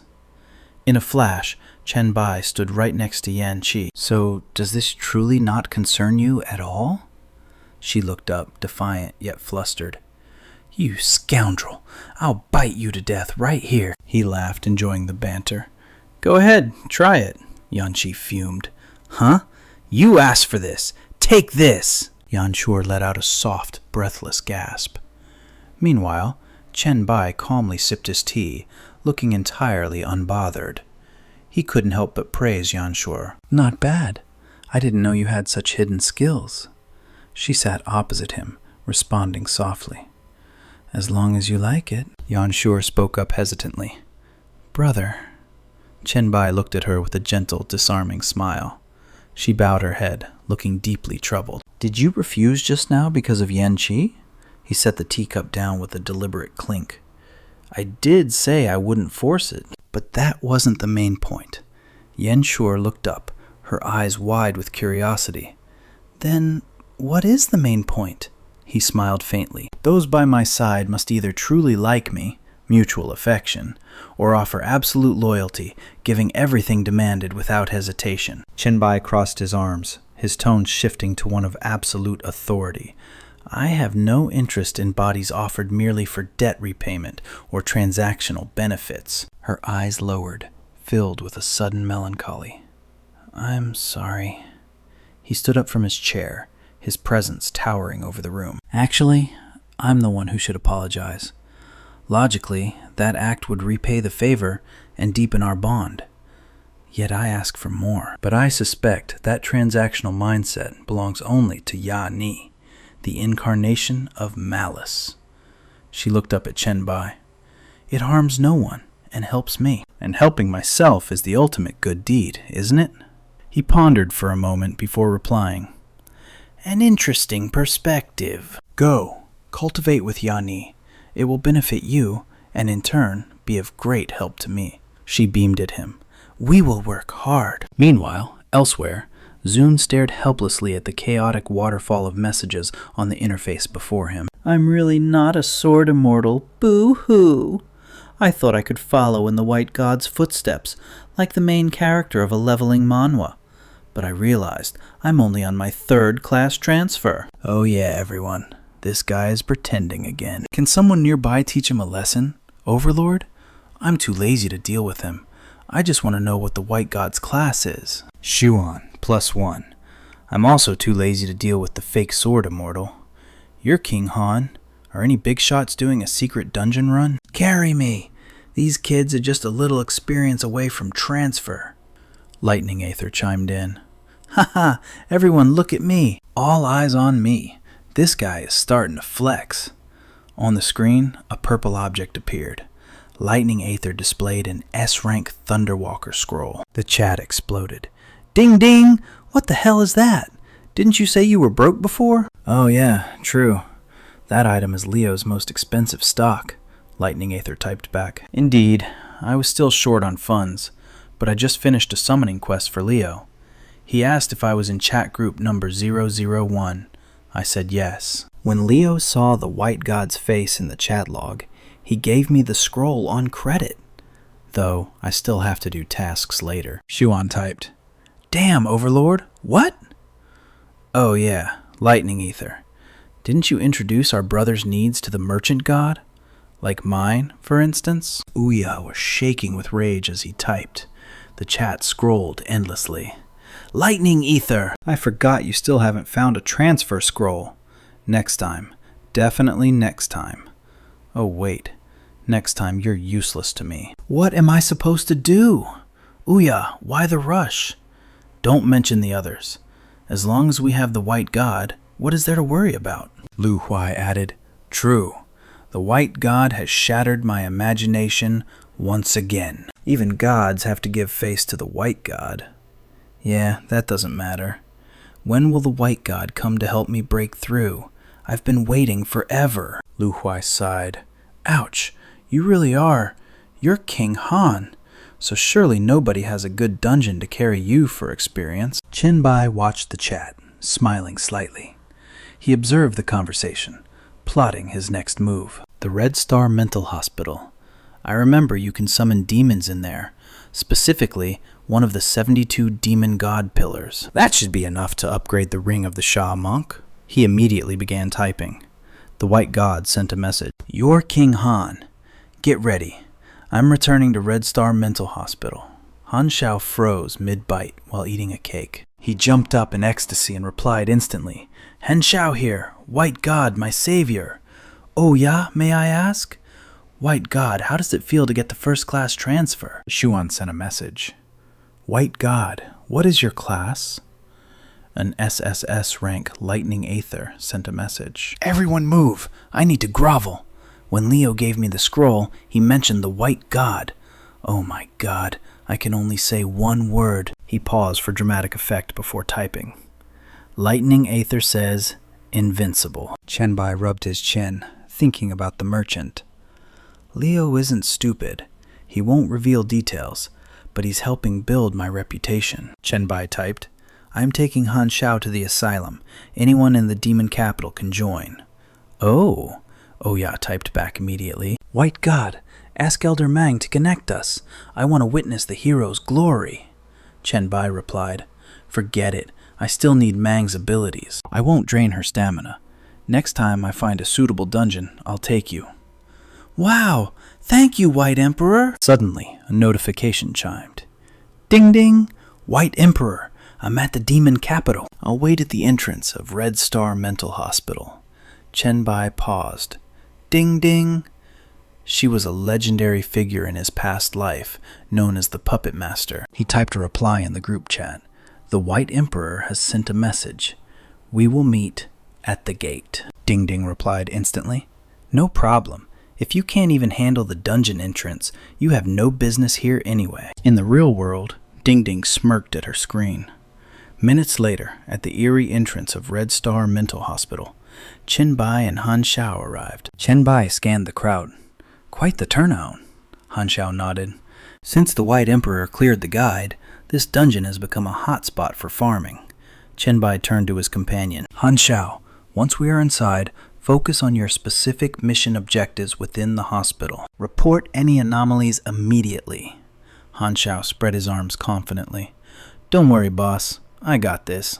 Suddenly, a cold hand tapped Han Shao's shoulder. He whipped around. Who's there? He froze, staring in horror at a paper effigy grinning back at him. Ding Ding popped out from behind the paper doll, giggling mischievously. Hee hee! She smiled, extending a hand. White Emperor, King Han, I'm Ding Ding. Han Shao glared, his heart still racing. Ding Ding, what is wrong with you? Why not go scare the White Emperor? Or do you only have the guts to bully the weak? Ding Ding replied, her voice dripping with nonchalance. If I threatened him, my paper dolls would turn to ash in an instant. So, naturally, you are the safer target. The weakling Han Shao snapped back indignantly. That is absolute nonsense. I just didn't sense any killing intent. If I had, I would have turned that paper toy into confetti in seconds. I'm a man of steel, you know. Chen Bo cut in smoothly. All right, if you're done bickering, let's start. Suddenly, a booming voice interrupted them from behind. Hold on a second, you three. Chen Bo turned around slowly. Is there a problem? A bald man pointed proudly at his own chest. I am Ah Long. Surely you know the name. Chen Bo blinked blankly. Ah Long? Han Shao echoed, equally confused. Ding Ding's face lit up with realization. Oh! The two recent normal dungeons in the Magic City. plus a hell mode run. Apparently, they were all cleared by a guy named Ah Long. The man basked in the praise immediately. Exactly. Just call me Brother Long. Very few people have the guts to challenge the Red Star Mental Hospital, and my team is one of the few elite squads. Ah Long got straight to the point. Some of my members had urgent business, so we have open slots. Do you want to join us? Chen Bai turned away without hesitation. No need. We have enough firepower. Chen Bai thought to himself, this guy has no malice, just terrifying levels of confidence. Ah Long laughed awkwardly. Come on. Even the top rankers follow the 4-man meta in this leveling mana world. Why struggle with just 3? Han Xiao shot him a freezing glare. Do you ever stop talking? A lackey suddenly whispered urgently to the Ah Long boss. That guy, isn't he the flying dagger user from the legendary chat group 001 Clear video? Realization dawned on Ah Long's face. Right. Ah Long stuttered frantically, inventing an excuse. I'm not great at speeches. If you don't want to join, that's fine. He wisely chose not to push his luck. Fine. Realizing the guy meant no harm, Chen Bai nodded toward the gate. We're entering the instance. Brother Long, do as you please, the minion whispered as they went in. I definitely didn't mistake them, Brother Long. Ah Long smirked, pretending he knew the truth the entire time. Of course not. I recognized them immediately. He faced his crew, arrogance radiating from him like a sun flare. Did you catch that? The top ranker from chat group 001 just called me Brother Long. Stick with me, and your names will echo through history. Inside the nightmare instance of Red Star Mental Hospital, Chen Bai issued his absolute commands. These mobs grant pathetic experience points. I will leave the trash collection to you. A dozen honed blades levitated around Han Xiao, humming with deadly intent. Consider it done. Ding Dang tossed her doll forward, while Han Xiao raised his ring. Oh, that is right, Chen Bai noted. I forgot to introduce your new teammate. Yan Yi materialized from thin air, trembling with manic excitement. Finally! Is it slaughter time? God, I love this part. She clenched her fists, desperate to unleash her newfound power. A perfect chance to test my new toy. Chen Bai paused, his eyes narrowing in surprise. Since when did she learn a new skill? No, that flame carries the unmistakable stench of hellfire. Chen Bai glanced at the glowing ring on his finger. This was Sha Sang's doing. I stored him inside the abyss, since standard items cannot contain a soul forever. A smirk played on his lips as he brushed the metal band. Teaching Yan Yi? It seems he is offering a tribute of loyalty. Perfect. I had questions for him anyway. He dissolved the ring's seal. Sha Sang, is this technique your handiwork? The demon responded with trembling reverence. Lord Chen, this girl's talent is terrifying. Her malice is so pure, it surpasses even the original hellborn species. A strange violet aura pulsed ominously around Yan Yi. Sha Sang's voice dropped to a tone of humble apology. It is rare to witness such potential, so I took the liberty of teaching her a few tricks. I apologize for the lack of prior notice. With the seal active, I could not communicate, Chen Bai observed calmly. I will lower the barrier when appropriate in the future. Did you sense Han Xiao's bloodline? Sha Sang's consciousness shifted focus. You mean the boy carrying the blood of hell? The demon let out a low laugh. I sense more than that. This secret realm reeks of the 16th pillar. The goat demon, Zepar. Chen Bai's lips curled into a knowing smile. Exactly. That is the very reason I came here. Nearby, Yan Yi dusted off her hands. The perimeter is clear. Time to descend deeper. Han Xiao looked at her confused. White Emperor, who is this? Ding Dang squinted at the apparition. She looks like a spirit body. She is an evolver like you, Chen Bai explained. Just special. He turned his command to the others. Right, Ding Dang. Make sure you leave 10 monsters alive. I need them. Yan Yi blinked, confused. Spare them? Why? She pouted instantly. Can't I just wipe them all out? Boring, Han Xiao grinned. because the White Emperor intends to summon the 16th of the 72 demon gods, Zepar, the Great Duke of Hell. We are about to trigger a massive boss fight. Ding Dang looked nervous, sweat forming on her brow. Summoning a demon god? Chen Bai stepped in to reassure her. Relax. This dungeon caps at level 12. Zepar's power will be significantly nerfed by the system. Chen Bai gave a confident thumbs up. Even if the difficulty spikes to hell mode after the summon, with me here, it is a walk in the park. Ding Dang felt dizzy at the prospect. Demon god hell mode. Han Zhao teased her. What? Scared? She grit her teeth, clenching her fists tight. Terrified. But I trust the White Emperor, Chen Bai charged forward. Then what are we waiting for? Time to crush the boss and clear the stage. Go, go, go! Yan Yi clenched her fists, ready for action in this intense saga. Let's wipe them from existence! Total destruction followed. In the corridor outside the director's office, monster corpses lay scattered like broken toys. Han Zhao turned away from the carnage, ready for the next move. Chen Bai nodded with pride. Good work. You are leagues stronger than when we first arrived. Han Zhao bowed his head in gratitude. I only survived thanks to Yan Yi and Ding Dang's support. I still lack the strength to win alone. Meanwhile, Yan Yi was still buzzing with lethal adrenaline. Who is next on the chopping block? Chen Bai cut through her excitement with a calm command. I kept 16 monsters alive for a reason. Do not go wild. Go rest inside the ring. Yan Yi pouted, vanishing into thin air with a huff. Ding Dang giggled from the back. Inside the secret chamber, a blood-red summoning matrix began to glow. She looked around nervously. Is this where we summon Zepar? It is so gloomy. The stench of blood and this strange energy. It is suffocating. Chen Bai eyed the bound demons. Thanks for the help. My psychokinesis is still unstable, so I have to process them one by one, Han Zhao observed quietly.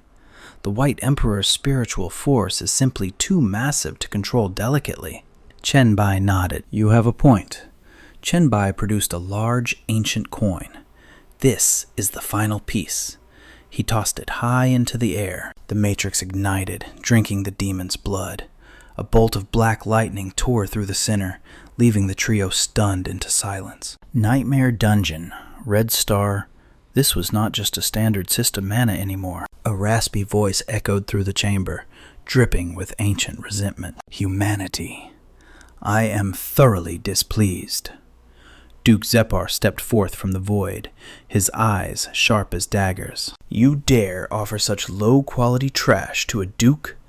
My mood is foul.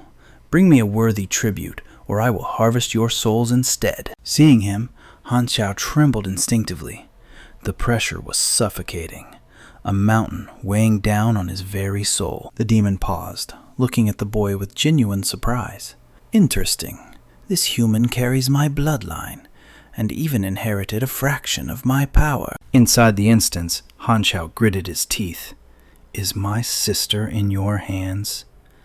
Jiepa's face darkened with annoyance. Ha! You dare speak to me like that? Who do you think you are? Do not assume sharing my blood will save you from execution. You are sorely mistaken. Han Zhao's pupils quivered in terror, but Chen Bai raised a hand, blocking the fear. He scoffed. Jiepa, was it? Why didn't you answer my friend's question? Are you deaf? Chen Bai sneered. Jiepa spat out every word with contempt. Just another foolish, arrogant human. The demon threatened. I will make you realize your mistake before I bury you. Chen Bai switched to the demonic language, speaking directly to the ring spirit. Hey, aren't demons supposed to be intelligent and cunning? This guy looks stupidly arrogant. Is it a genetic mutation? The voice from the ring replied. Respected Chen, this fool simply doesn't realize he stands before greatness. Jiepa scoffed. Ha! Pretending to be mysterious with a toy ring. Don't think knowing a few demon phrases makes you special. Suddenly, he froze, his eyes going pitch black with realization. Wait, that ring on your finger? Chen Bai held up his hand casually. Just an ordinary ring. Why is the great Duke Jiepa so rattled? Jiepa repeated in disbelief. ordinary? Suddenly, the demon lunged. Chen Bai spun, delivering a devastating kick to the demon's face, sending him flying backward. Chen Bai dusted himself off, sighing sarcastically. Didn't you say you were going to bury us? You're taking forever. How disappointing. The demon scrambled up. Han Xiao braced himself. The real fight starts now. Ding Ding summoned her puppet, but Jie Pa suddenly dropped to his knees, his voice trembling. Your Highness, spare me! Jie Pa has been disrespectful. Han Xiao and Ding Ding stood frozen in shock. Chen Bai narrowed his eyes. If you only fear the existence of the ring, then stand up. Fight me! The demon looked up, hesitant. Attack! Chen Bai thrust the ring forward. Defeat me and the ring is yours, Satan's voice echoed. He has already submitted. Is this necessary? Chen Bai replied coldly. I don't want to rely on your authority. Satan sounded amused. You are too modest, my lord. Hearing this, Jie Pa slowly rose. This is the High Lord's ring, if you insist. He smirked. I would rather obey than respect. Hell's lust fire, Chen Bai grinned. Now that's what I'm talking about. A small green circle lit up on Chen Bai's fingertip. Palm of pestilence. Han Xiao and Ding Ding watched in confusion. Jie Pa gasped. What? What is this? A virus? A virus that can penetrate hellfire? He slammed his knees into the ground, begging, No, Your Highness. Please, I yield. Spare my life. Chen Bai sighed, bored. In the end, he's too terrified of you to fight properly. Satan replied, You speak strangely. I am the Lord of Hell, after all. Chen Bai approached the trembling demon. If you lack the courage to fight, then you must kneel. Separate your soul immediately. I have a use for that physical shell of yours. Yes, Your Highness, Zepar rasped, his voice trembling with submission. As Chen Bai hoisted him into the air, the demon's soul was ripped from its vessel. A spectral mist drifted free. Then the system's cold voice rang out. Devoured special species successfully. 5,000 virus points. / 2,000 blacklight virus evolution points obtained. / target special species completely consumed. / suddenly a red alert flashed. / warning, special bloodline detected. Please select absorb bloodline or expel. / Chen Bai chuckled, delight dancing in his eyes. / now this is what I call a top-tier leveling experience. He commanded, Now, offer a fragment of your soul. / Zepar bowed low, his pride shattered.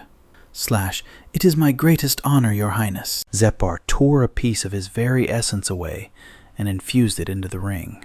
/ the system chimed again. / the 16th pillar of the 72 demon gods. / King Solomon's demonic ring has leveled up. / current rank A+. Han Xiao stepped forward, his voice trembling. White Emperor, what about my sister? Chen Bai glanced at the floating soul. Right. Zepar, answer the boy. Zepar answered without hesitation. She is in hell. She has been renamed Ricky. I granted her freedom and ample resources to survive. I do not know her current coordinates, but I will report the moment I locate her. / Chen Bai's voice dripped with icy sarcasm. / So, you actually treat people with kindness. That is unexpected. / The demon placed a hand over his heart, smiling warmly. / To be honest, I treat every bride with the utmost care. In hell, they know me as the Affectionate Duke. A dark scoff echoed from nearby. It was Satan. His real nickname is the Delusional Inseminator. Chen Bai raised a brow. You have something to say to him? / I can let you out for a moment. / Satan's voice turned gleeful. / That would be wonderful. A roar shook the air. Zepar! The Duke smirked. I sensed you were here. but Satan's tone turned sharp as a razor blade. Zepar, tell me the current state of hell. The Duke hesitated, stammering. Hell, right now, is... Satan growled, his aura darkening. Why are you stuttering? Speak! Zepar frowned, the words coming out slowly. Lord Beelzebub rules now. He seized your palace and your legacy, declaring himself the new master of hell. He continued, fear in his eyes. He has erased all proof of your existence. The newly born demons, they do not even know your name. Satan gritted his teeth, his spiritual fist clenching tight. Beelzebub, how dare he? His voice dropped to a terrifying whisper. Has hell truly forgotten me? Zepar bowed his head respectfully. Because of Beelzebub's propaganda, he is hailed as the greatest hell emperor, the sole leader guiding hell to its golden age. His voice went flat and cold. Only the original 72 pillars know the truth. But they had to choose between silence or submission. Hearing this, Satan scoffed in pure rage. Chen Bai chuckled from the sidelines. Some king of hell you are. The demon sighed heavily. Please do not mock me. Satan looked up, his eyes burning. How many deities are currently active in hell? The entity answered honestly. Besides Beelzebub, there is Prince Lucifer, Lord Visago, and Lord Paimon. However, Lucifer and Visago are currently imprisoned for rebellion. Satan's expression darkened, though his voice softened slightly. I see. Chen Bai finally stepped in to end the conversation. You may return now. Zepar, report any major events in hell to me immediately. The demon bowed deeply. Understood. Suddenly, a typical system notification popped up. Zepar defeated. 0 experience points gained. Chen Bai stared at the screen. 0 XP? Seriously? Well, technically, he didn't actually die. Red Star Mental Hospital. Hidden scenario cleared. Reward, 10,000 experience points. Chen Bai fell into deep thought. The experience points from this dungeon clear were underwhelming. However, the backlog from my class transfer finally kicked in. Level 12 achieved. Whatever. I'll take what I can get. Status window open. 12. Strength increased to 17. Agility 17. Constitution 22. Spirit 23. 20 free attribute points acquired. A satisfied smirk played on his lips. Hanzhao, what's the status of your quest? The boy rushed over, eager to please. Let me check the system log. The ancestor of devils opened his interface. His face lit up with pure joy. It's done! The awakening quest is finally complete. It says, thanks to the aid of a great existence, the mystery of my bloodline is solved. And, oh God, my sister is still alive. She's in the abyss. Objective updated. Locate Han Li, now known as Rike.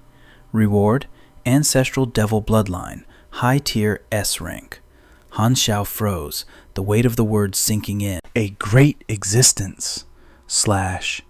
Is that how the will of the universe sees me? Even Chen Bai had to raise an eyebrow at that title. The White Emperor. Suddenly, Han Xiao grabbed his leg in a death grip. The system says if I stick with the White Emperor, finding her will be a breeze. Ding Ding scoffed at the display.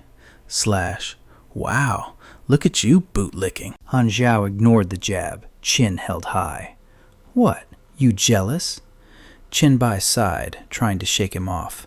Let go of me, I need to loot the boss drops. But Ding Ding immediately sat down and hugged his other leg.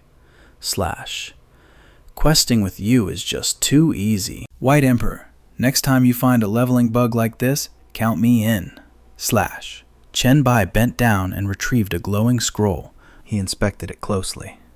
Is this the only drop? Well, a super rare blueprint isn't bad. As he analyzed the data, the system chimed with a golden notification. Hellfire Netherwings, an S-rank special defense artifact. Wings forged from the very flames of the abyss, possessing tyrannical power. With these equipped, you will conquer not just the skies, but the inferno itself. Materials required: Hellfire, 100 units of abyssal flame, phoenix feathers, and a flame core. He unfurled the scroll, his eyes narrowing with intensity. That is the single rarest equipment slot in the entire game. This dungeon truly is a legendary treasure trove. It reminded him of a blueprint he obtained in his past life. However, in those memories, he had distributed the loot differently. The class change scroll is perfect for Han Zhao's devil bloodline. The skill book belongs to Meng Wuya. This way, everyone gets the gear they need. Then there was the blueprint, another S-rank defense tool. Materials: pure blood, devil horns, abyssal hellfire, and a dark crystal. A warning flashed. Item rank depends on material quality. The S-rank shepherd's horn is unique. Once crafted, it can never be replicated. Chen Bai smiled coldly, a plan already forming in his mind. I think I was only missing one material back then. But now? He turned to the group. I'm taking Ya Ni to power level. You guys coming? Ding Dang didn't hesitate. Absolutely, she honed her focus. Who would say no to free XP? Hey, Magic City native, any spots with level 15 mobs? The local player stammered, completely useless. Ding Dang tapped her chin. Let me think. Suddenly, a stranger stepped forward from the crowd. Brother Bai, I know a place. Along spoke with enthusiasm. Lu Jiazui. It was full of high IQ elites before the apocalypse. Now, it is packed with psychic-type monsters. High density, high level. It is all level 13s. Nobody dares to go there yet. Chen Bai nodded politely. Thanks for the info. The guy crossed his arms, beaming with pride. No problem. Happy to help. Let's move, Chen Bai commanded, grabbing his team. Hongxia, mask our presence with your psychic power. On it. They launched into the sky like human missiles. Ding Dang cheered as they vanished, leaving the crowd below stunned in silence. Once they were gone, the informant turned to the onlookers, flexing his muscles. Did you see that? Even the strongest evolver thanked me. Anyone else got the guts? Step up and say my name. Meanwhile, at the great desert outside Lu Jiazui, Chen Bai's squad stood atop a skyscraper, scanning the ruins. He gave a cold smile. High-tier zombies everywhere.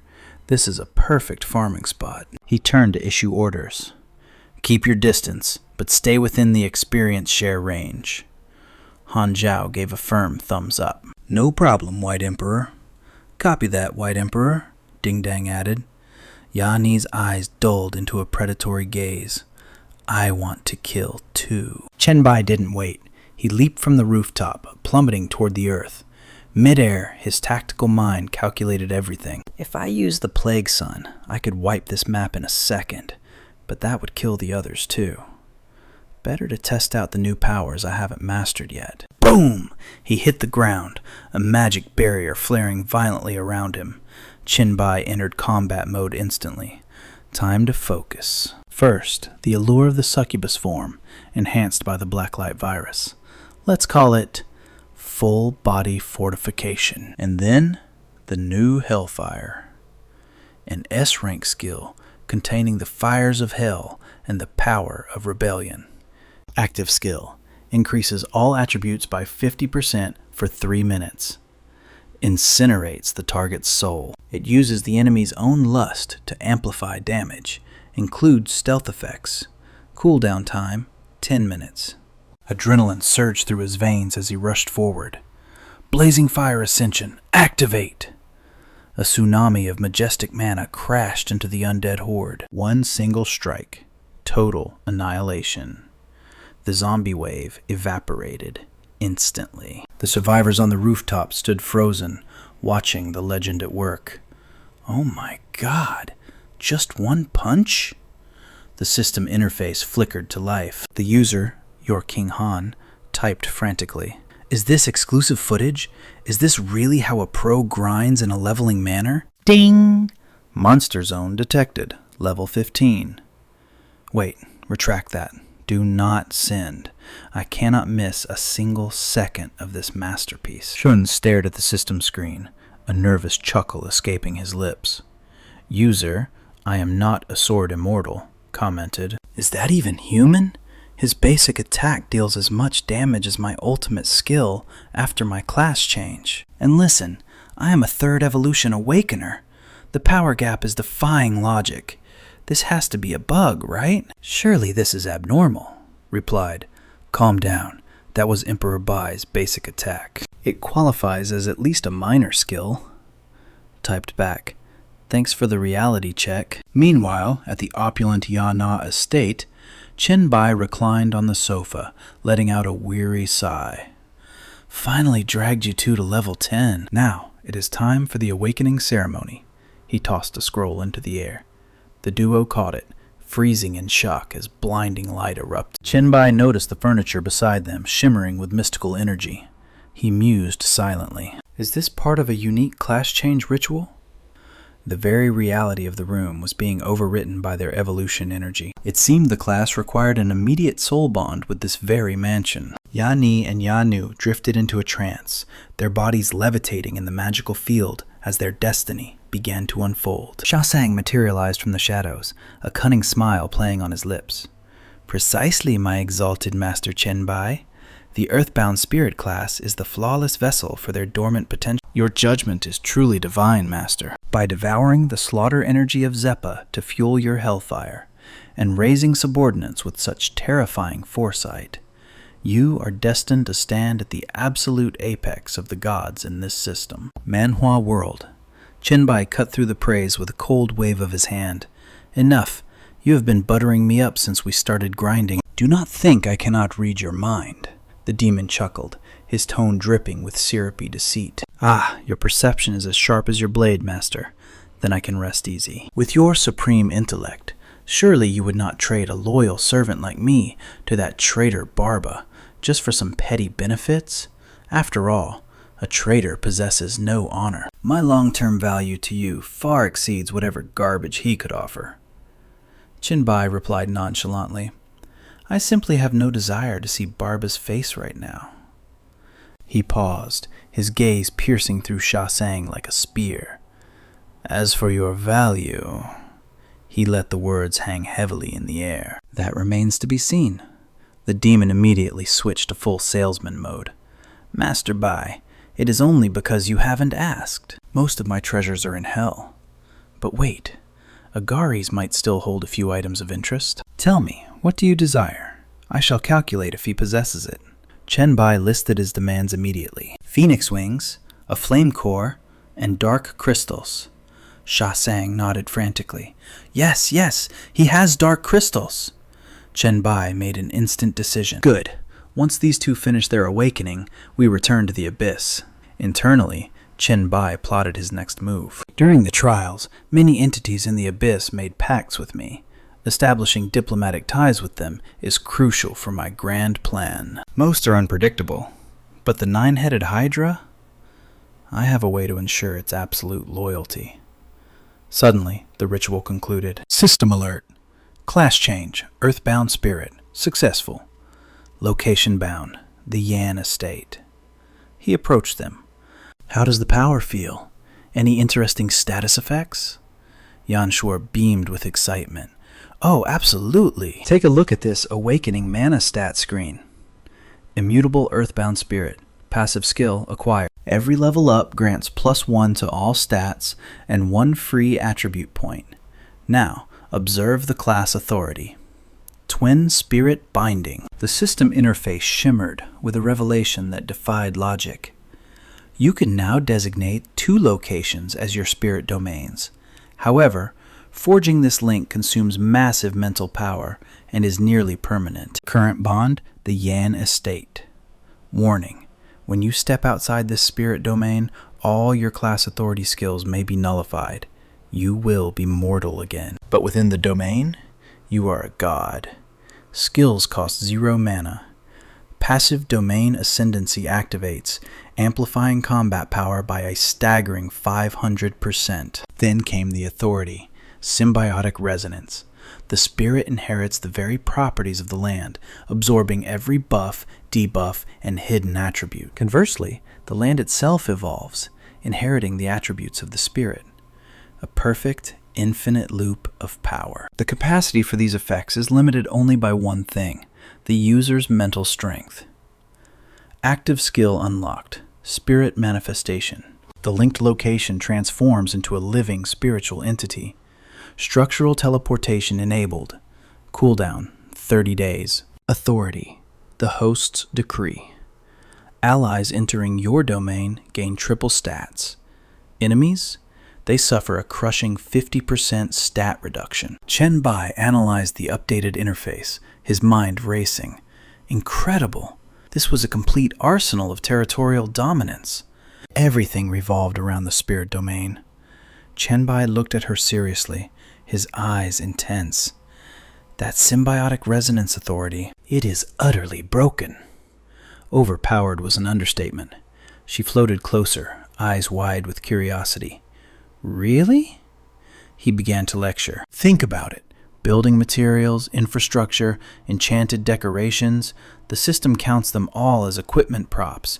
Their innate buffs are massive. If we replace the villa's common bricks with legendary tier materials, you will understand the true definition of a game-breaking ability. In the future, if you bind an entire metropolis as your domain, the buffs would be catastrophic. You could single-handedly elevate a mundane city to divine status. Her eyes sparkled with newfound purpose.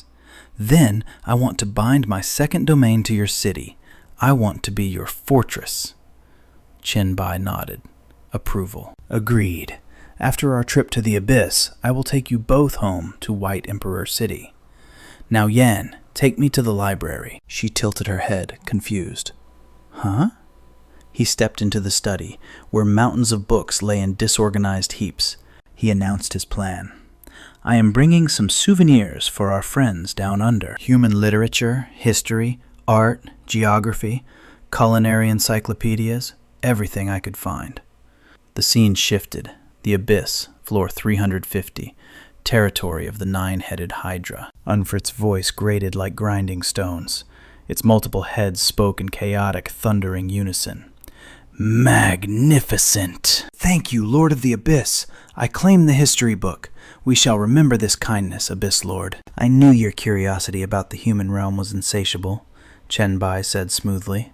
Suddenly, one head snapped at the others. Second brother, fourth brother, is a simple thank you all you have to offer?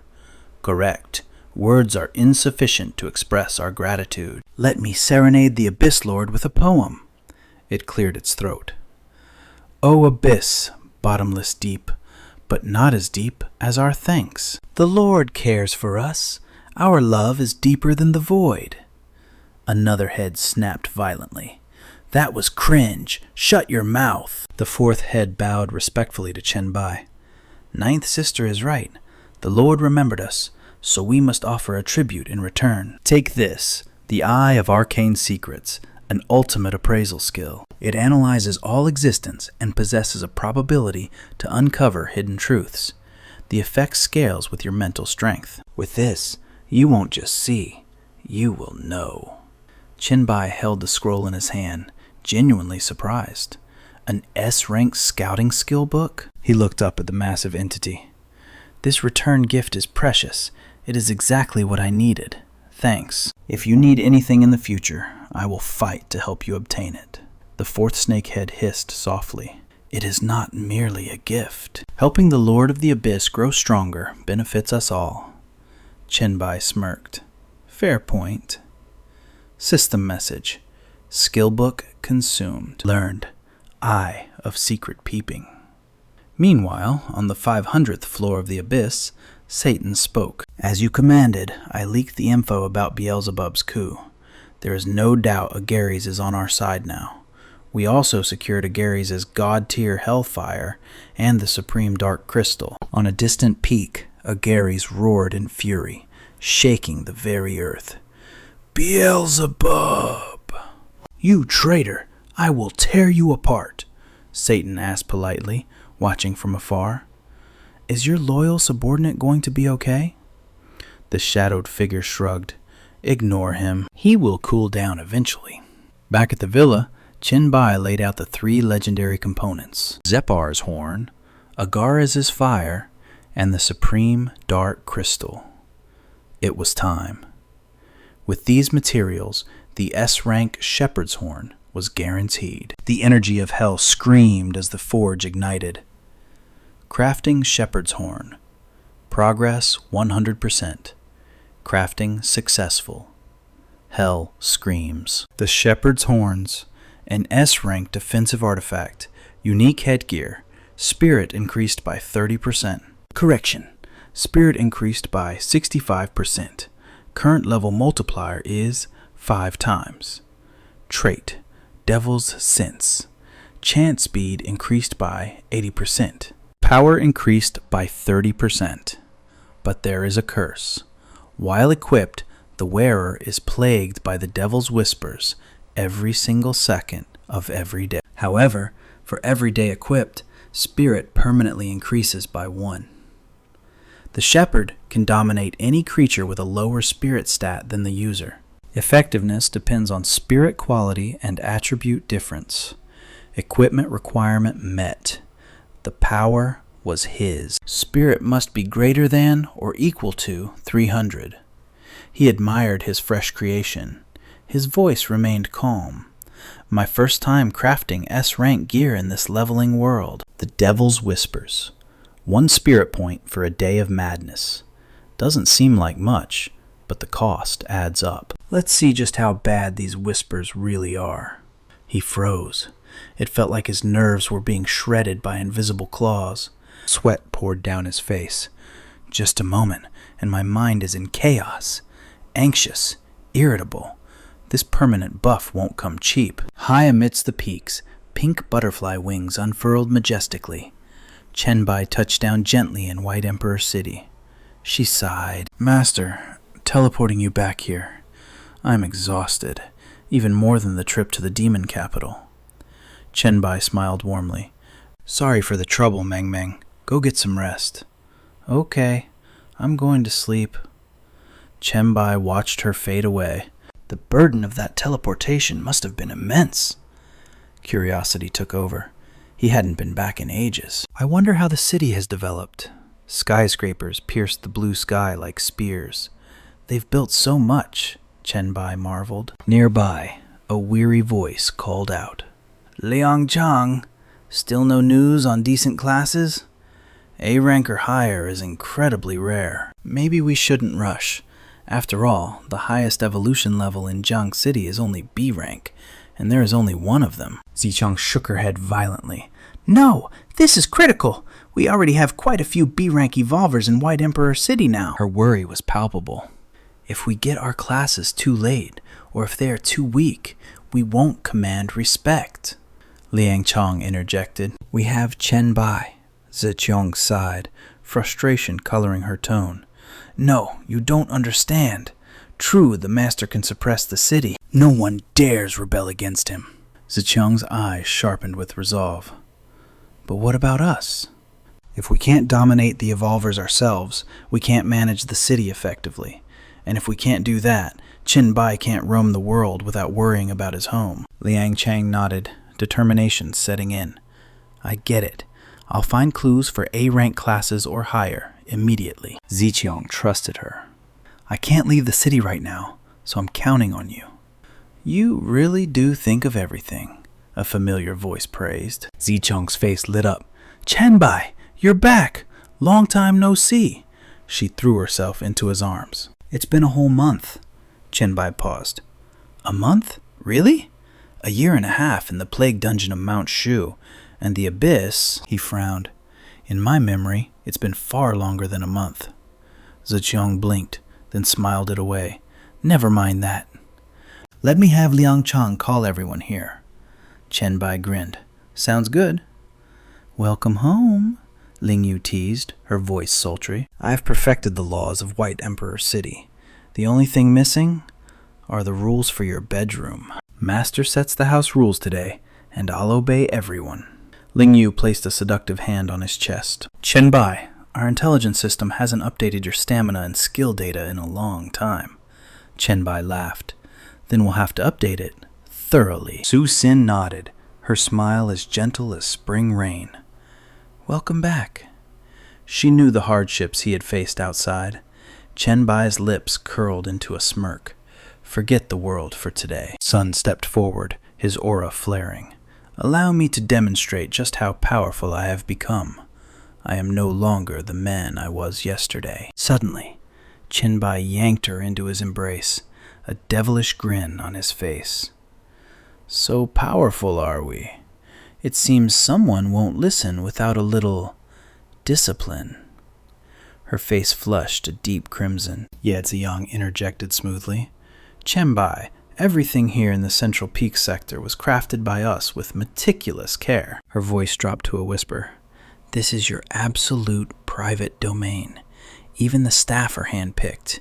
You hold the power of life and death anywhere in this zone. Chen Bai raised a skeptical eyebrow. Aren't you afraid of being replaced by newcomers? Her reply was instant. I have total confidence. I have survived in the savage wilds long enough. She urged him. Just relax today. Chen Bai, lay back and soak it all in. Right, time for a vacation. He waved a dismissive hand. Business can wait. Then his gaze sharpened. Though I heard you discussing job classes when I arrived. She sighed heavily. Yes, it is a headache. Jiang City has found nothing of value either.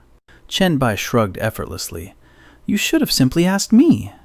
Ziqing hesitated, eyes downcast. Wouldn't that be unreasonable? Unreasonable? Chen Bai scoffed. You manage the city for me, sacrificing your chance to explore, providing this is the least I can do. He mentioned the scrolls casually. I actually possess 4 class change scrolls, S rank and above. Ziqing gasped, her eyes widening. 4? S rank and above?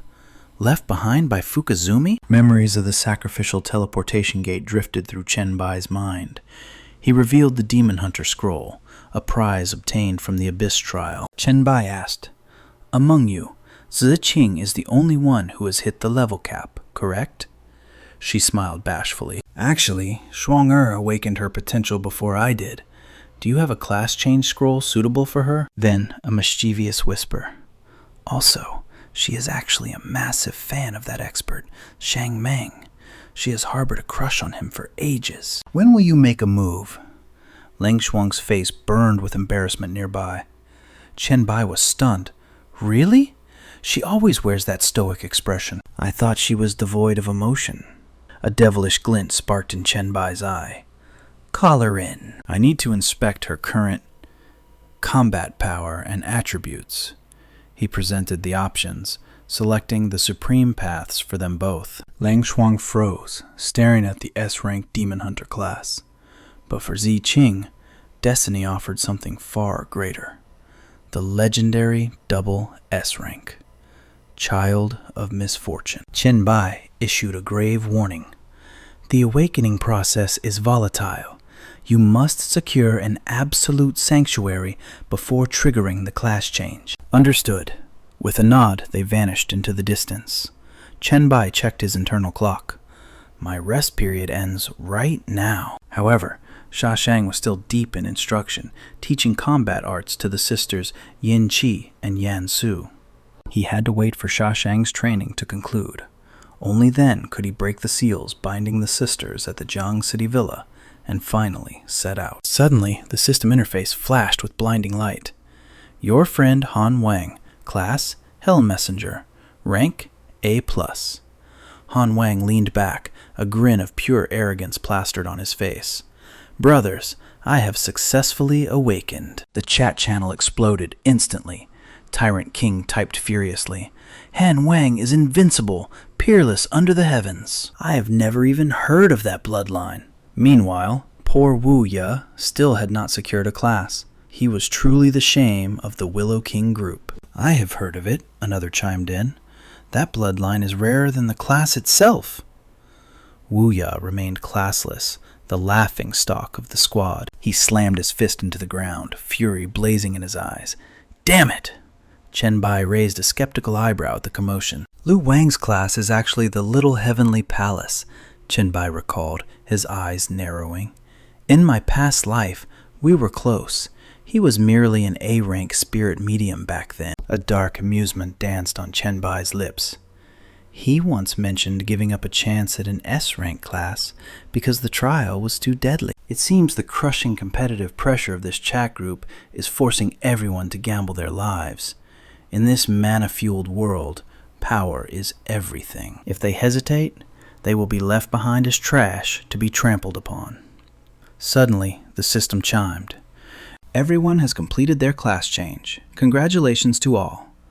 A golden notification popped up for the whole group. I remember Han Wang mentioning upgrading this basic chat group, Chen Bai mused. Now that the conditions are met, we can evolve it directly into a true alliance. What do you think? Your friend Han Wang replied instantly.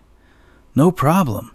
If Big Brother White leads the charge, who would dare object? I already asked around. Everyone is on board. Successor of the Five Thunders raised all 5 hands in enthusiastic agreement. Ding! Upgrade initiated. She watched the system prompt with a satisfied, predatorial smile. All right, upgrading now. The name remains 001. We shall dominate all leaderboards. Everyone can toggle the Alliance logo in front of their names. Make sure to activate it immediately.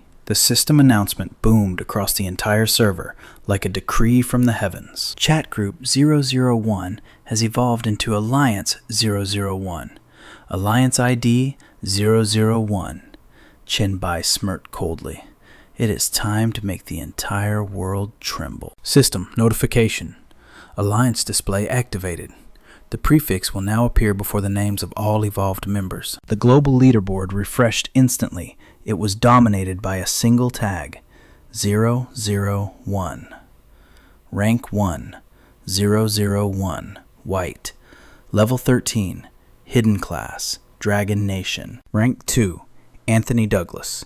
Level 11, S-Rank Horror Clown, Lighthouse Nation. Rank 3, 001, I am really not a sword immortal. Level 11, S-Rank, Chief Disciple of Mount Shu, Dragon Nation. Rank 4, 001, Successor of Five Thunders. Level 11, S-Rank, Thunderwalker, Dragon Nation. Rank 5, 001, Tyrant King. Level 10, Class, Tiger Might General, Dragon Nation. Rank 6, 001, Tyrant King. Level 10, Class, S-Rank, Nether Sailor, Dragon Nation. Rank 7, 001, Shuan. Level 10, Class, S-Rank, Nether Sailor, Dragon Nation. Rank 8, 001, Your Friend Han Wang. Level 10, Class, S-Rank, Hell Messenger, Dragon Nation. Rank 9, 001, G. Level 10, Class, S-Rank, Glorious Angel, Lighthouse Nation. Rank 10, 001, Tsukim Sakura. Level 10, Class, S-Rank, Nightwalker, Sakura Nation. Han Sha roared with uncontainable excitement. This is insane! The system interface displayed the truth. Your friend Han Wang is dominating the leaderboard.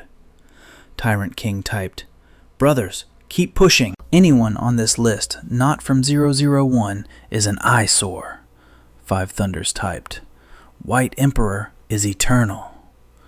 Liu Huai suddenly interrupted. Guys, look at this.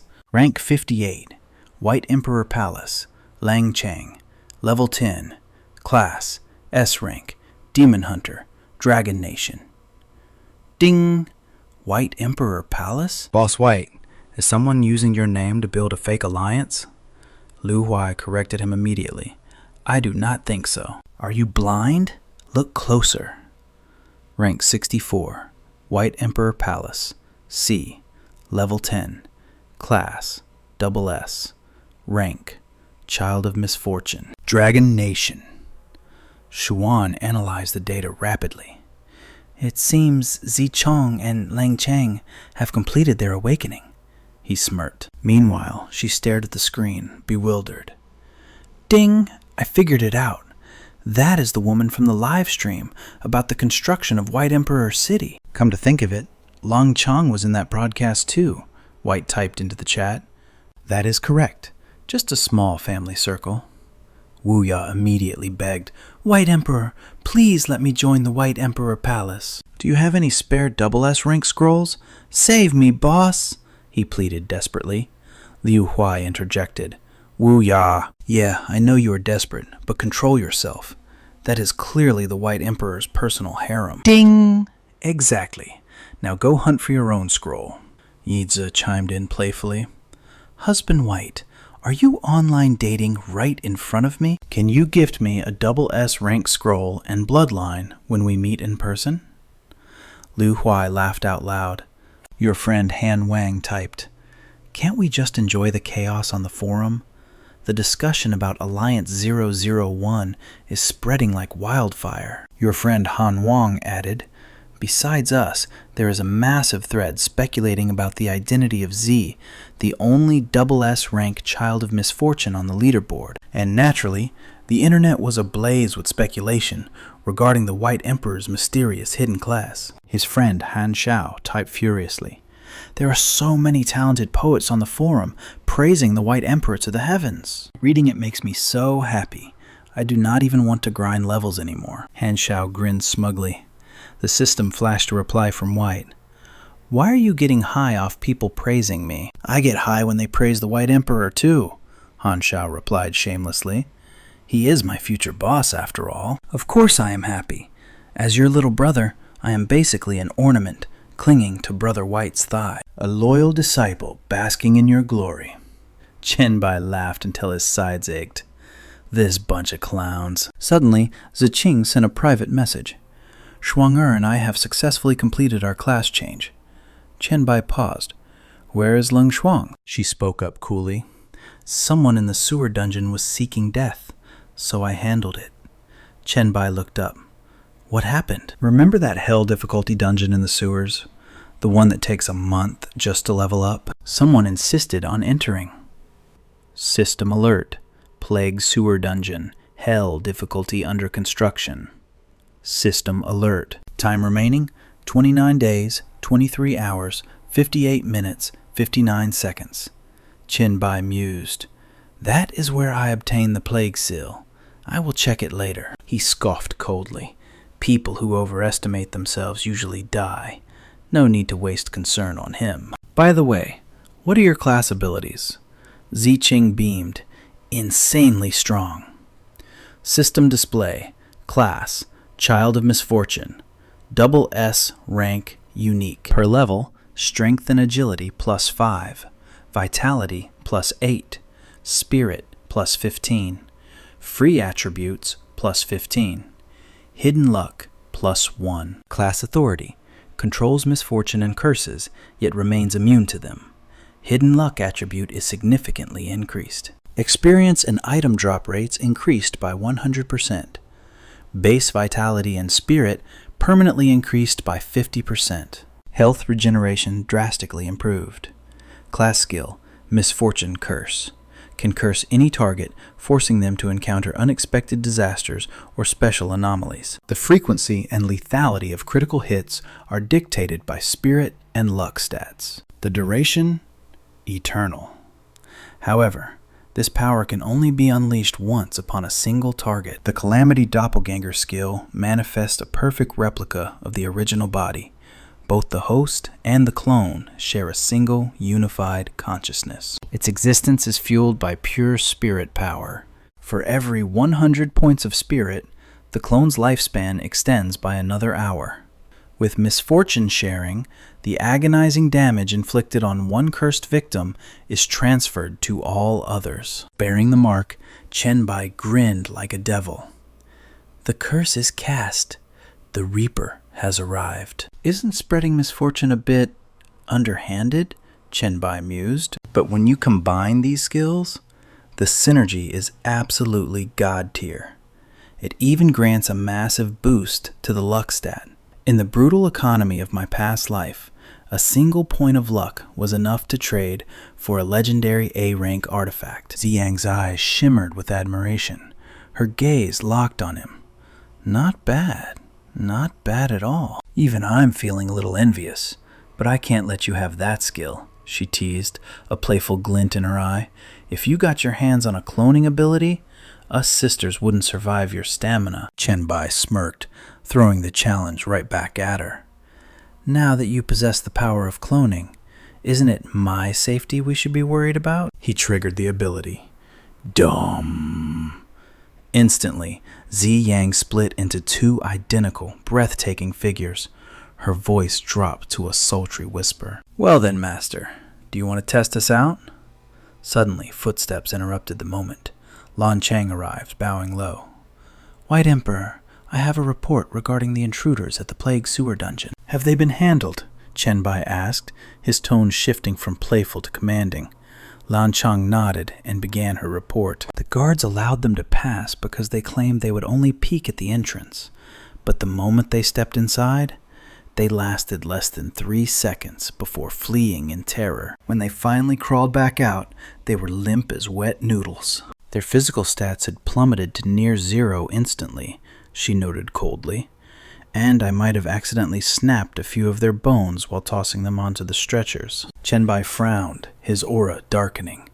With so many people in this villa, and you being the strongest fighter of my harem guard, showing such weakness is unacceptable. Stop wasting time on trivial trash. Focus on your cultivation. Level up.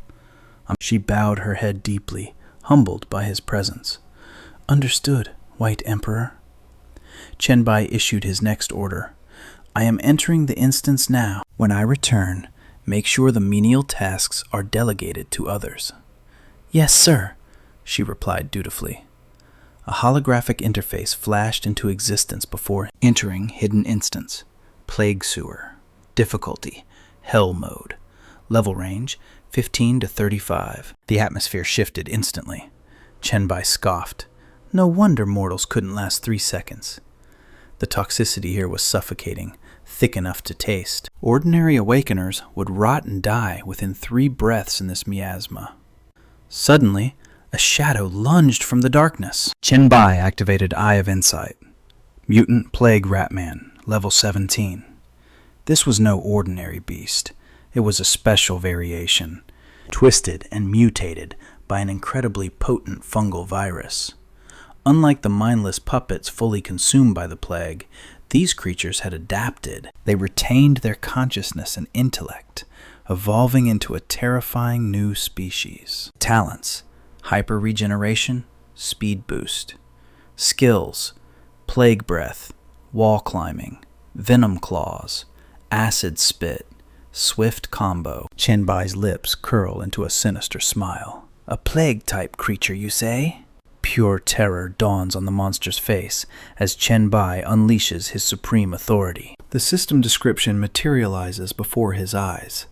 Effect initiated. Any plague creature or infected being with total stats equal to or lower than the user is subject to absolute domination. For every beast under his command, his disaster class skills are enhanced by their specific viral and fungal strains. Chen Bai marvels at the power. The authority of the disaster monarch is truly broken. If I build an army of these monstrosities, I will be unstoppable. It is a shame this is merely an instance dungeon. If only the abyss had a floor teeming with my controlled plague monsters. He pauses, a wicked idea taking shape in his mind. Wait, if the abyss does not have one, I will simply build it myself. After all, I am the Lord of the Abyss. The plan is set. The Great Abyss Plague Floor Renovation Project has officially begun. Chen Bai stands tall, ignoring the trembling giant rat at his feet, and begins analyzing the enemy's skill set. Power Bash, Shadow Melting, Rending Claws, Sonic Shriek. He smirks, shifting his gaze to the mutated fungi lurking in the background. Spore Proliferation, Acid Bomb, Hypergrowth, Plague Aura, Grand Self-Destruction. His smile widens into an expression of pure arrogance. He has already enslaved nearly 100 monsters in these sewers. Standing before his new legion, he declares, "We are close. I can feel the plague mark calling to me."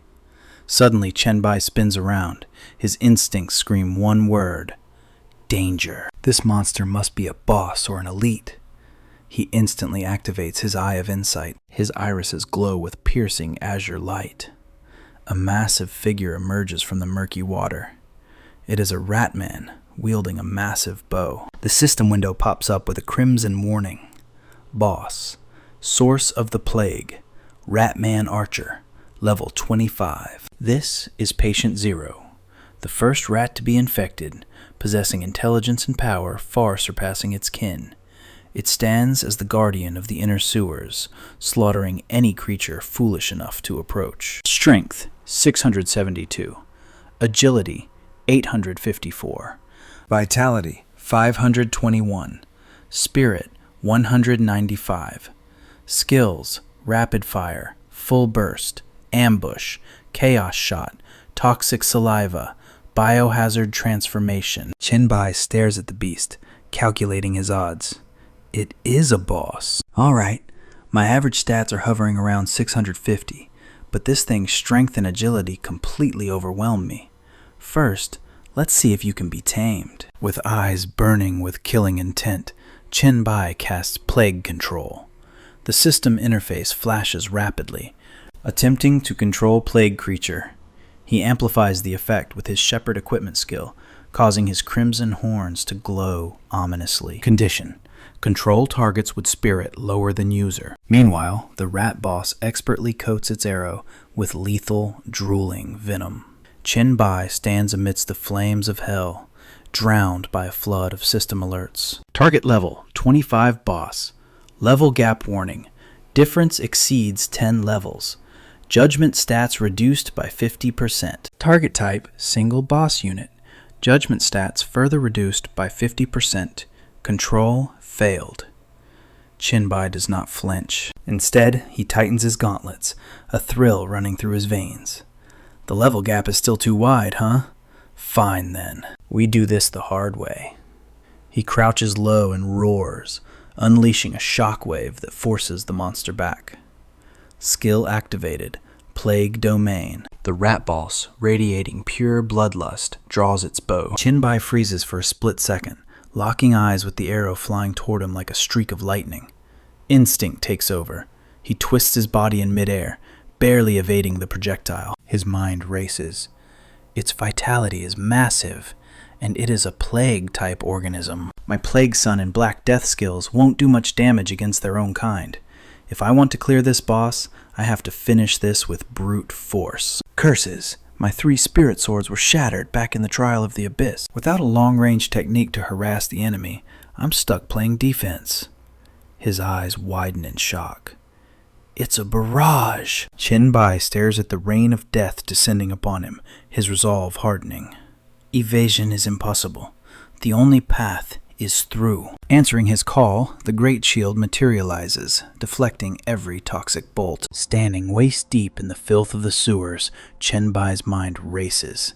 Its agility stats eclipse mine, but we are in the sewers now. It is guarding the deep entrance, meaning it cannot kite me effectively here. He casts the shield aside, his gaze burning with murderous intent. Thermal tracking active. Why is it retreating? Silence falls as man and beast lock eyes over the dark water. Then Chen Bai unleashes a psychic shockwave. The pressure blasts the rat monster backward, leaving it reeling. Exploiting the beast's weak spirit stat of 195, he launches himself into the air. Flames engulf his body, transforming him into a living weapon. Form. Boom! He delivers a devastating blow to the beast's skull. Earth-shattering strike! The monster collapses into the water, green slime oozing from its crushed head. Chen Bai grips his blade, his adrenaline pumped. Wait, he thought, narrowing his eyes. Even after that catastrophe, there's no system notification? It needs one final strike. Suddenly, the jaws of the beast snapped open, but Chen Bai was faster. A single clean slash cleaved the monster in two. He gazed down at the severed carcass drifting in the murky water, waiting. The system pinged. Sacrifice life force activated. To shed the skin scorched by hellfire and corrupted by disease. His expression remained cold. It's just a molt. So that's the trick. The biochemical plague is actually an emergency escape mechanism. Silence returned to the dark tunnel as he marched forward into the gloom. Chen Bai analyzed the situation. The deep zone is guarded by a level 25 boss. That is a threat I cannot ignore. I can resurrect within the abyss, but dying here means the abyss transformation plan is delayed by an entire week. The system chimed again. You have exited the sewer dungeon. Plague Hell difficulty. Re-entry cooldown, 7 days. Chen Bai stood at the edge, watching monsters leap into the darkness below. He turned his gaze to the final one, the first god of the abyss. A smirk played on his lips. Using my authority, I command all plague creatures under my control. Fall into the abyss. It worked. This was the gamble. Now that this piece is on the board, the rest of the plan is destined for victory. He raised his hand to the heavens. Awe! The void opened its maw, swallowing the creatures whole as the system flooded with alerts. System. New flesh-type organism absorbed. System. New bloodline-type organism absorbed. New soul-type organism absorbed. All new organisms were being assimilated by the abyss. Chen Bai watched in awe as the rat monster levitated, followed by a legion of others plunging into the deep. Explosive blood mushrooms, blood plague rats. Magnificent. A satisfied grin spread across his face. This will suffice for the moment. Their combined power is enough to claim the entire first floor as their nest. He visualized the hatching grounds. From this day forward, the demonic eggs spewing from the abyss well will spawn these 3 plague variants. They will evolve, spreading like a virus through every layer of the abyss. He watched the horde, his mind already calculating the next phase. But these 3 species are too weak on their own. In the future, I must inject even more lethal plague entities into the ecosystem. He turned toward the horizon. The current laws of this world are too primitive. Slaughter for strength. That is the only absolute rule, Chen Bai analyzed coldly. Endless slaughter creates powerhouses. Yes, but it breeds eternal chaos. This stifles the true potential of the abyss. With a wave of his hand, a purple vortex swirled into existence. We need order. We need new laws. I just need to determine what form they should take. A sultry demoness materialized from the ether, watching his arrival with dangerous intrigue. It looked like another interrogation with Macanthus was in order. Chen Bai sat perched upon the obsidian throne, addressing his court with absolute authority. I have decided the path for the abyss's evolution. You have all toiled tirelessly today. Your proposals were excellent. Winfield number 1, along with 4 and 2, bowed in perfect unison. Under your guidance, my liege, the abyss shall reign supreme, we await its glorious future. Abyss, floor 600, shattered space. Floor 350, serpent lord, world devourer venom. Number 2 nodded in understanding. I also favor the reconstruction plan you proposed, Master. I admire the cultures of other worlds, simply because the abyss is void of such things. Macanthus descended to join the conversation. Floor 437, King of Pleasure. Mantis couldn't hide her satisfaction. The expansion of the Dwarven Trade Guild within the abyss, was, exactly what she had desired. She leaned in from behind, chin resting on his shoulder, with seductive charm. With this, the spirits under my command would finally have a purpose. Stability meant loyalty, after all. Even Gaboon, usually reserved, nodded in slow, solemn agreement. Your vision is flawless, my lord. The ferryman of the underworld, a level 400 abyss demon god. Practically radiated approval. He vowed to wait in the depths until Chen Bai possessed the power to reshape the very laws of the abyss. Chen Bai flashed a confident smile, his aura calm yet commanding, rest assured, as long as I sit on this throne, the abyss will evolve under my rule. Perched casually on a stone spire, he began distributing the spoils of war. Your counsel has been invaluable. When we reach the summit of this world, a seat of honor awaits you both. Reassured by his declaration, Winfield and the ferryman bowed low, we shall not disturb you further, my lord. With a final pledge of loyalty, they faded into the shadows, awaiting the day of ascension. But Mantis lingered, her laughter like soft velvet. Your plans for the abyss? They truly are intoxicating, master. As the scene shifted and the gathering thinned, she made her move. In a blink, she warped right beside him, her, voice dripping with playful reproach. You owe me for this, you know. Make it up to me next time. Chen Bai didn't back down. Just wait until I fully control the abyss. You are the one who will beg for death. His words struck true, piercing her composure. With a satisfied smirk that promised future calamities, she dissolved into the void. I await you in my palace, my lord. Her voice lingered in the air, a seductive echo of impending chaos. Silence returned. He twisted the ring on his finger, a cold smile playing on his lips. Satan, you have been surprisingly useful. His gaze pierced the horizon as he laid out a bargain the devil himself could not reject. Once we reclaim hell and fuse it with the abyss, I shall crown you king of the inferno once more. Inside the ring, the demon's soul shuddered with ecstatic greed. Your divinity will be reborn. I am your blade, my lord. My very existence is yours to command. The demon's groveling faded. Chen Bai's expression hardened into steel.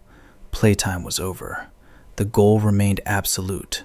Power. In this unforgiving world, stagnation was a death sentence. His level and class were maxed out, but true strength required more. He needed god-tier gear and a supreme bloodline. Lightning flashed in his mind. Of course, the bloodline fusion. His fingers blurred across the glowing system interface. In the heat of battle, he had nearly neglected the mask's secret attribute. Before descending into the abyss, he had sacrificed an ocean of high-grade potions to it. Now, it was time to harvest the fruit. Rank SS. Chen Bai frowned. Is that all? Only double S. Was it a lack of materials, or had the artifact reached its ceiling? There was only one way to know. He ripped open a rift to the 10th floor. He needed more essence. He would not settle for anything less than triple S perfection. The gate roared to life. It was time for a massacre. 7 days of relentless grinding passed in a heartbeat. Deep within the subterranean sewers, Lu Li and Su Xin froze. A voice they knew better than their own echoed from the darkness. Su Xin? Lu Li? Chen Bai stepped from the shadows. Why are you lurking in the filth? Lu Li's face was grim. Master, we have a crisis. Chen Bai rubbed his chin, the puzzle pieces clicking into place. Let me guess. I power leveled for 5 days, then went silent for 2 inside the dungeon. Now the rats believe the cat is trapped. Or worse, dead. Lu Li nodded sharply. Exactly. Sister Song seized the opportunity. She allowed the rumors to fester, using them as bait to expose the traitors in Jiang City. It is time for the purge. Her eyes gleamed as she outlined the strategy. She sent me to intercept you with my illusions. I must smuggle you back to the villa unseen. The enemy cannot know the king has returned. She glanced at the quiet woman beside her. As for Su Xin, she simply refused to sit still while your safety was in question. Chen Bai listened, his expression unreadable. To think a mere week of silence could trigger such upheaval. His mind flashed back to the grind. The delay had been necessary. Farming the bloodline elixirs had devoured days. Just satiating the mask's hunger took 10 hours of absolute focus. It had coincided perfectly with the twins' graduation ceremony. He had taken them to the first floor of the abyss, letting them test their fledgling wings. He recalled them soaring through the air, potential unlocked. Back in the damp sewer, Chen Bai nodded. Not bad. Song Zicheng played this beautifully. In the apocalypse, ambition is a weed that grows in every crack. So, who took the bait? Lu Li's report was surgical. Several faction leaders believe Sister Song was weak without her master. They attempted a coup to establish their own kingdoms. When she refused, they turned to threats. So, I slaughtered them all. Chen Bai placed a heavy hand on their shoulders. Giving command to Song Zicheng was the greatest investment I ever made. But this administrative burden is stifling your cultivation. Worry not, I have found a solution. The two girls leaned in, planting grateful kisses on his cheeks. Thank you, Master. Chen Bai shifted gears instantly. By the way, Lu Li, is there land available in the Central District? I have a specific requirement. Absolutely. Sister Song reserved a massive estate behind the central hub for future expansion. Moments later, they stood before a majestic manor. Song Zicheng gestured elegantly. White Emperor, this is the prime territory you requested. Chen Bai stepped forward, flanked by two ethereal figures. Meet Yan Yi and Yan Sui. They are a rare breed of evolvers, earthbound spirits. Their potential is infinite. As they grow, they will bestow massive buffs upon White Emperor's city. Their strength is tethered directly to the prosperity of our dominion. Think of them as the guardian deities of our future empire. Song Zicheng waved politely. Welcome, I am Song Zicheng. She paused, studying their identical features. Are you twins? Yan Sui, her form shimmering like moonlight, smiled warmly. Hello, Sister Song. I am Yan Sui. Our existence is complicated. Before the apocalypse, we were one entity, Yan Yu Qi. Yan Yi crossed her arms, feigning boredom, leaving her sister to speak. Evolution split our soul. Good and evil were torn asunder. Thus, Yan Yi and Yan Sui were born. Song Zicheng raised an eyebrow. Good and evil incarnate. Chen Bai stepped closer to the brooding Yan Yi, his presence calm and assuring. Fear not. She may embody malice itself, but she has completely mastered it. The darkness does not rule her. She simply has a bit of a temper. Yan Yi scoffed, whipping her head away with a sharp proving his point perfectly. Song Ziang covered her mouth, giggling softly at the interaction. He really does resemble you, little brother. Chen Bai stepped forward, his voice thundering with absolute command. This is Song Ziyang. She is my woman and the acting ruler of White Emperor City. She holds my absolute trust. When I am absent, her word is law. You will obey her as you would obey me. The demonesses bowed in respectful unison. Understood. Please guide us well, Sister Ziyang. We shall follow your commands in the Lord's absence. Song Ziyang placed her hands on his shoulders, her expression shifting to concern. By the way, White Emperor Meng Meng has been sleeping constantly these past few days. It likely concerns Chat Group 001 and her class awakening. Chen Bai nodded firmly. I will handle it. He approached her door, knocking while sending a gentle pulse of spiritual energy inside. The sonic wave rippled through the room. Meng Meng lay frozen upon the bed, deep in slumber. Sensing the energy, she bolted upright. Master! A sudden crash echoed from inside. Chen Bai threw the door open. His senses were on high alert. What happened? She rubbed her head sheepishly. Master, my legs gave out from lying down so long. I fell. Then her eyes lit up with starlight. But I have incredible news. I obtained an exclusive hidden class scroll within my dream. It works just like a system mechanic. If I hunt enough high-quality monsters, I can trigger an evolution. I have been grinding non-stop for days. Rank A is finally mine. Chen Bai sighed, his voice stern but caring. You cannot gamble with your life like this, kid. Even a warrior needs to rest. Haste makes waste, remember? She nodded obediently. I understand, Master. Suddenly, a mystical token materialized in Meng Meng's hand. Master, have you been offline too long? The group chat is exploding because of this item. Everyone is losing their minds over it. The interface flashed with a system notification. Item: Shu Mountain Token. Holding this grants the prestigious title of Shu Mountain Disciple. Access granted to the special map, Shu Mountain, levels 10 to 89. This token is soulbound. It cannot be traded, gifted, or lent. Chen Bai's eyes lit up with recognition. Ah, I remember this now. The clear reward from the Flying Sword Dungeon. But why is everyone making such a fuss? If memory serves, that was a hidden quest exclusive to the Sword Immortal, was it not? Meng Meng's eyes sparkled. Exactly! The hidden dungeon has opened its gates. Thanks to the Sword Immortal, everyone gets one shot. Clear the trial, get the token, and enter the legendary Shu Mountain. The loot inside is supposed to be God tier. A group of men cheered in the background image, clutching their new tokens. Chen Bai smirked. Is that so? The girl nodded enthusiastically. Yes! It is the only topic in the chat these days. Master, take a look. Chen Bai shrugged. All right. A holographic chat window popped up instantly. User, Heir of the 5 Lightning Whips, typed, Brothers, let us schedule a raid on Shu Mountain. You know my power level. Sign up now and I will carry you noobs. Willow King replied, Stop posing. We know you were just showing off. Last time, if I had not used the Heavenly Light Edict to lock down the boss, your trash lightning would not have hit anything. Xuan, it took your whole squad to down a mob on the first floor of the Demon Locking Tower. You guys are way too hyped. Cold King complained. Why are the monsters in the Sword Tomb immune to psychic attacks? I am losing my mind here. Overlord cut in. Instead of yapping, pick a time.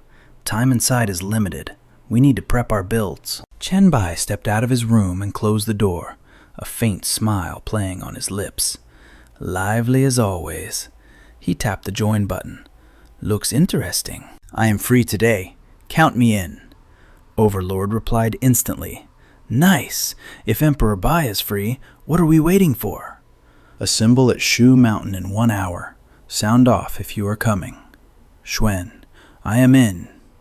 Willow King signed up. Heir of the 5 Lightning Whips. If Emperor Bai is going, you know I cannot miss it. Ding ding. Last time we teamed up with Emperor Bai, it was too short. Can't wait to run it back. Count me in. I am not the Sword Immortal. Damn, I have to cultivate in the sect leader's closed room. Have to sit this one out. Taoist Zhenshu. Count this humble priest in. Chen Bai calculated. 1 hour to assemble. Perfect timing. My blacklight virus points have been stacking up nicely. I have an hour to optimize my build and upgrade some skills. This leveling mana grind never stops. I can test the new powers inside the dungeon. Location, Shu Mountain, special map. Levels 10 to 89. Chen Bai waved. Hello everyone. Looks like the whole squad is here. Zhenshu bowed. Emperor Bai, do you remember this humble priest? Chen Bai nodded. Of course I do, Taoist Shu. Ding Ding waved with a beaming smile. We meet again, Emperor Bai. Chen Bai returned the greeting. Good to see you, Ding Ding. A young man stepped forward, introducing himself. Emperor Bai, I am Willow King. Just call me Ah Liu, or Old Liu. Chen Bai nodded. Old Liu it is. Inner thoughts raced. The Willow King. His true name is Chang Lu, one of the few genuine brothers I had in my past life. Another shadow approached softly. I am Su Chuan. Beside him, a towering mountain of a man spoke up. Emperor Bai, I am Ba Wang. Chen Bai smiled. An honor to meet you all. Brother Ba Wang and Brother Su Chuan. Chen Bai noted silently. These two were also legendary rankers in my previous timeline. Suddenly, the air rushed over, vibrating with electricity. Emperor Bai, heir of the 5 Lightning Whips, at your service! Chen Bai studied him. The future Thunder Saint. This group chat is truly a den of hidden dragons and crouching tigers. The lightning heir practically tackled him. I finally get to meet you, Emperor Bai! My savior! Chen Bai stood there, completely bewildered. Is this really the world-renowned Thunder Saint from my past life? He felt awkward. The Thunder Saint was a peerless warrior who made demons tremble. Why is he acting like an excited puppy? Chen Bai laughed nervously. We're all friends in the group. You don't need to be this intense. The guy hugged his leg tighter. Savior! My benefactor! Ding Ding giggled nearby. Emperor Bai, don't you know? Chen Bai blinked. Know what? She crouched down to explain. Back when you traded the Divine Lightning, you gave him the Thunderwalker class scroll on credit. If you hadn't, he'd still be risking his neck doing that suicidal investment quest.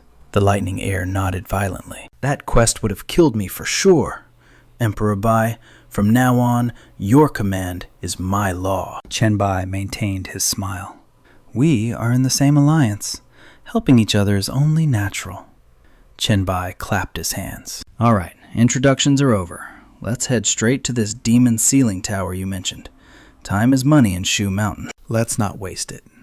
System announcement.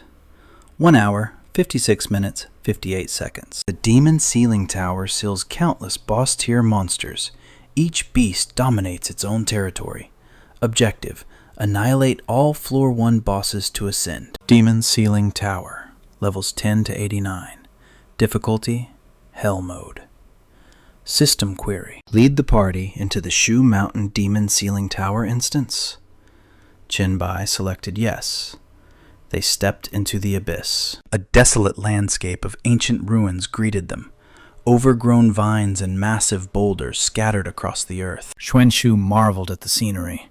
A true paradise on earth. Lin Shan and the others couldn't help but agree. Indeed, the space inside the demon ceiling tower felt vastly larger than its exterior suggested. Suddenly, the surface of the water exploded. Chen Bai's eyes lit up with excitement as he activated his secret eye. The system interface flashed. River-swallowing toad. Level 15 boss. This suppressed monster possessed a body of steel and a tongue like a whip. A master of the hydro arts. Its only weakness was its movement, relying solely on jumping. Its crawling speed was pathetic, and it feared lightning attacks. Its skills included, and the crushing. Chen Bai grinned. He recalled this beast clearly. It was the very same toad that blocked their path in the last timeline. Lin Shan shouted, "Brothers, we have to capture this thing. It's the perfect chance to show Boss Chen our true strength in this leveling mania." Shanglu didn't hesitate. He charged forward with launching a serpent manifestation to bind the giant toad. He unleashed a barrage of lightning strikes, focusing every volt of electricity into the beast's massive frame. But suddenly, a massive tidal wave surged from behind the beast. The skill.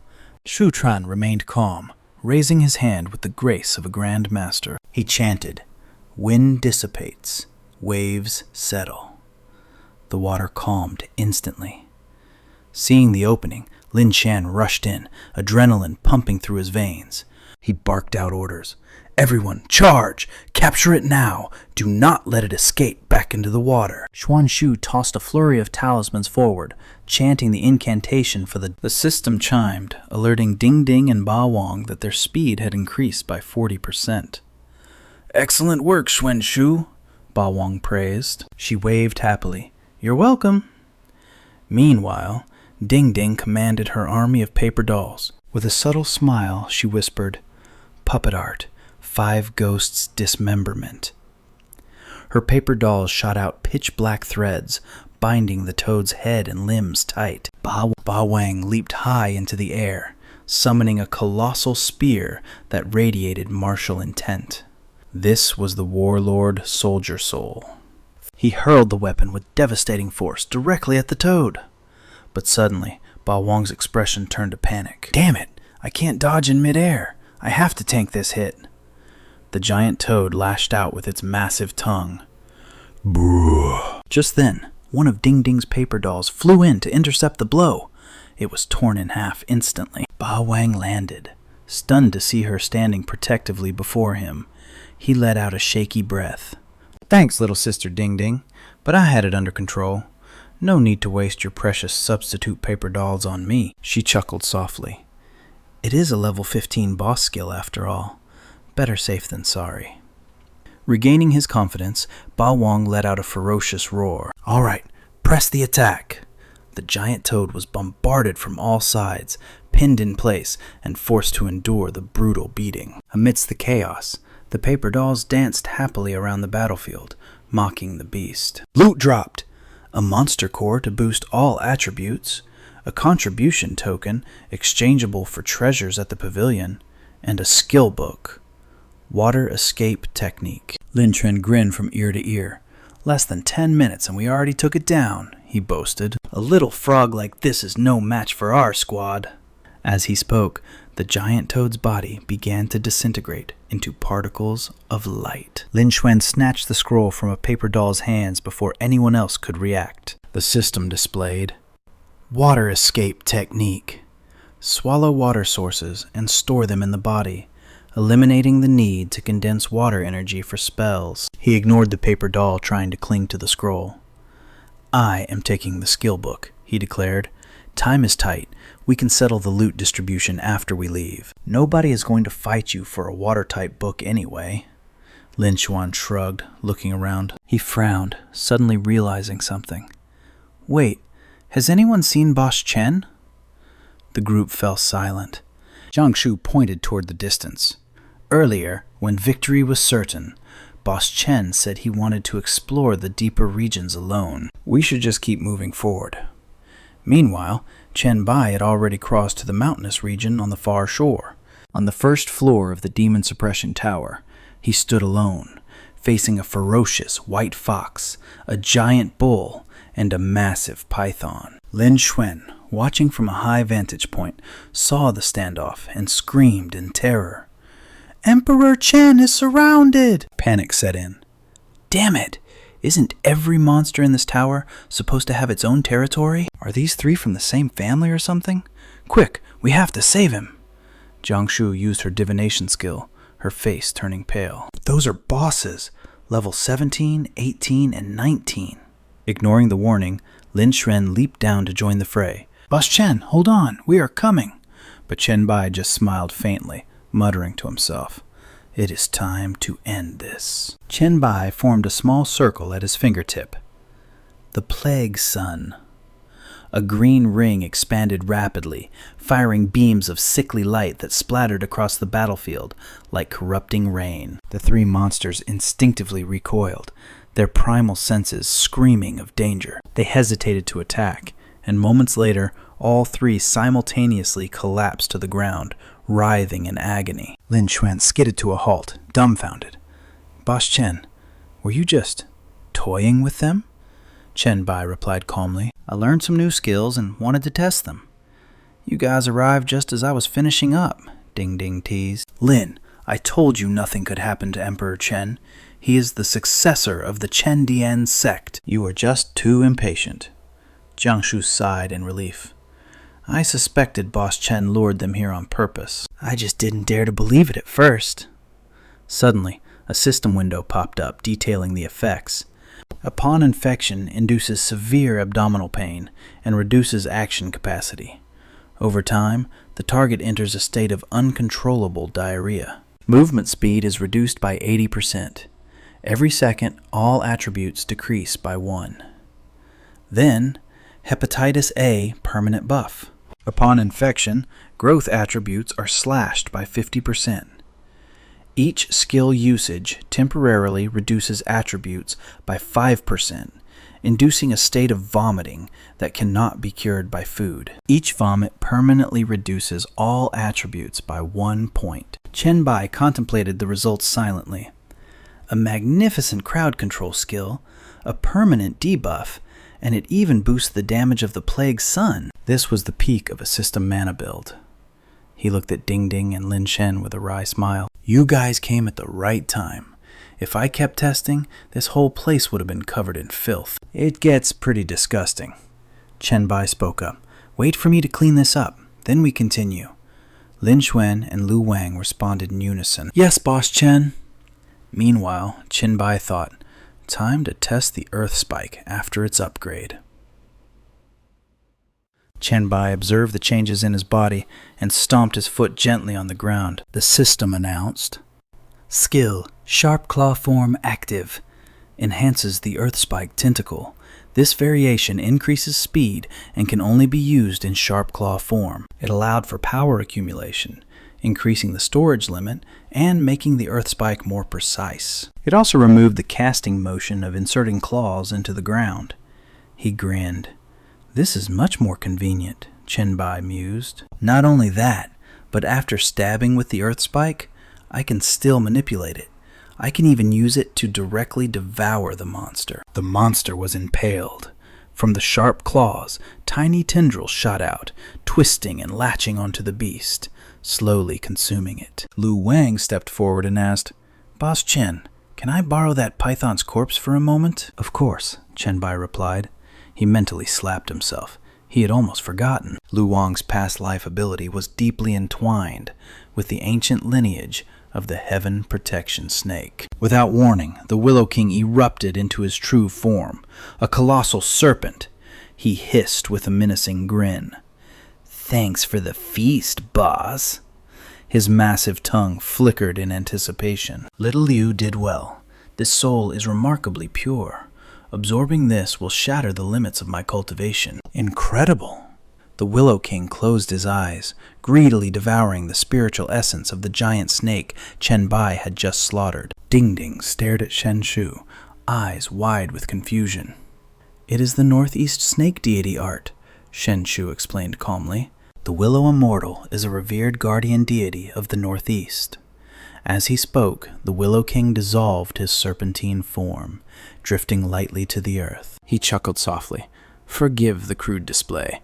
My family's dining etiquette leaves much to be desired." He gestured respectfully toward Chen Bai. Chen Bai released a surge of dark energy, enveloping the serpent's corpse instantly. The system chimed.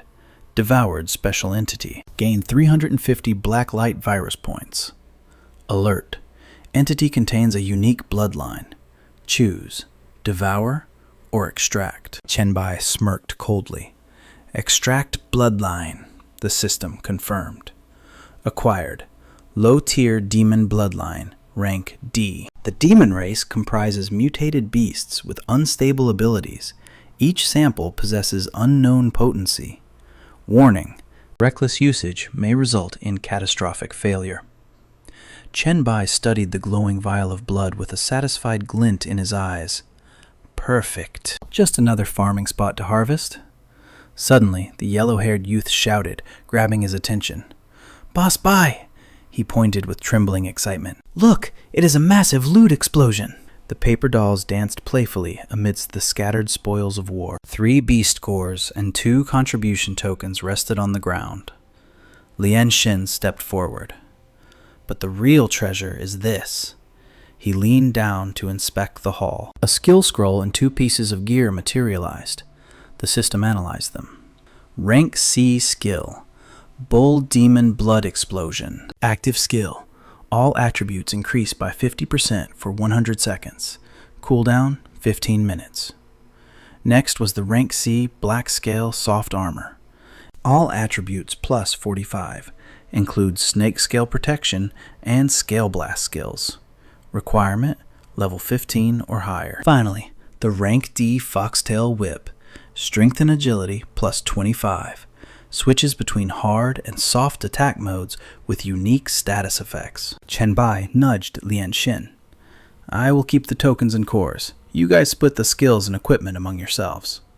Shuechuan protested immediately. "That is not right.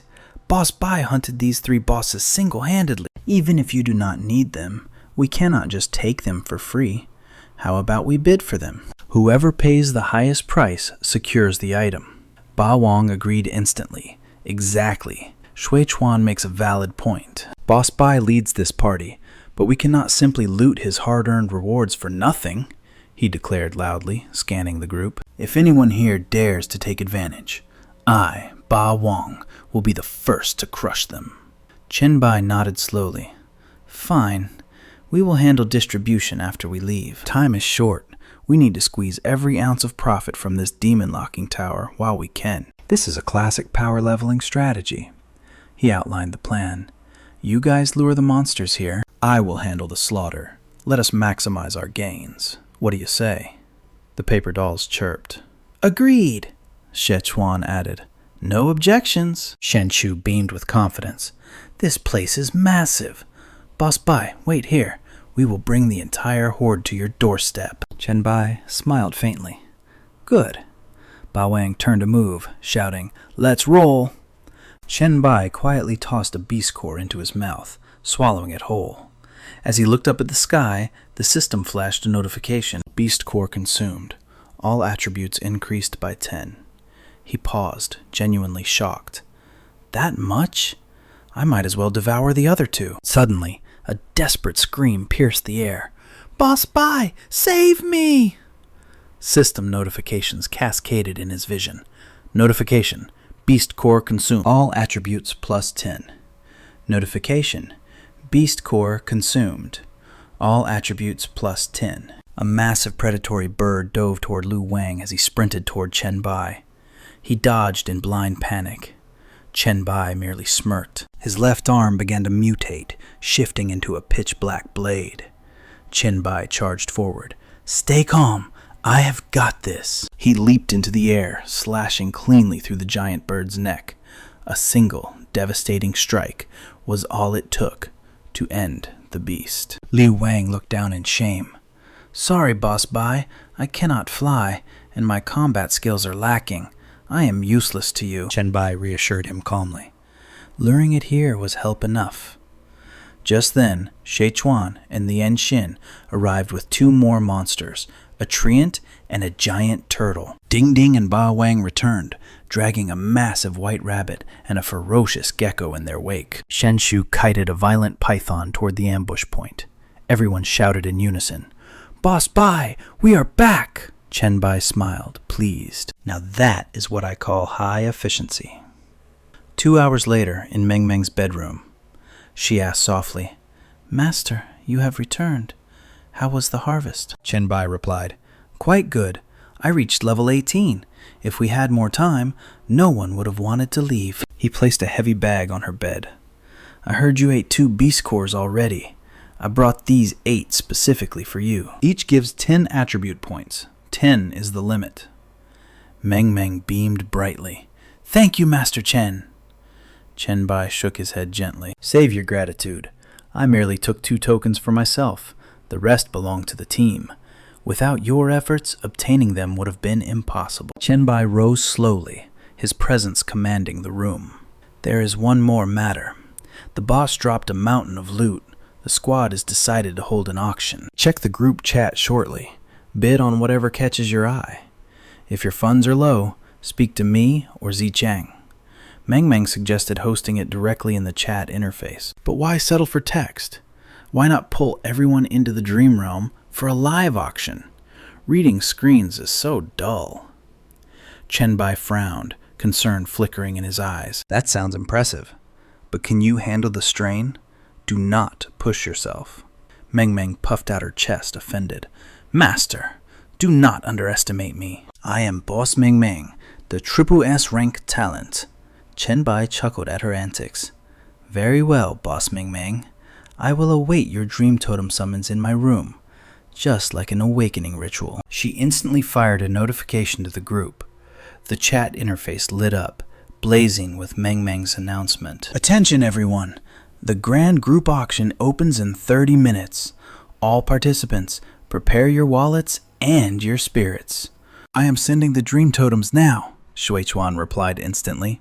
Count me in, the heir to the lightning whip typed. Me too. I have had my eye on a specific item for ages. The user named The Only Trash in the Group typed. Time for me to shine. Crow chimed in with a question.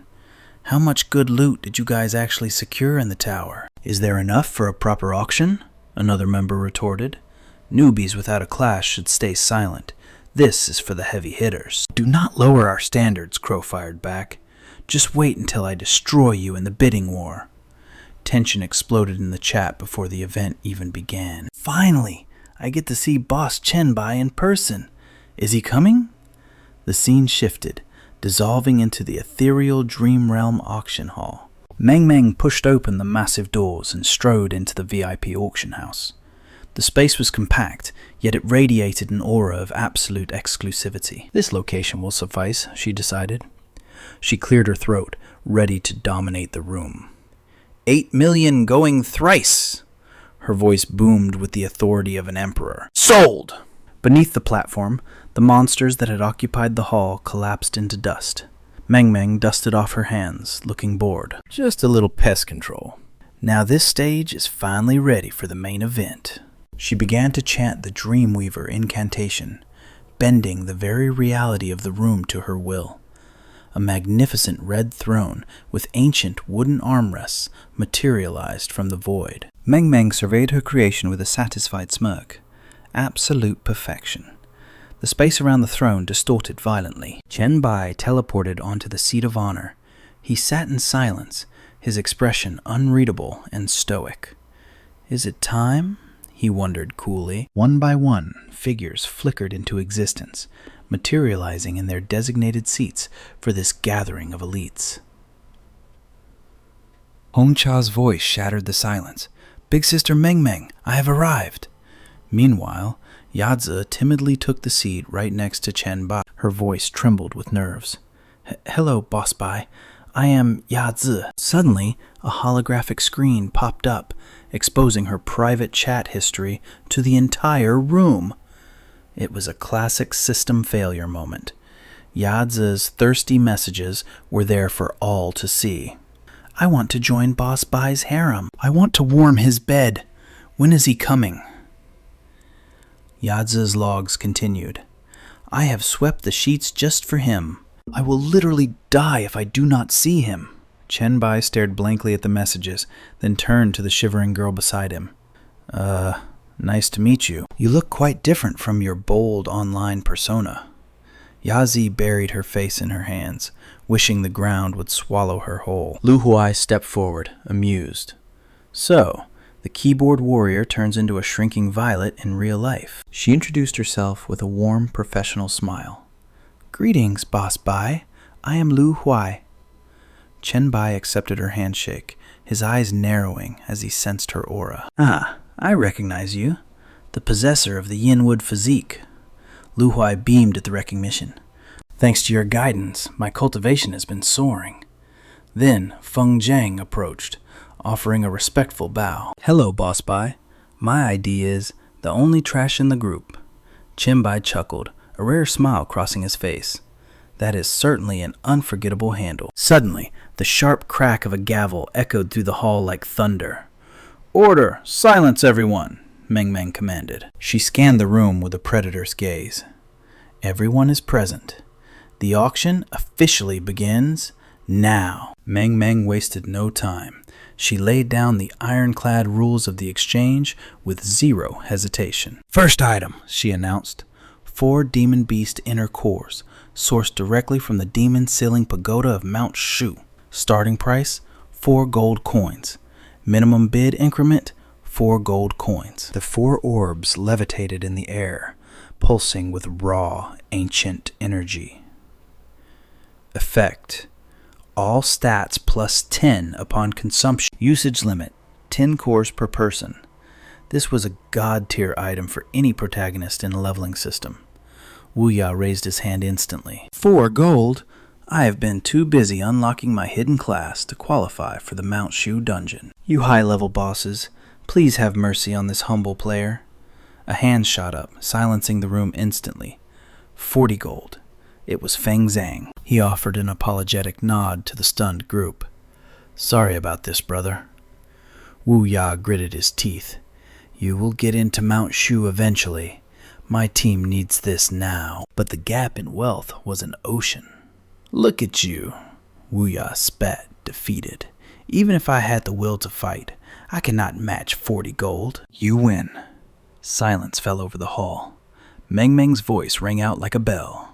40 gold going once, 40 gold twice, 40 gold 3 times. Bang! The gavel struck like a final judgment. Sold to the only trash in the group for 40 gold. Feng Zhang winced, awkwardly rubbing his neck as eyes bored into him. I am really starting to regret choosing that ID.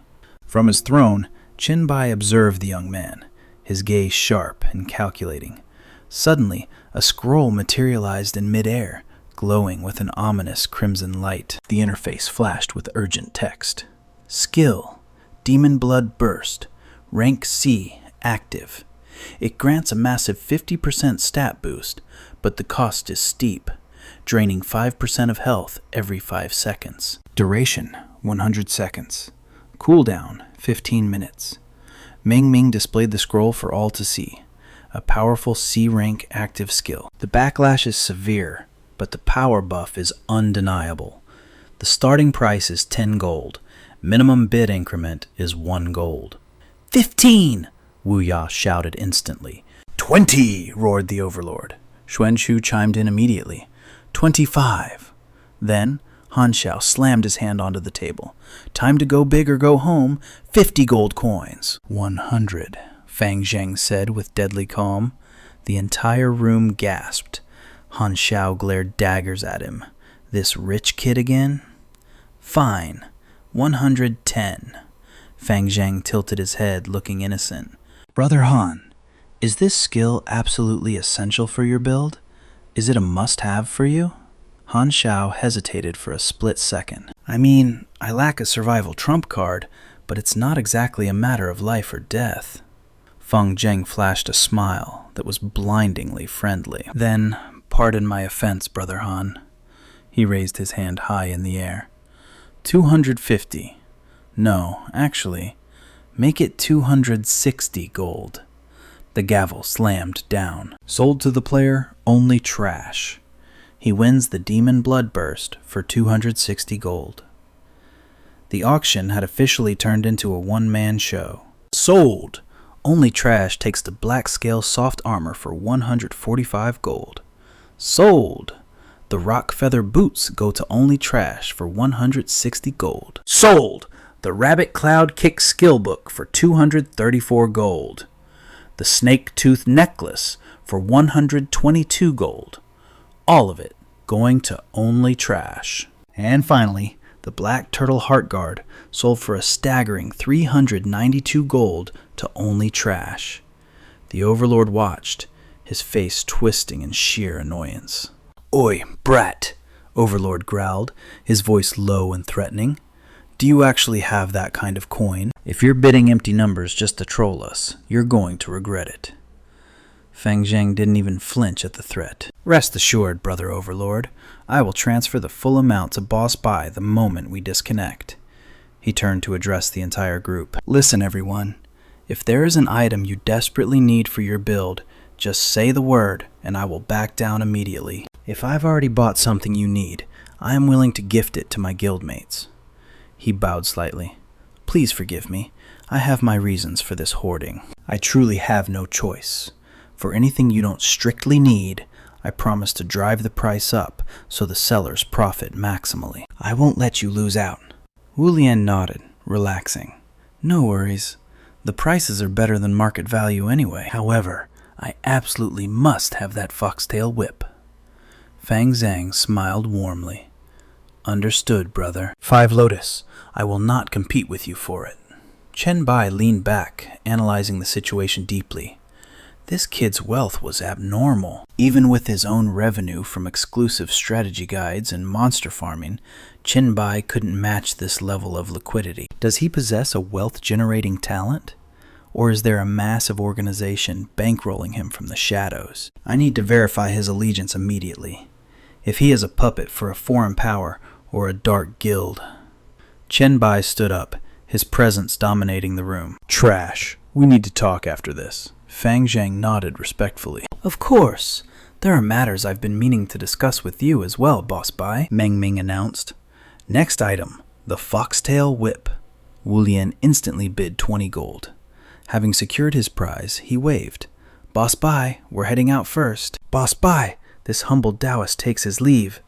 Ding Ding chimed in. See you next time. Can't wait. Others forced awkward smiles as they departed. We're going too. Bye, boss.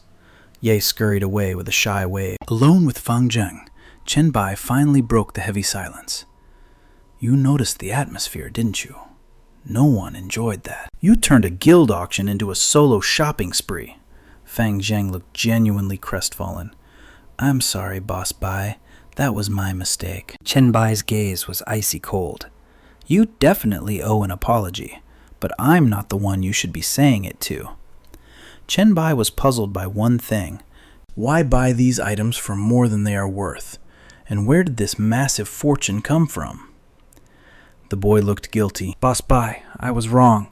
I will make it up to everyone. Please don't kick me out. I will explain everything now. No more secrets.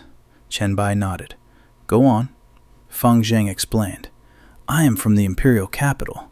My family is unique. My father, uncle, and sister all work for the imperial court. My talent is related to gold. Chen Bai checked the system panel. Talent. Money begets money. Gold drop rate plus 200%. Inventory gold increases by 1% daily. All skill effectiveness minus 30%. Feng Zheng confessed. Because of this talent, the court uses me as a living treasury and purchasing agent. He looked down at his feet. I saw so much good gear. I just lost my head. I really didn't mean any harm. Boss Bai, I beg you. Chen Bai was stunned. The imperial court? The boy hesitated. Boss Bai, do you not want people from other factions in the group? Chen Bai reassured him. Don't worry, we don't discriminate against factions here. Eventually, everyone will join or build a force, right? He fell into deep thought. In his past life, the imperial court built Dragon City in the capital. Their wealth secured massive benefits for the Dragon Nation. It seems it was all thanks to this kid's ability. Even at 1% a day, with a large enough base, that compound growth would be absolutely terrifying. Chen Yi's interest peaked instantly. Fine, I have no quarrel with your faction's power, but let us set some ground rules first. The man replied eagerly. Speak your mind. Please, go ahead. Meanwhile, after the auction concluded, inside a lavish villa in the Dragon capital, Feng Zheng pleaded for his life. Sis, I was wrong. Have mercy, not the face. Mercy, she scoffed.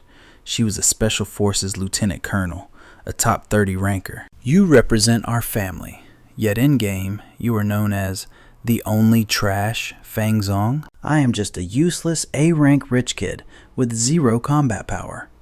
If you don't hold back, your own brother is going to expire. She frowned, annoyed. Maybe a broken bone or two will teach you a lesson. Fang Ning, wait!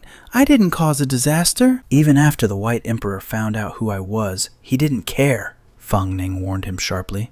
It doesn't matter what the White Emperor thinks. If you keep acting like a spoiled brat, you will meet a tragic end. You only survived this time because he couldn't be bothered with an insect like you. What happens when you offend someone else? Suddenly, an elderly man walked in from the study. Xiao Ning, why are you lecturing Xiao Zong again? Father? After the auction, the White Emperor actually asked me to stay behind, Feng Zheng confessed. He gave me 2 conditions. The patriarch frowned, his aura flaring dangerously.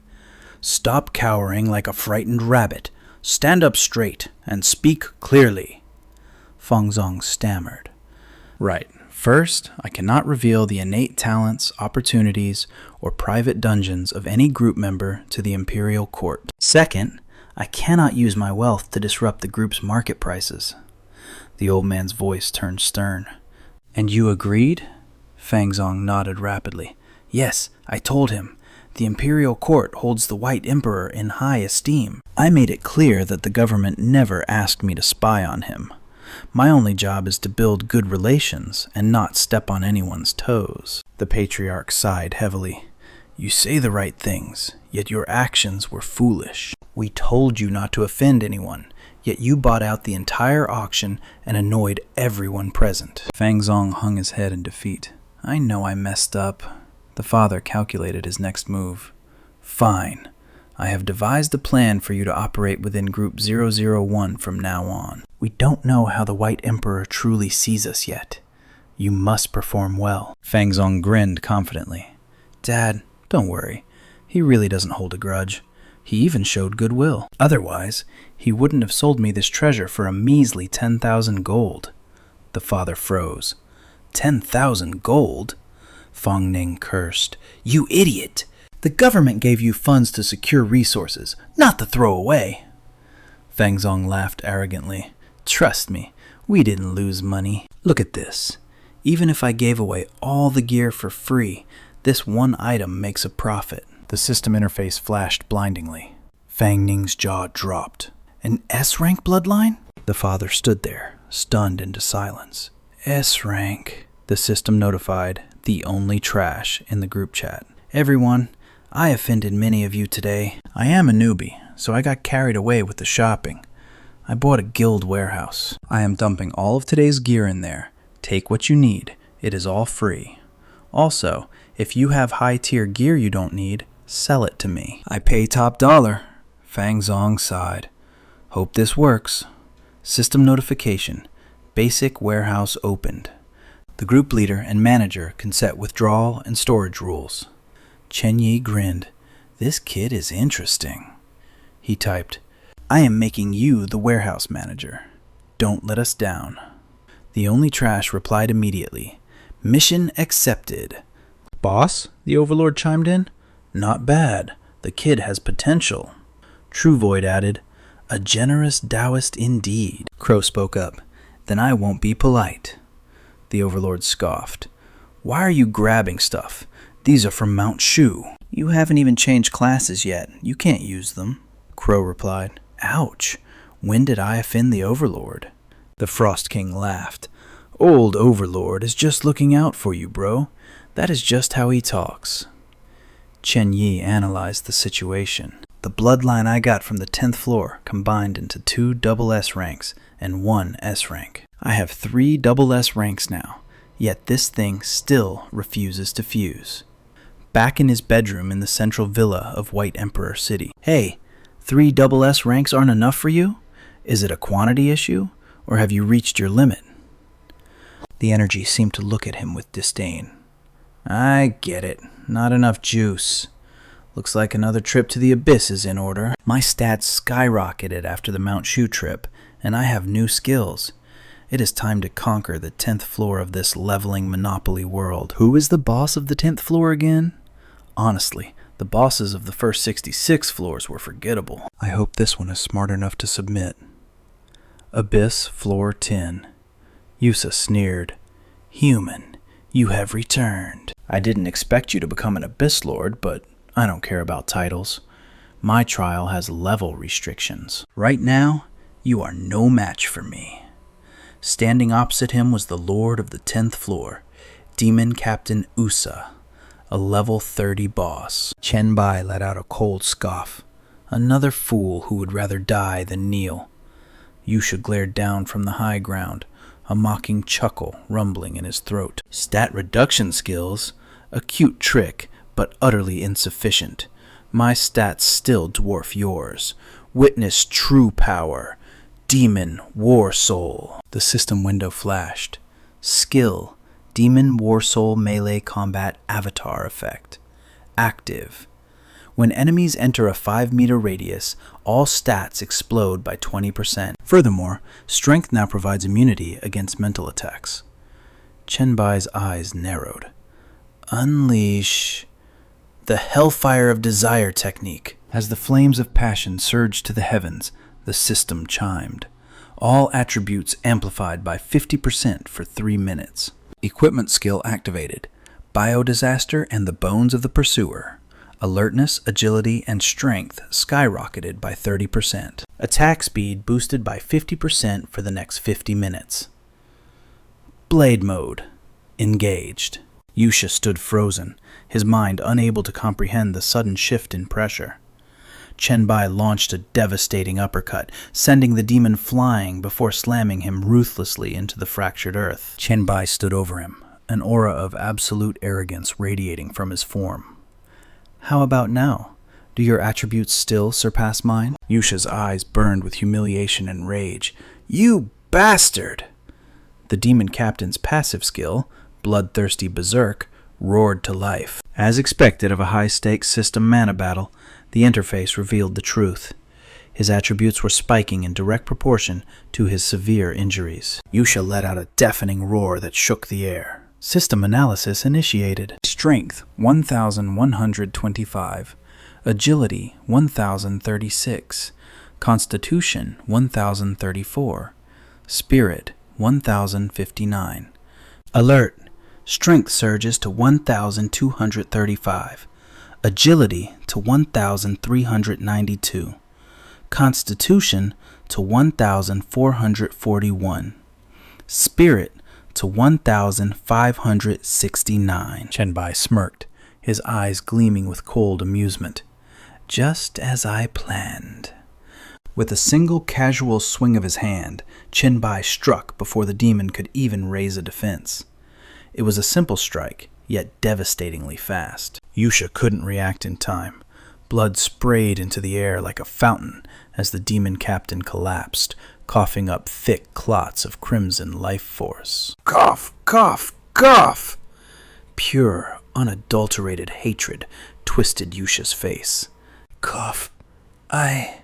Chen Bai glanced down coldly. Any last words?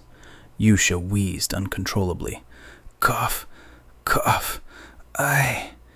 Yield. You have won. I admit defeat. Lord of the Abyss, I beg you, let me die like a warrior. Do not let me perish like a diseased dog. Chen Bai's smile turned sinister. You are indeed a warrior. Very well. I shall grant your wish. The blade flashed. Yusha's head separated cleanly from his shoulders. Suddenly, a magnificent purple light erupted behind Chen Bai. System notification. You have conquered the 10th floor of the Abyss, obtained supreme control authority for the current tier. All attributes increased by 10. Announcement. The Great Abyss Lord has completed the first step of total conquest. A legendary feat in this leveling era. The ancient power of the Abyss converged into his body. New class ability unlocked. The Lord's Decree. The surrounding demons chanted in unison, their voices shaking the ground. My lord! My lord! Specks of violet light danced around Chen Bai like fireflies. System explanation. The Lord's Decree. A class skill granted by the conquered Abyss floor. Effect. You can command demons with unconditional obedience. You may lead Abyss creatures to any location via the Abyss Gate. Note. This skill has significantly reduced efficiency against true god tier demons. Chen Bai thought to himself, excellent. Before, Lord was just an empty title, but now, I truly control the Abyss. I hold the lives of these creatures in the palm of my hand. The plan to reform the Abyss starts now. In the name of the Lord, I hereby name the first 10 floors the Abyss Fields. In the name of the Lord, all demons on the 10th floor, heed my command. From this moment forth, infighting and unauthorized slaughter are strictly forbidden. All demons are to mine the mountains and clear the foundations. I intend to build a fortress. We will establish a true civilization here on the 10th floor. The demons looked at each other, completely dumbfounded. Wait, does this mean we aren't allowed to fight anymore? Then how are we supposed to increase our strength? And what is this about building a city and civilization? What use are those things to us? Mysterious purple streaks of energy began to snake across the ground. Chen Bai calculated the coordinates. The fortress will be situated on the southeast plane of the Abyss. He channeled the Abyss power to outline the massive city walls directly onto the earth. Listen well. During the construction, whoever performs with excellence shall be rewarded. The prize is an S-rank pure-blood demon bloodline. The demons froze in shock. Did he say a reward? An S-rank pure-blood bloodline? S-rank? Upon hearing this, one demon immediately hoisted a massive rock to begin working. The others instantly panicked. This is bad! We're falling behind! With a reward like that, who cares about fighting? Lord, my lord! Let me build the city. I love construction. Building walls is my passion. Move out of the way. That bloodline is mine. Another demon scoffed at him. You brainless brute. Only intelligent little demons like us can construct a sturdy wall, the others retorted. The fallen demon tribe had the numbers, but organization was an absolute disaster. Chen Bai blinked, stunned by the stupidity before him. They had speed, sure, but no brains. A massive demon roared in frustration. "What are you doing? Why did you move the wall?" "I just finished stacking that," a smaller demon screamed back. "You idiot, you have to dig the foundation first." Another voice mocked them from the side. "You call that pile of rubble a wall?" Chen Bai let out a heavy sigh. "I was too careless." These demons weren't stupid, but they were bred for slaughter, not architecture. I need to teach them how to build, and more importantly, how to work as a team. "Wait, I have an idea." Leo strolled over, a smooth, calculating smile plastered on his face. "My dear Chen Bai, meeting you again is simply delightful. Do you require assistance? I just secured a fresh shipment from the dwarven craftsman and the god of steam himself." He gestured grandly toward the chaos. "I see the first city of the abyss has officially broken ground. But these demons, they lack the finesse for construction. Perhaps I can offer something to help build a fortress worthy of your name. After all, this is where your Goblin Merchant Guild will be established in the future." In the distance, demons were tossing boulders into a massive crusher, while others hauled bags of gravel onto carts. A perfect industrial assembly line was taking shape. Leo stood beside Chen Bai, his voice eager. "What a coincidence! These two machines are from the new shipment. One crushes the stone, and the other processes the binding agent." He turned to the site, eyes gleaming with profit. "By the way, the binding agent produced from abyss materials is incredibly durable, a truly top-tier product." Behind him, Chen Bai smiled, seeing right through the goblin's act. "But this kind of business is too small for a tycoon like you, isn't it? I doubt you came here personally just to sell me cement." Leo flinched, then turned back with a shameless grin. "True, but also not true. Even mosquito meat is still meat, as they say. However, you are right. I didn't come just for construction materials." Leo opened a series of holographic system panels displaying dazzling products. "I also have a comprehensive city design plan, suitable for all races of the heavens. Why don't you pick a design you like? Consider it a free gift." Chen Bai raised a hand, cutting him off. "No need." "I only intend to build the outer walls. When the time comes, whoever claims the land can build whatever they desire." Leo closed the interface, skepticism written all over his face. "Won't that result in a chaotic mess?" Chen Bai's expression was one of absolute confidence. "This is the first city of the abyss. It should embody the chaotic nature of this realm. Besides, if it becomes a mess, wouldn't your Goblin Merchant Guild shine even brighter as a beacon of order?" Leo's eyes went wide, and he nodded in excitement. "You make a compelling point. I am now looking forward to seeing the final result." The two moved quickly down the path. Chen Bai extended a hand, acting as the host. "Sir Leo, the main entrance is near the abyss well over here. My mansion will be in the deepest sector. And this is the prime location for your merchant guild. Make your selection now. Once chosen, leave your mark." The merchant turned to look at him. "Then I won't stand on ceremony." An invisible stake drove into the earth. A magical formation lit up, dazzling before Chen Bai's eyes. Leo stood outside the boundary, confirming his claim. "I'll choose this spot. I'll begin gathering materials immediately." Chen Bai smiled. "Farewell, Lord Leo." The goblin bowed.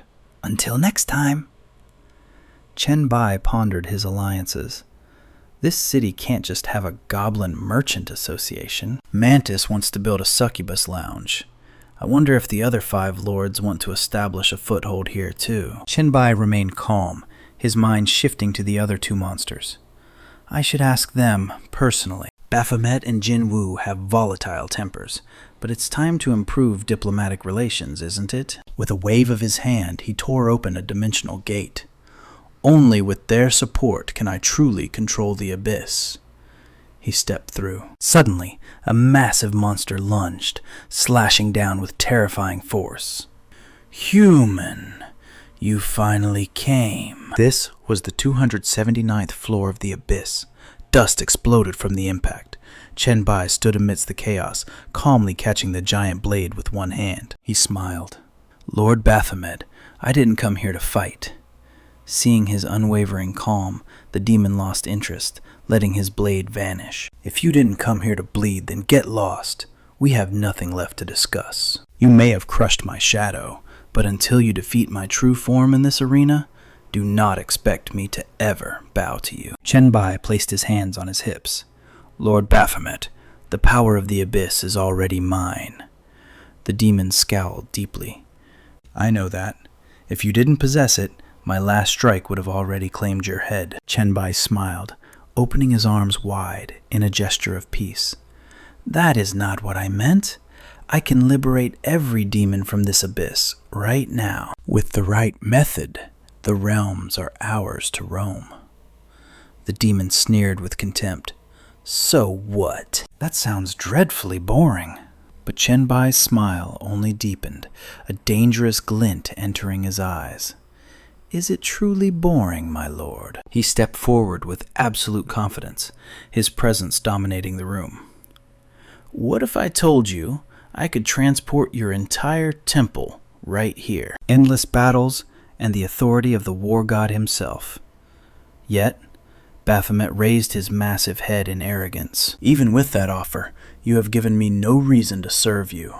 Chen Bai kept his cool smile, walking toward the beast with terrifying calm. "But knowing your nature, surely you would lend a hand for the glory and evolution of the abyss." Chen Bai looked up, his gaze piercing through the demon's soul.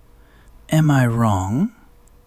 Baphomet loomed over him, the spiritual pressure immense.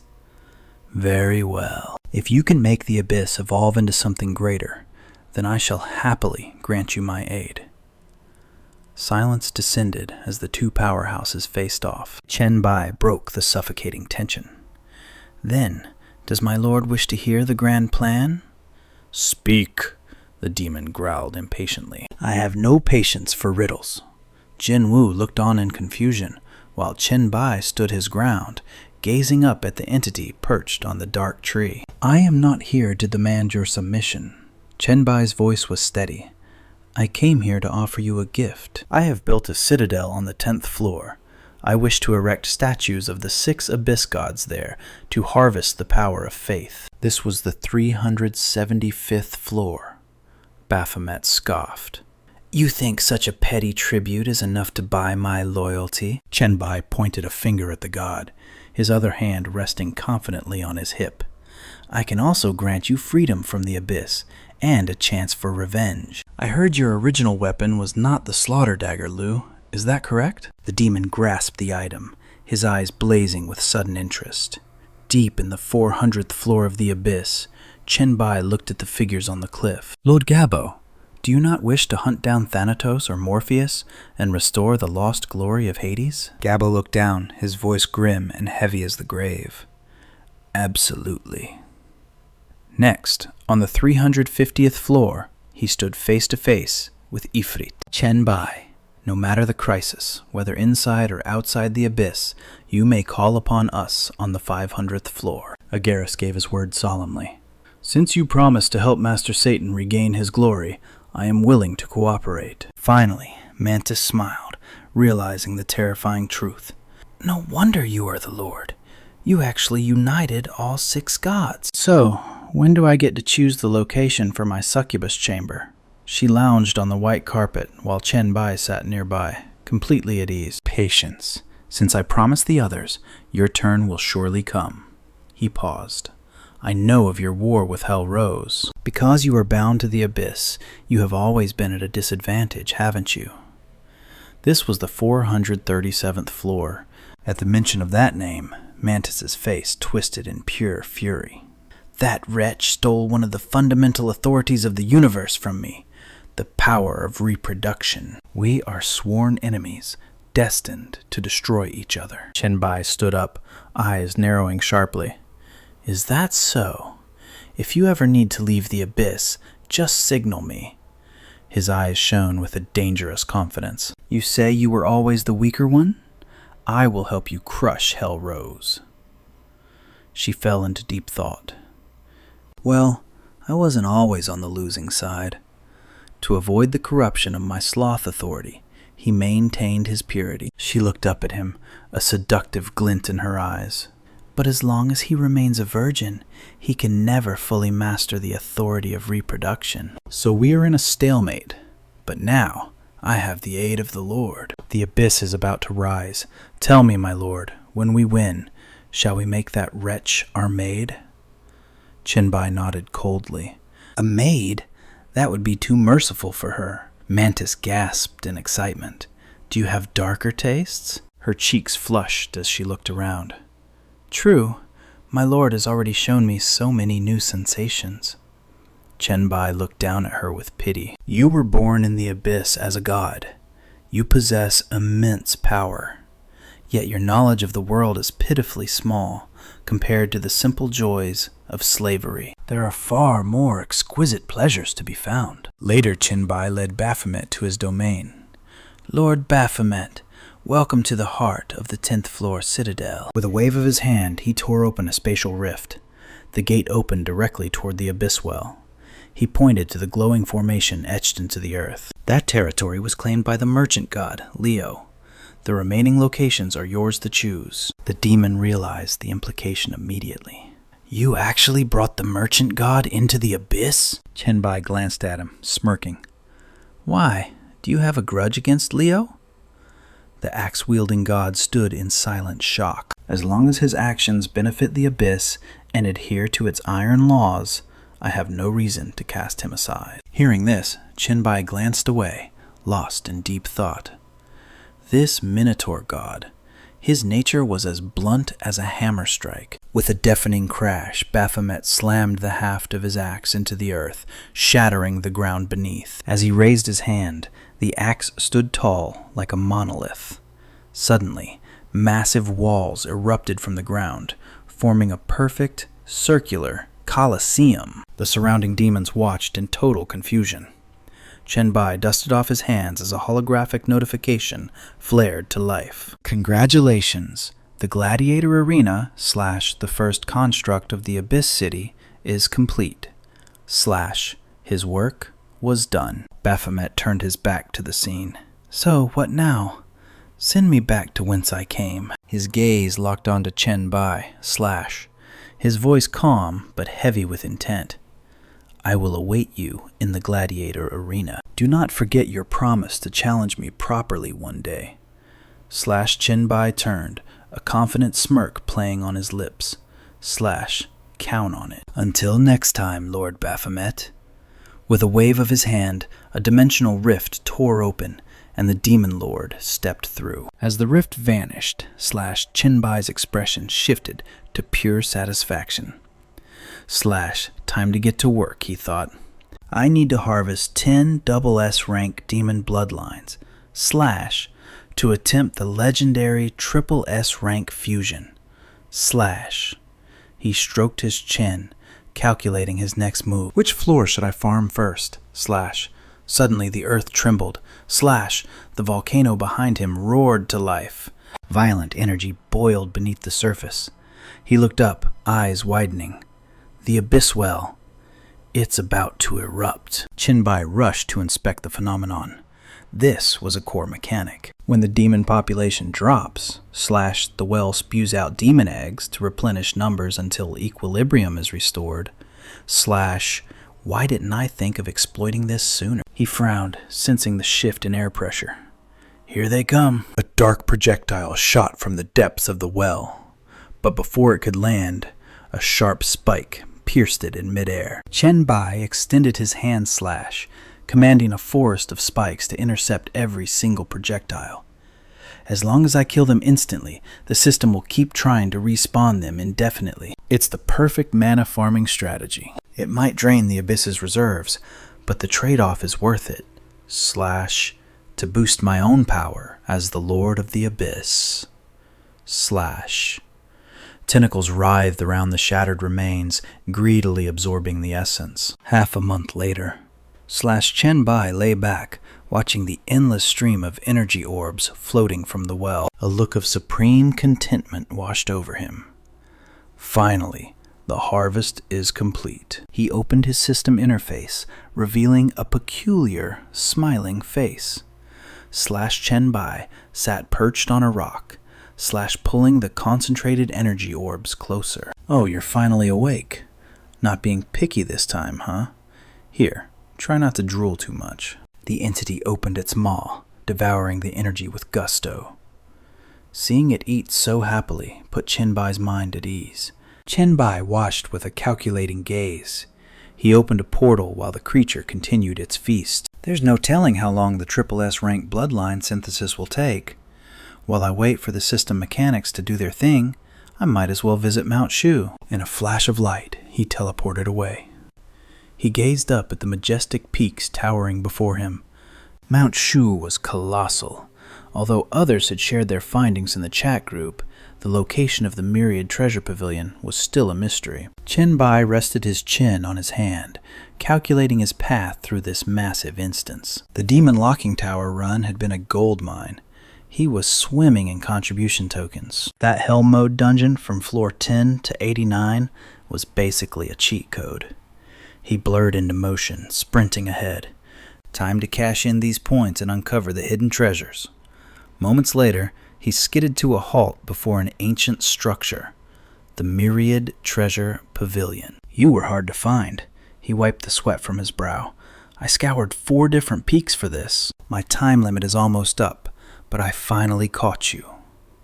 He shoved the heavy doors open.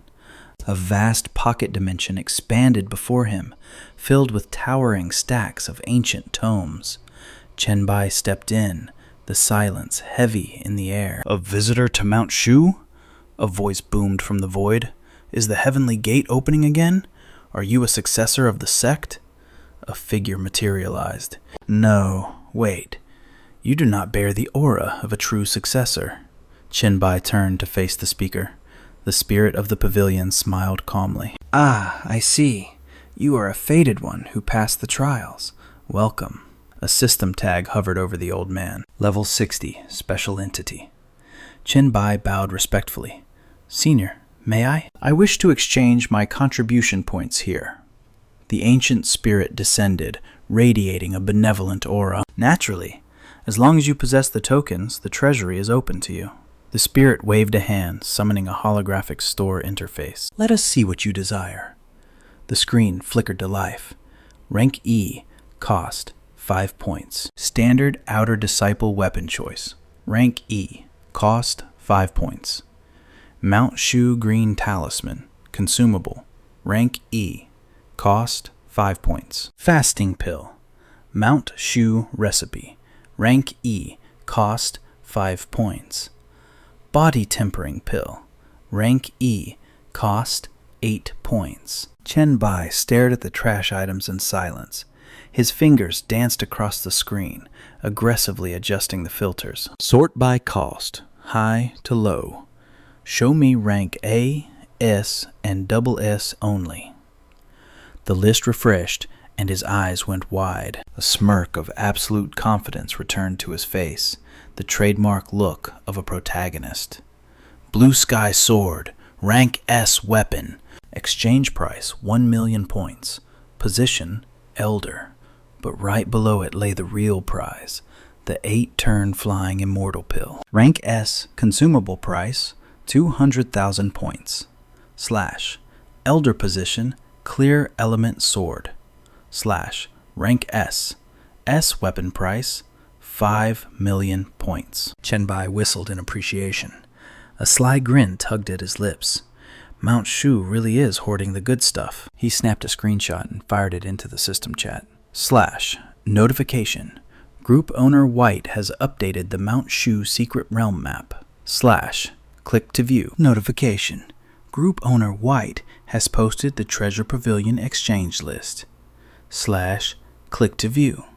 / Elsewhere, Jin stared at his screen, his eyes wide with disbelief. Aren't I the Sword Immortal here?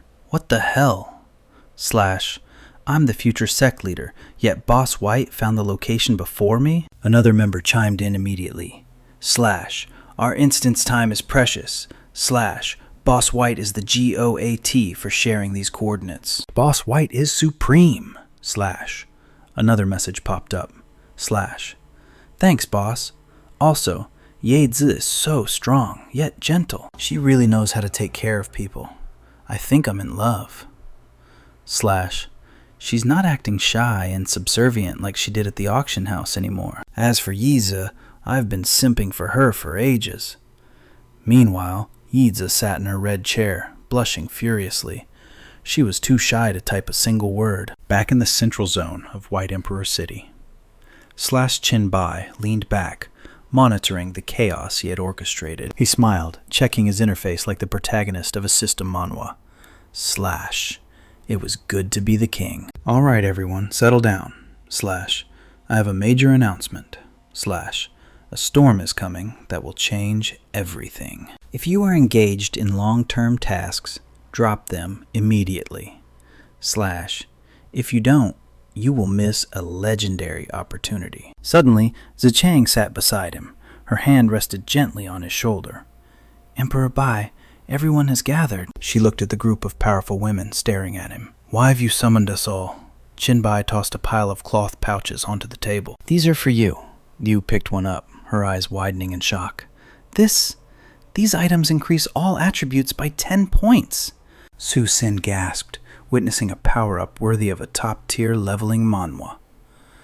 There are 10 pills here. That is a massive 100-point attribute boost. Slash Chen Bai closed his eyes, a knowing smile on his lips. Slash, there is one more thing. According to my intel, a world fusion event is approaching. Slash Z Chong stepped forward, confusion written on her face. Slash, world fusion? What does that mean? Slash, he teleported them out of the dimension to demonstrate. Slash, Blue Star is the central trial ground of the universe, but it is not the only one. Slash, many worlds fail to meet the strict standards of the trial. When they fall, they are forcibly fused into Blue Star. Slash, below them, helpless humans battled winged horrors that filled the sky. These are the worlds that are already in a state of collapse. Slash, as the monster count multiplied, their strength surged. Yet, fate allowed a lucky few to survive the carnage. Slash Chen Bai, with absolute resolve, extended his hand. Slash space warped, teleporting them back to the safety of the room. The key detail was simple, yet game-changing. Slash, every world fusion event opened a secret dungeon. This was a massive opportunity. Slash a classic leveling manhwa scenario. Slash especially since he remembered they hadn't completed their class transfers yet. Zichang looked at him in total shock. Chen Bai announced that anyone wanting to test their limits in the dungeon must prepare immediately. Beside him, Su Xin instantly declined. She admitted she wasn't built for the battlefield. Slash Lu added a strategic point. Slash, among us, only Sister Zichang and Lan Chang possess real combat power. The two of them should go. Slash, the rest of us will stay behind to guard White Emperor City. Hearing the plan, Zichang's eyes lit up with excitement. She and Lan Chang were definitely up for the challenge. She quickly listed Xinli, Lingyu, and Shiwei to stand guard until they returned. She needed everyone to manage White Emperor City. Suddenly, Shanji popped up in the back. She pointed at herself with frantic energy, asking where she fit into the plan. Her mother turned to her, voice dropping to a gentle scold. You foolish girl.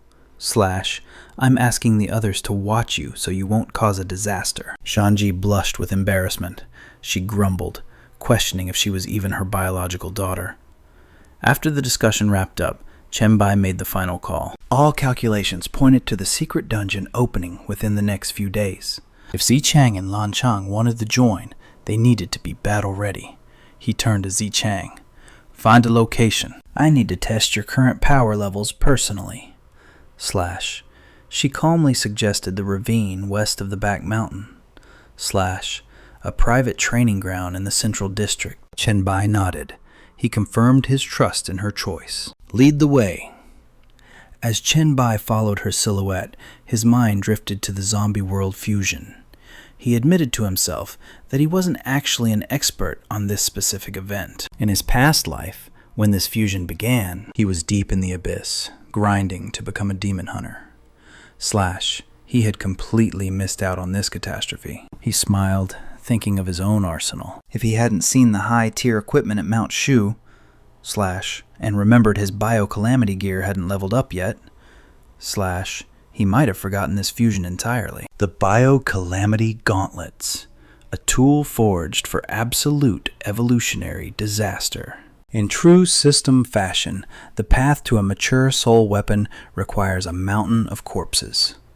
Killing 100,000 mutants?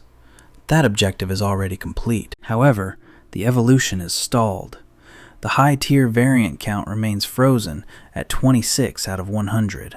Chen Bai's face lights up with raw anticipation. Once the fusion begins, he can finally upgrade it. A legendary surprise is within reach. Moments later, they emerge into an open clearing. This is the White Emperor training ground. Chen Bai extends a hand, signaling Song Zikong to step forward. Start. Attack with full force. Show no mercy. She doesn't hesitate. Song Zichong launches herself instantly. A binding spell flashes, and in a heartbeat, Chen Bai's body is locked down tight. Razor-sharp projectiles screen through the air as she spins, closing the distance to deliver the finishing blow. Yet, Chen Bai remains terrifyingly calm. He smiles behind the chains, before unleashing a devastating blast of mental force. His gaze turns absolute zero. The psychic pressure strikes fear into her very soul, crushing her into the dirt before she can land a hit. He walks over, the pressure vanishing as he announces, "Sparring session over."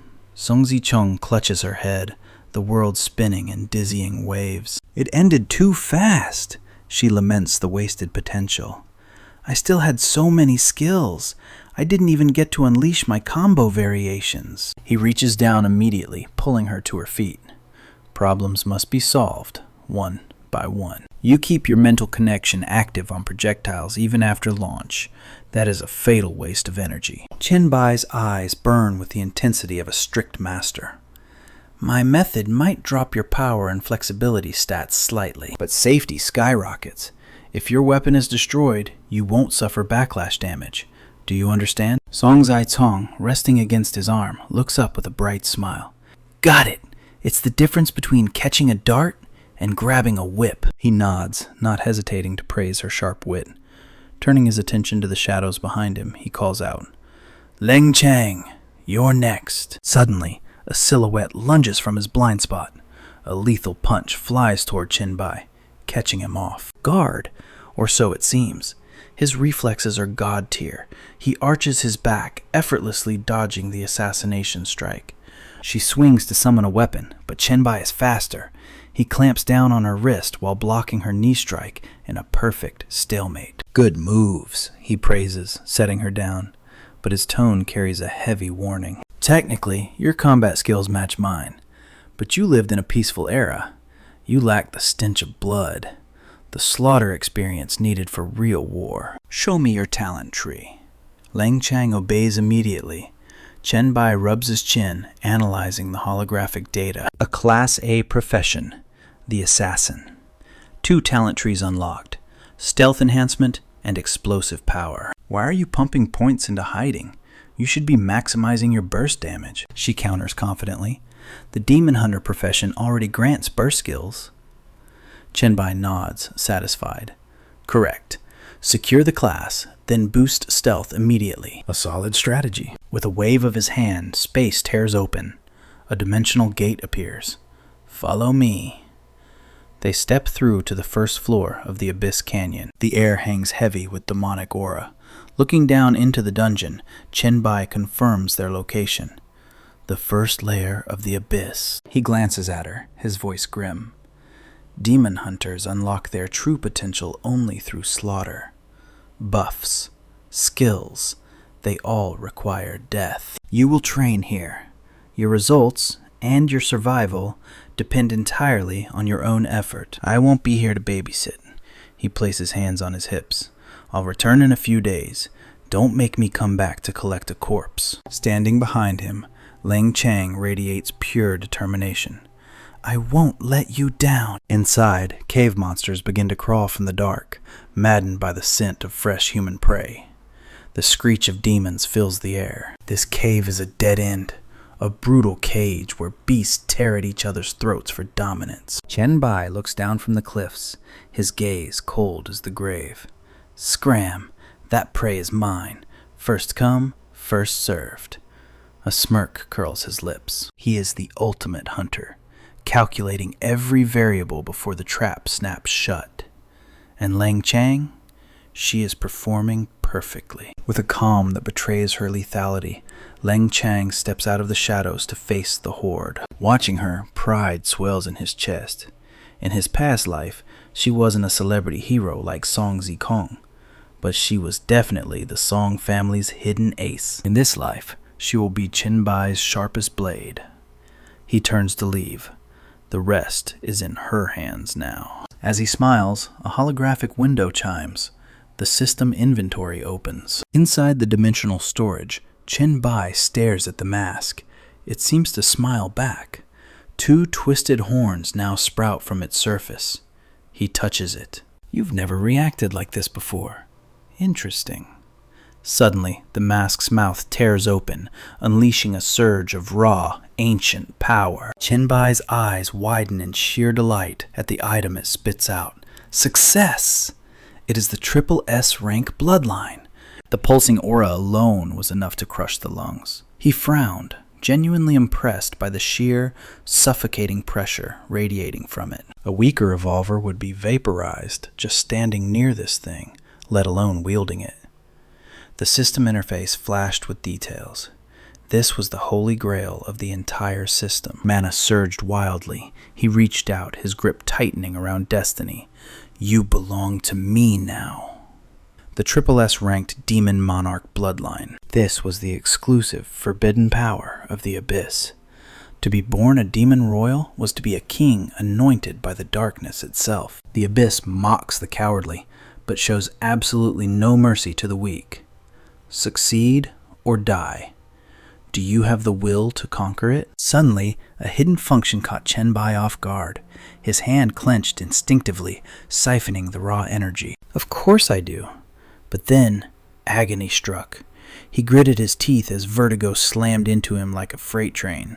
It felt like millions of needles piercing every single cell. His body trembled violently, seizing up in shock.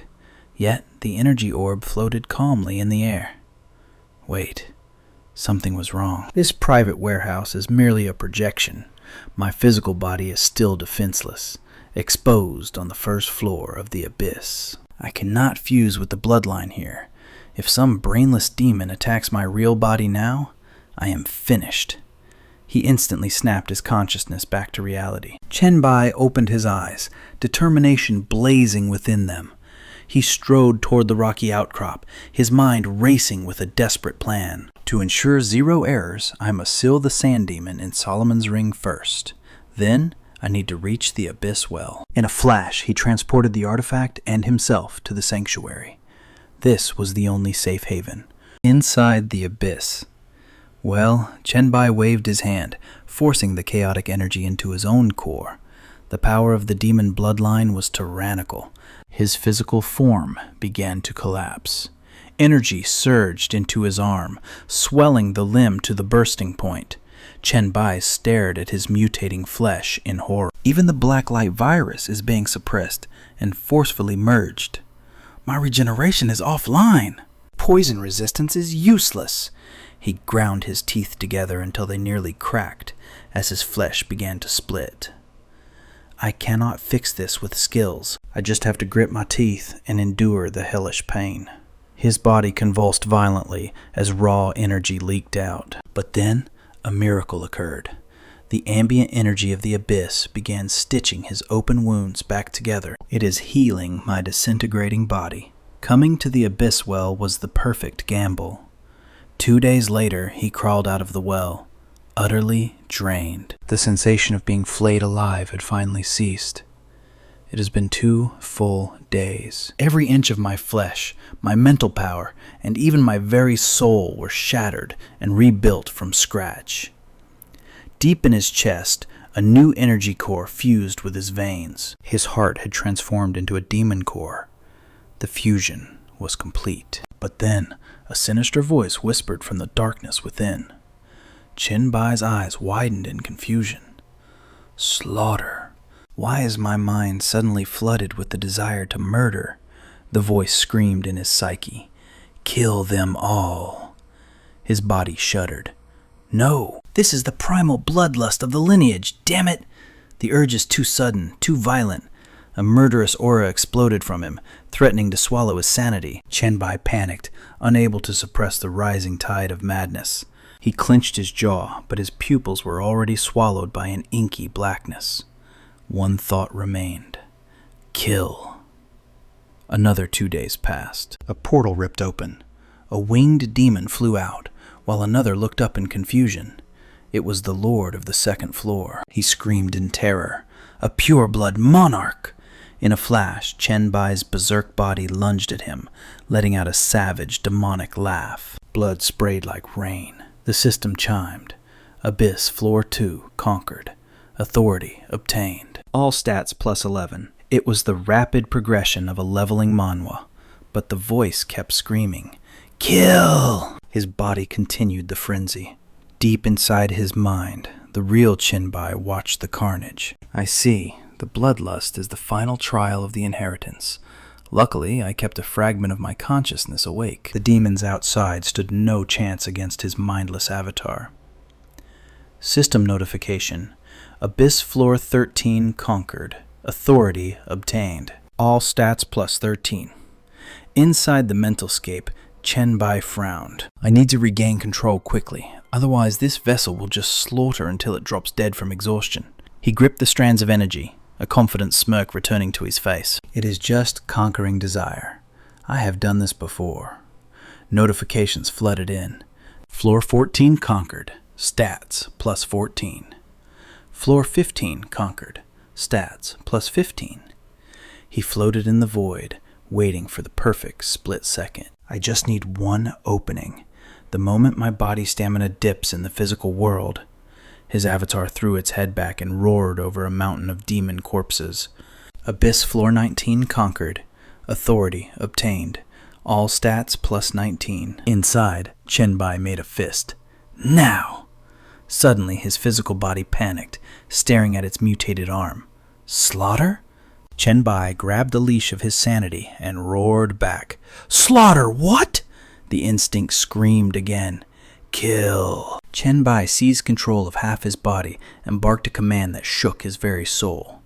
You bratty instinct, kneel and obey your master. Moments later, the system announced the bloodline fusion was a success. He had obtained the true, pure blood of the demon monarch. Floating in the void, exhausted eyes fluttering, he celebrated his victory. He knew he could conquer this power. The system screen flashed violently. Triple S rank, pure demon monarch bloodline. Bloodline effect, perfect body. He was now a fortress, immune to critical hits, immune to crippling strikes, and immune to any weak point focus damage. His recovery rate surged by 1,000%, granting immunity to most attacks, toxins, curses, and elemental magic. All stats received a permanent 30% increase. Chen Bai lay on the ground, staring at the glorious system panels. Bloodline ability, demon transformation. He could shift into a demon form with infinite duration, consuming only mental power to sustain it. Once transformed, his base stats would double. Bloodline effects would skyrocket, and exclusive demon abilities would unlock with a 12-hour cooldown. Sitting up, he marveled at the notifications. It was simple, yet overwhelmingly broken. A massive system window dominated his vision. The abyss swallows all and accepts all.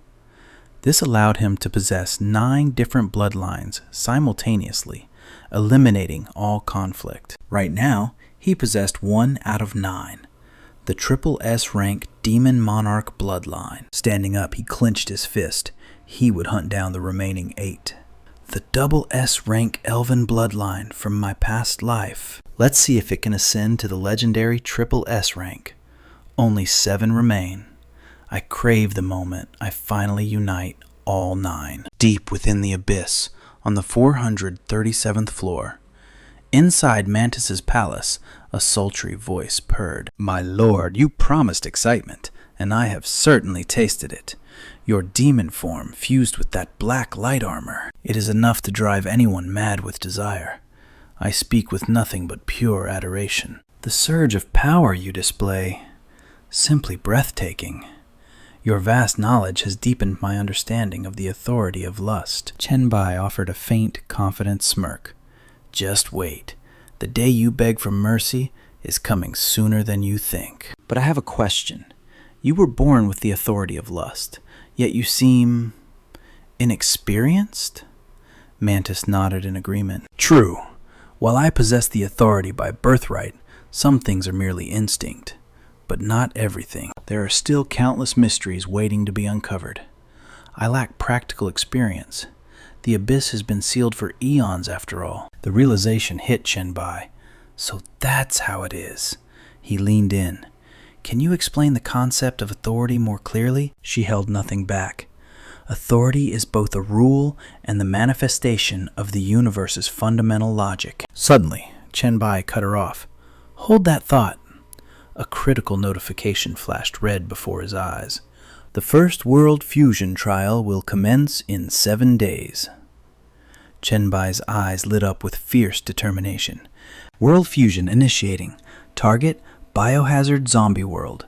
Estimated fusion area, 44 million square kilometers. The fusion zone locks directly onto human settlements. In 30 minutes, a secret realm descends ahead of schedule. Entry restriction. All evolved ones level 10 and above with a class must enter before the fusion begins. Objective: explore the zombie world." Meanwhile, Raven stared at the notification ping, fingers blurring across the keys. "Is this the cataclysm Boss White predicted?" "You guys seeing this?" Overlord replied instantly. "Must be. Hey Raven, haven't you finished your class advancement yet?" Raven let out a heavy sigh. "I was betting on finding a hidden class in this event. When will my destiny finally arrive?" Leaf chimed in.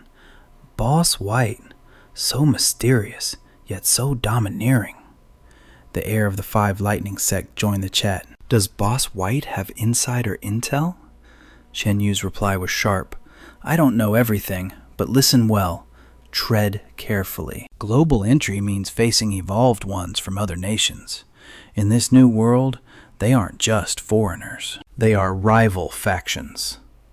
Silence fell over the chat. Chen Yu watched the scrolling text like an apex predator lying in wait. Anthony mused. "A world-grade secret realm.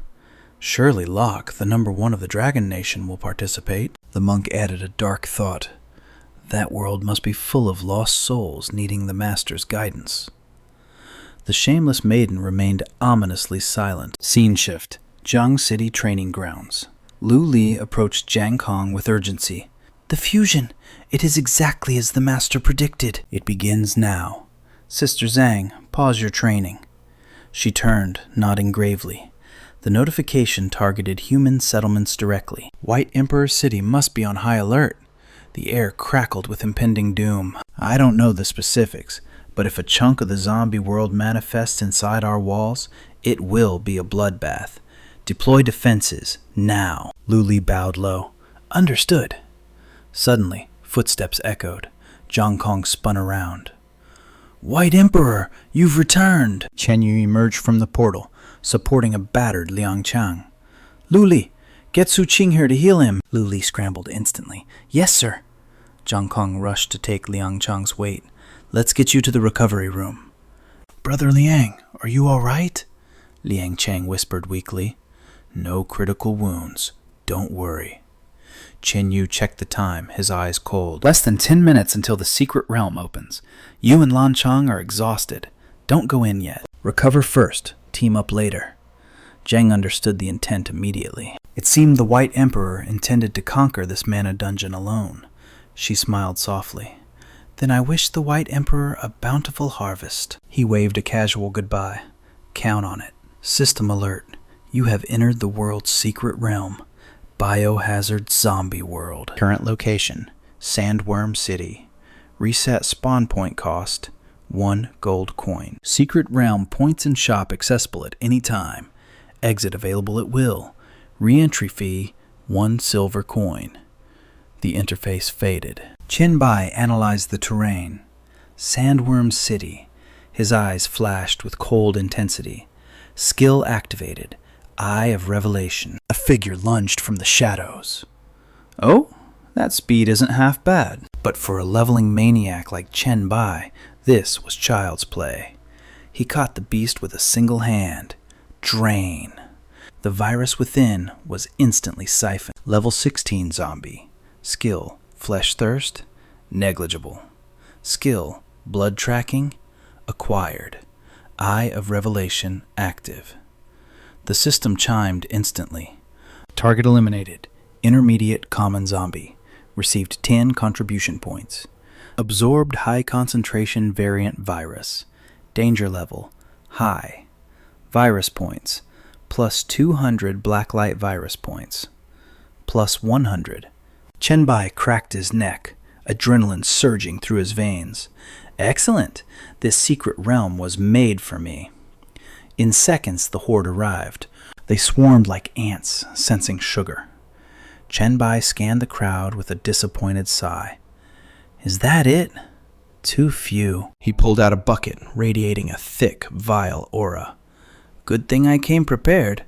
You things have a nose for prey, don't you? Then come get a whiff of this demon blood. You're going to love it. The alluring scent drifted through the air, penetrating every shadow where the undead lurked.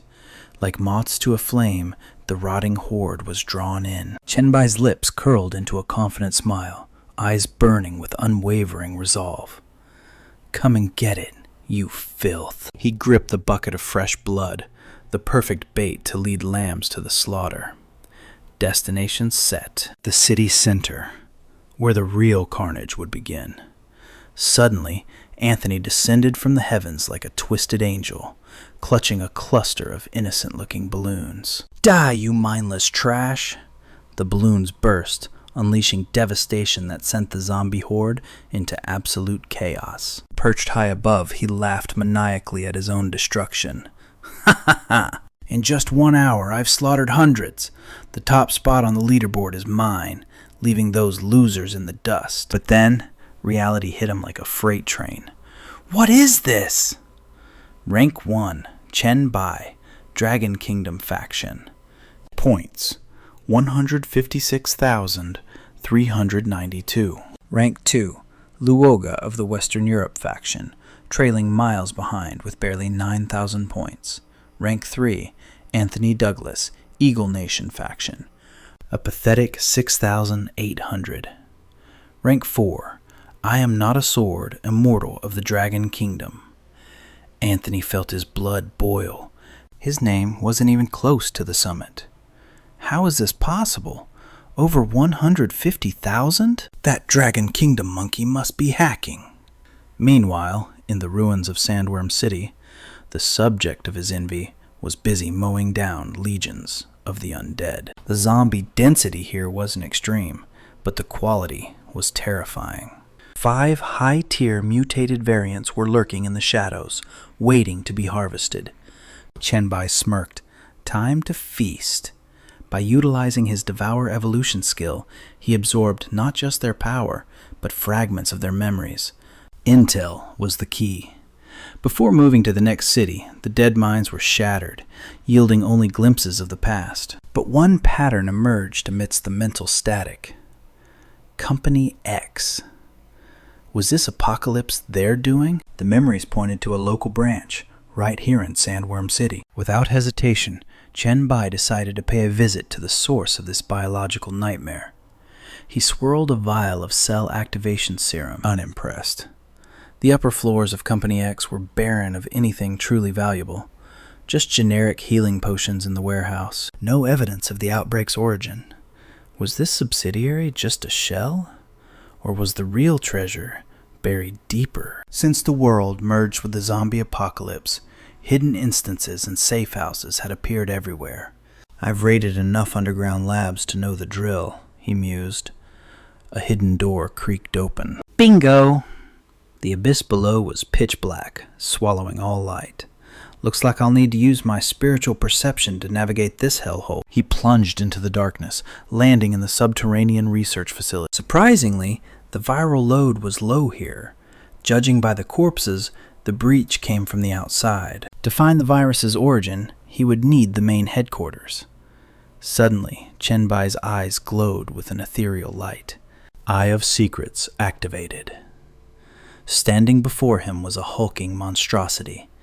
It was a new breed of evolution, a beast form gene warrior, a level 20 special infected. The system interface flickered to life, unveiling the heartbreaking horror concealed within the beast's coding. To safeguard the vital research and his superior during the outbreak, this man had gambled everything, injecting his own veins with an unstable experimental gene serum. The transformation tore him apart.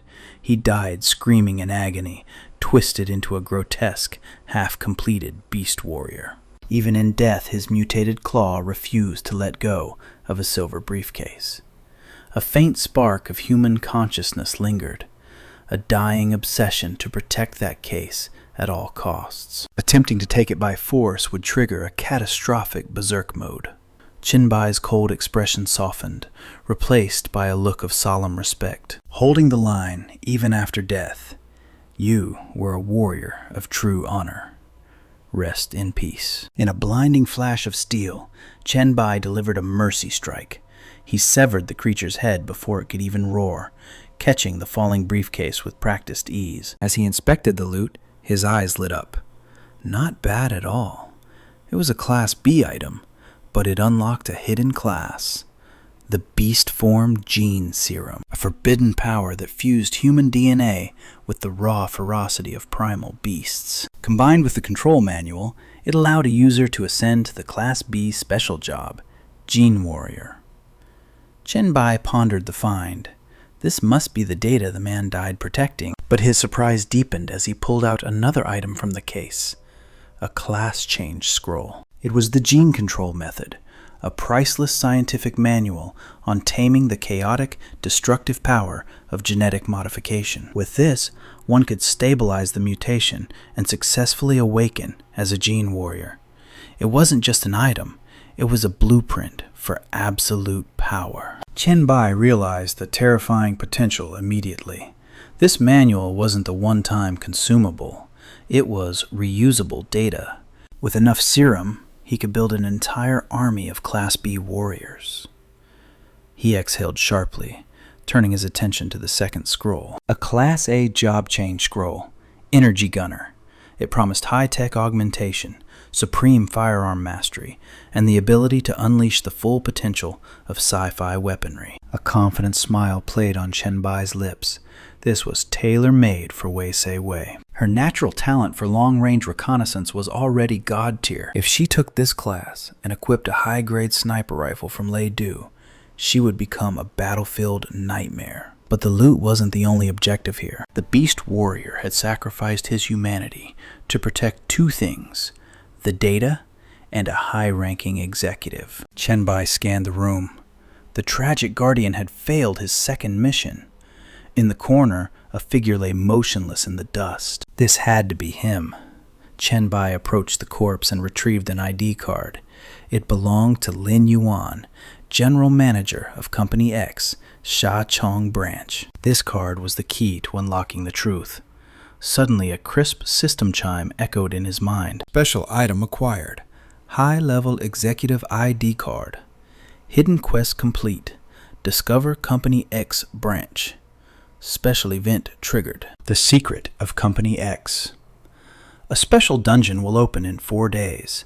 Entry requirement: executive ID card. Just as I thought, Chen Bai mused. Since it requires an ID card, I'm unlikely to be the only one entering. This was a global mechanic. Every major city likely harbored a Company X branch waiting to be plundered.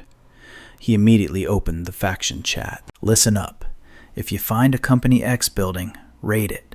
Look for underground labs and secure an executive ID card. You have 4 days.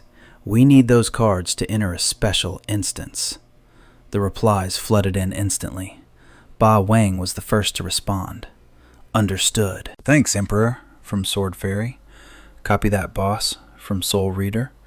Their loyalty to the Emperor was absolute. Then the heir of the lightning whip chimed in. Got it, Emperor.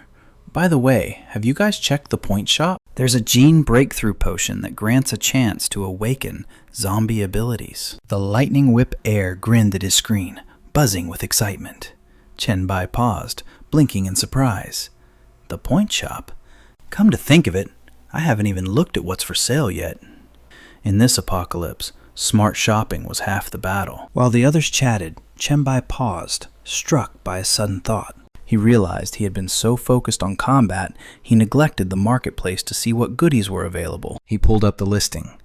XC Mutation Serum, Class D Cell Activator, C Rank Nano Combat Suit, B Rank Vibration Dagger, B Rank Gauss Rifle, and the devastating A Rank Gauss Sniper. System analysis initiated. He compared the C Rank Genetic Improvement Drug versus the XC Mutation Serum. The serum granted a permanent boost of 15 points to all attributes, complete immunity to the low-level zombie virus, and a small probability of awakening a unique zombie ability. The exchange cost was steep, 1,000 accumulation points per dose. Would he proceed? Yes or no? Without hesitation, he lifted the crimson vial to his lips. System alert. XC Mutation Serum consumed. All attributes increased by 15. Permanent immunity acquired. Chen Bai inspected his hands, perplexed by the lack of a legendary transformation. Was that really it? A heavy sigh escaped him. Just his luck. He had failed to awaken the hidden zombie ability. Overlord chimed in on the chat. Me neither, brother. How about the rest of you? Sword Immortal replied instantly. No luck here. The probability was microscopic. Just another day in RNG hell. Nothing to mourn. Shui-chan chimed in. Dry well for me too. But hey, brothers, feast your eyes on this beauty. S-rank skill card, Thunderbolt Flash. Description? It transforms the user into living lightning. Agility buff? A massive 300%. Inflicts shock damage and paralysis. 3-meter radius. Duration 5 seconds. Cooldown 6 hours. Chen Bai's eyes narrowed instantly. A 300% stat stick? That was already god tier. But becoming pure energy? That was a whole different dimension of power. Talk about insane luck, a user typed. But in the chat, Overlord's rage exploded. Hold up. You awakened that power before asking about the potion, didn't you? You just came here to flex on us plebs. I ought to banhammer you right now, Schwan sighed. Man, he's really begging for a beatdown. Yedza typed. Agreed. Someone humble this guy, Sword Immortal laughed. But suddenly, a private message pinged. Brother 5 Lotus, I have business with you. Another notification flashed. Crow, boss, I need a favor. Chen Bai replied instantly. Speak. Was Crow hunting a class change scroll in the biohazard world? Crow was a patient hunter. He had been biding his time, waiting for the perfect legendary class. Begging wasn't his style. Not unless he was backed into a corner. Had he hit a wall? Or was he in mortal danger? Crow sent a gloomy emoji. Don't mock me, boss. I actually found the class change quest. But the difficulty is suicidal. I know you're at a critical point conquering the biohazard world. I didn't want to ruin your grind. But honestly, I don't have the guts to solo this dungeon, Crow confessed. Chen Bai paused. Which one? Crow's reply chilled the air. The Black Tower Secret Realm. Hell Mode. Floors 10 to 20. Chen Bai's face went dark. The Black Tower. Of all places, Crow's destiny was tethered to that cursed spire. It was a legendary death trap, straight out of a hardcore nightmare. In his past life, over 100,000 evolved warriors had been slaughtered within those walls. The entrance spawned randomly across the globe. The interior? A chaotic, roguelike maze. No two entries were the same. Guides were trash. Walkthroughs were useless. Eldritch abominations roamed the halls. Rumors spoke of floors where death wasn't just a risk, it was a guarantee. He had missed this challenge in his previous life. But now, fate was handing him a second chance on a silver platter. Chen Bai typed furiously. "Did you find the gate? I'm moving out." Crow replied, "No rush. Boss, I got an invitation letter. Valid for 3 days. Coordinate with Boss Meng. We go when you're ready." Chen Bai nodded. "Understood. Meng should finish her class change in 48 hours. We strike then." "Sounds like a plan," Crow typed. "Get back to dominating the apocalypse, boss." Chen Bai steeled himself. The Black Tower. The X-Corps headquarters. He couldn't afford to lose focus on either. Time was a luxury he didn't have. He had to finish leveling up the biohazard catastrophe before Meng returned.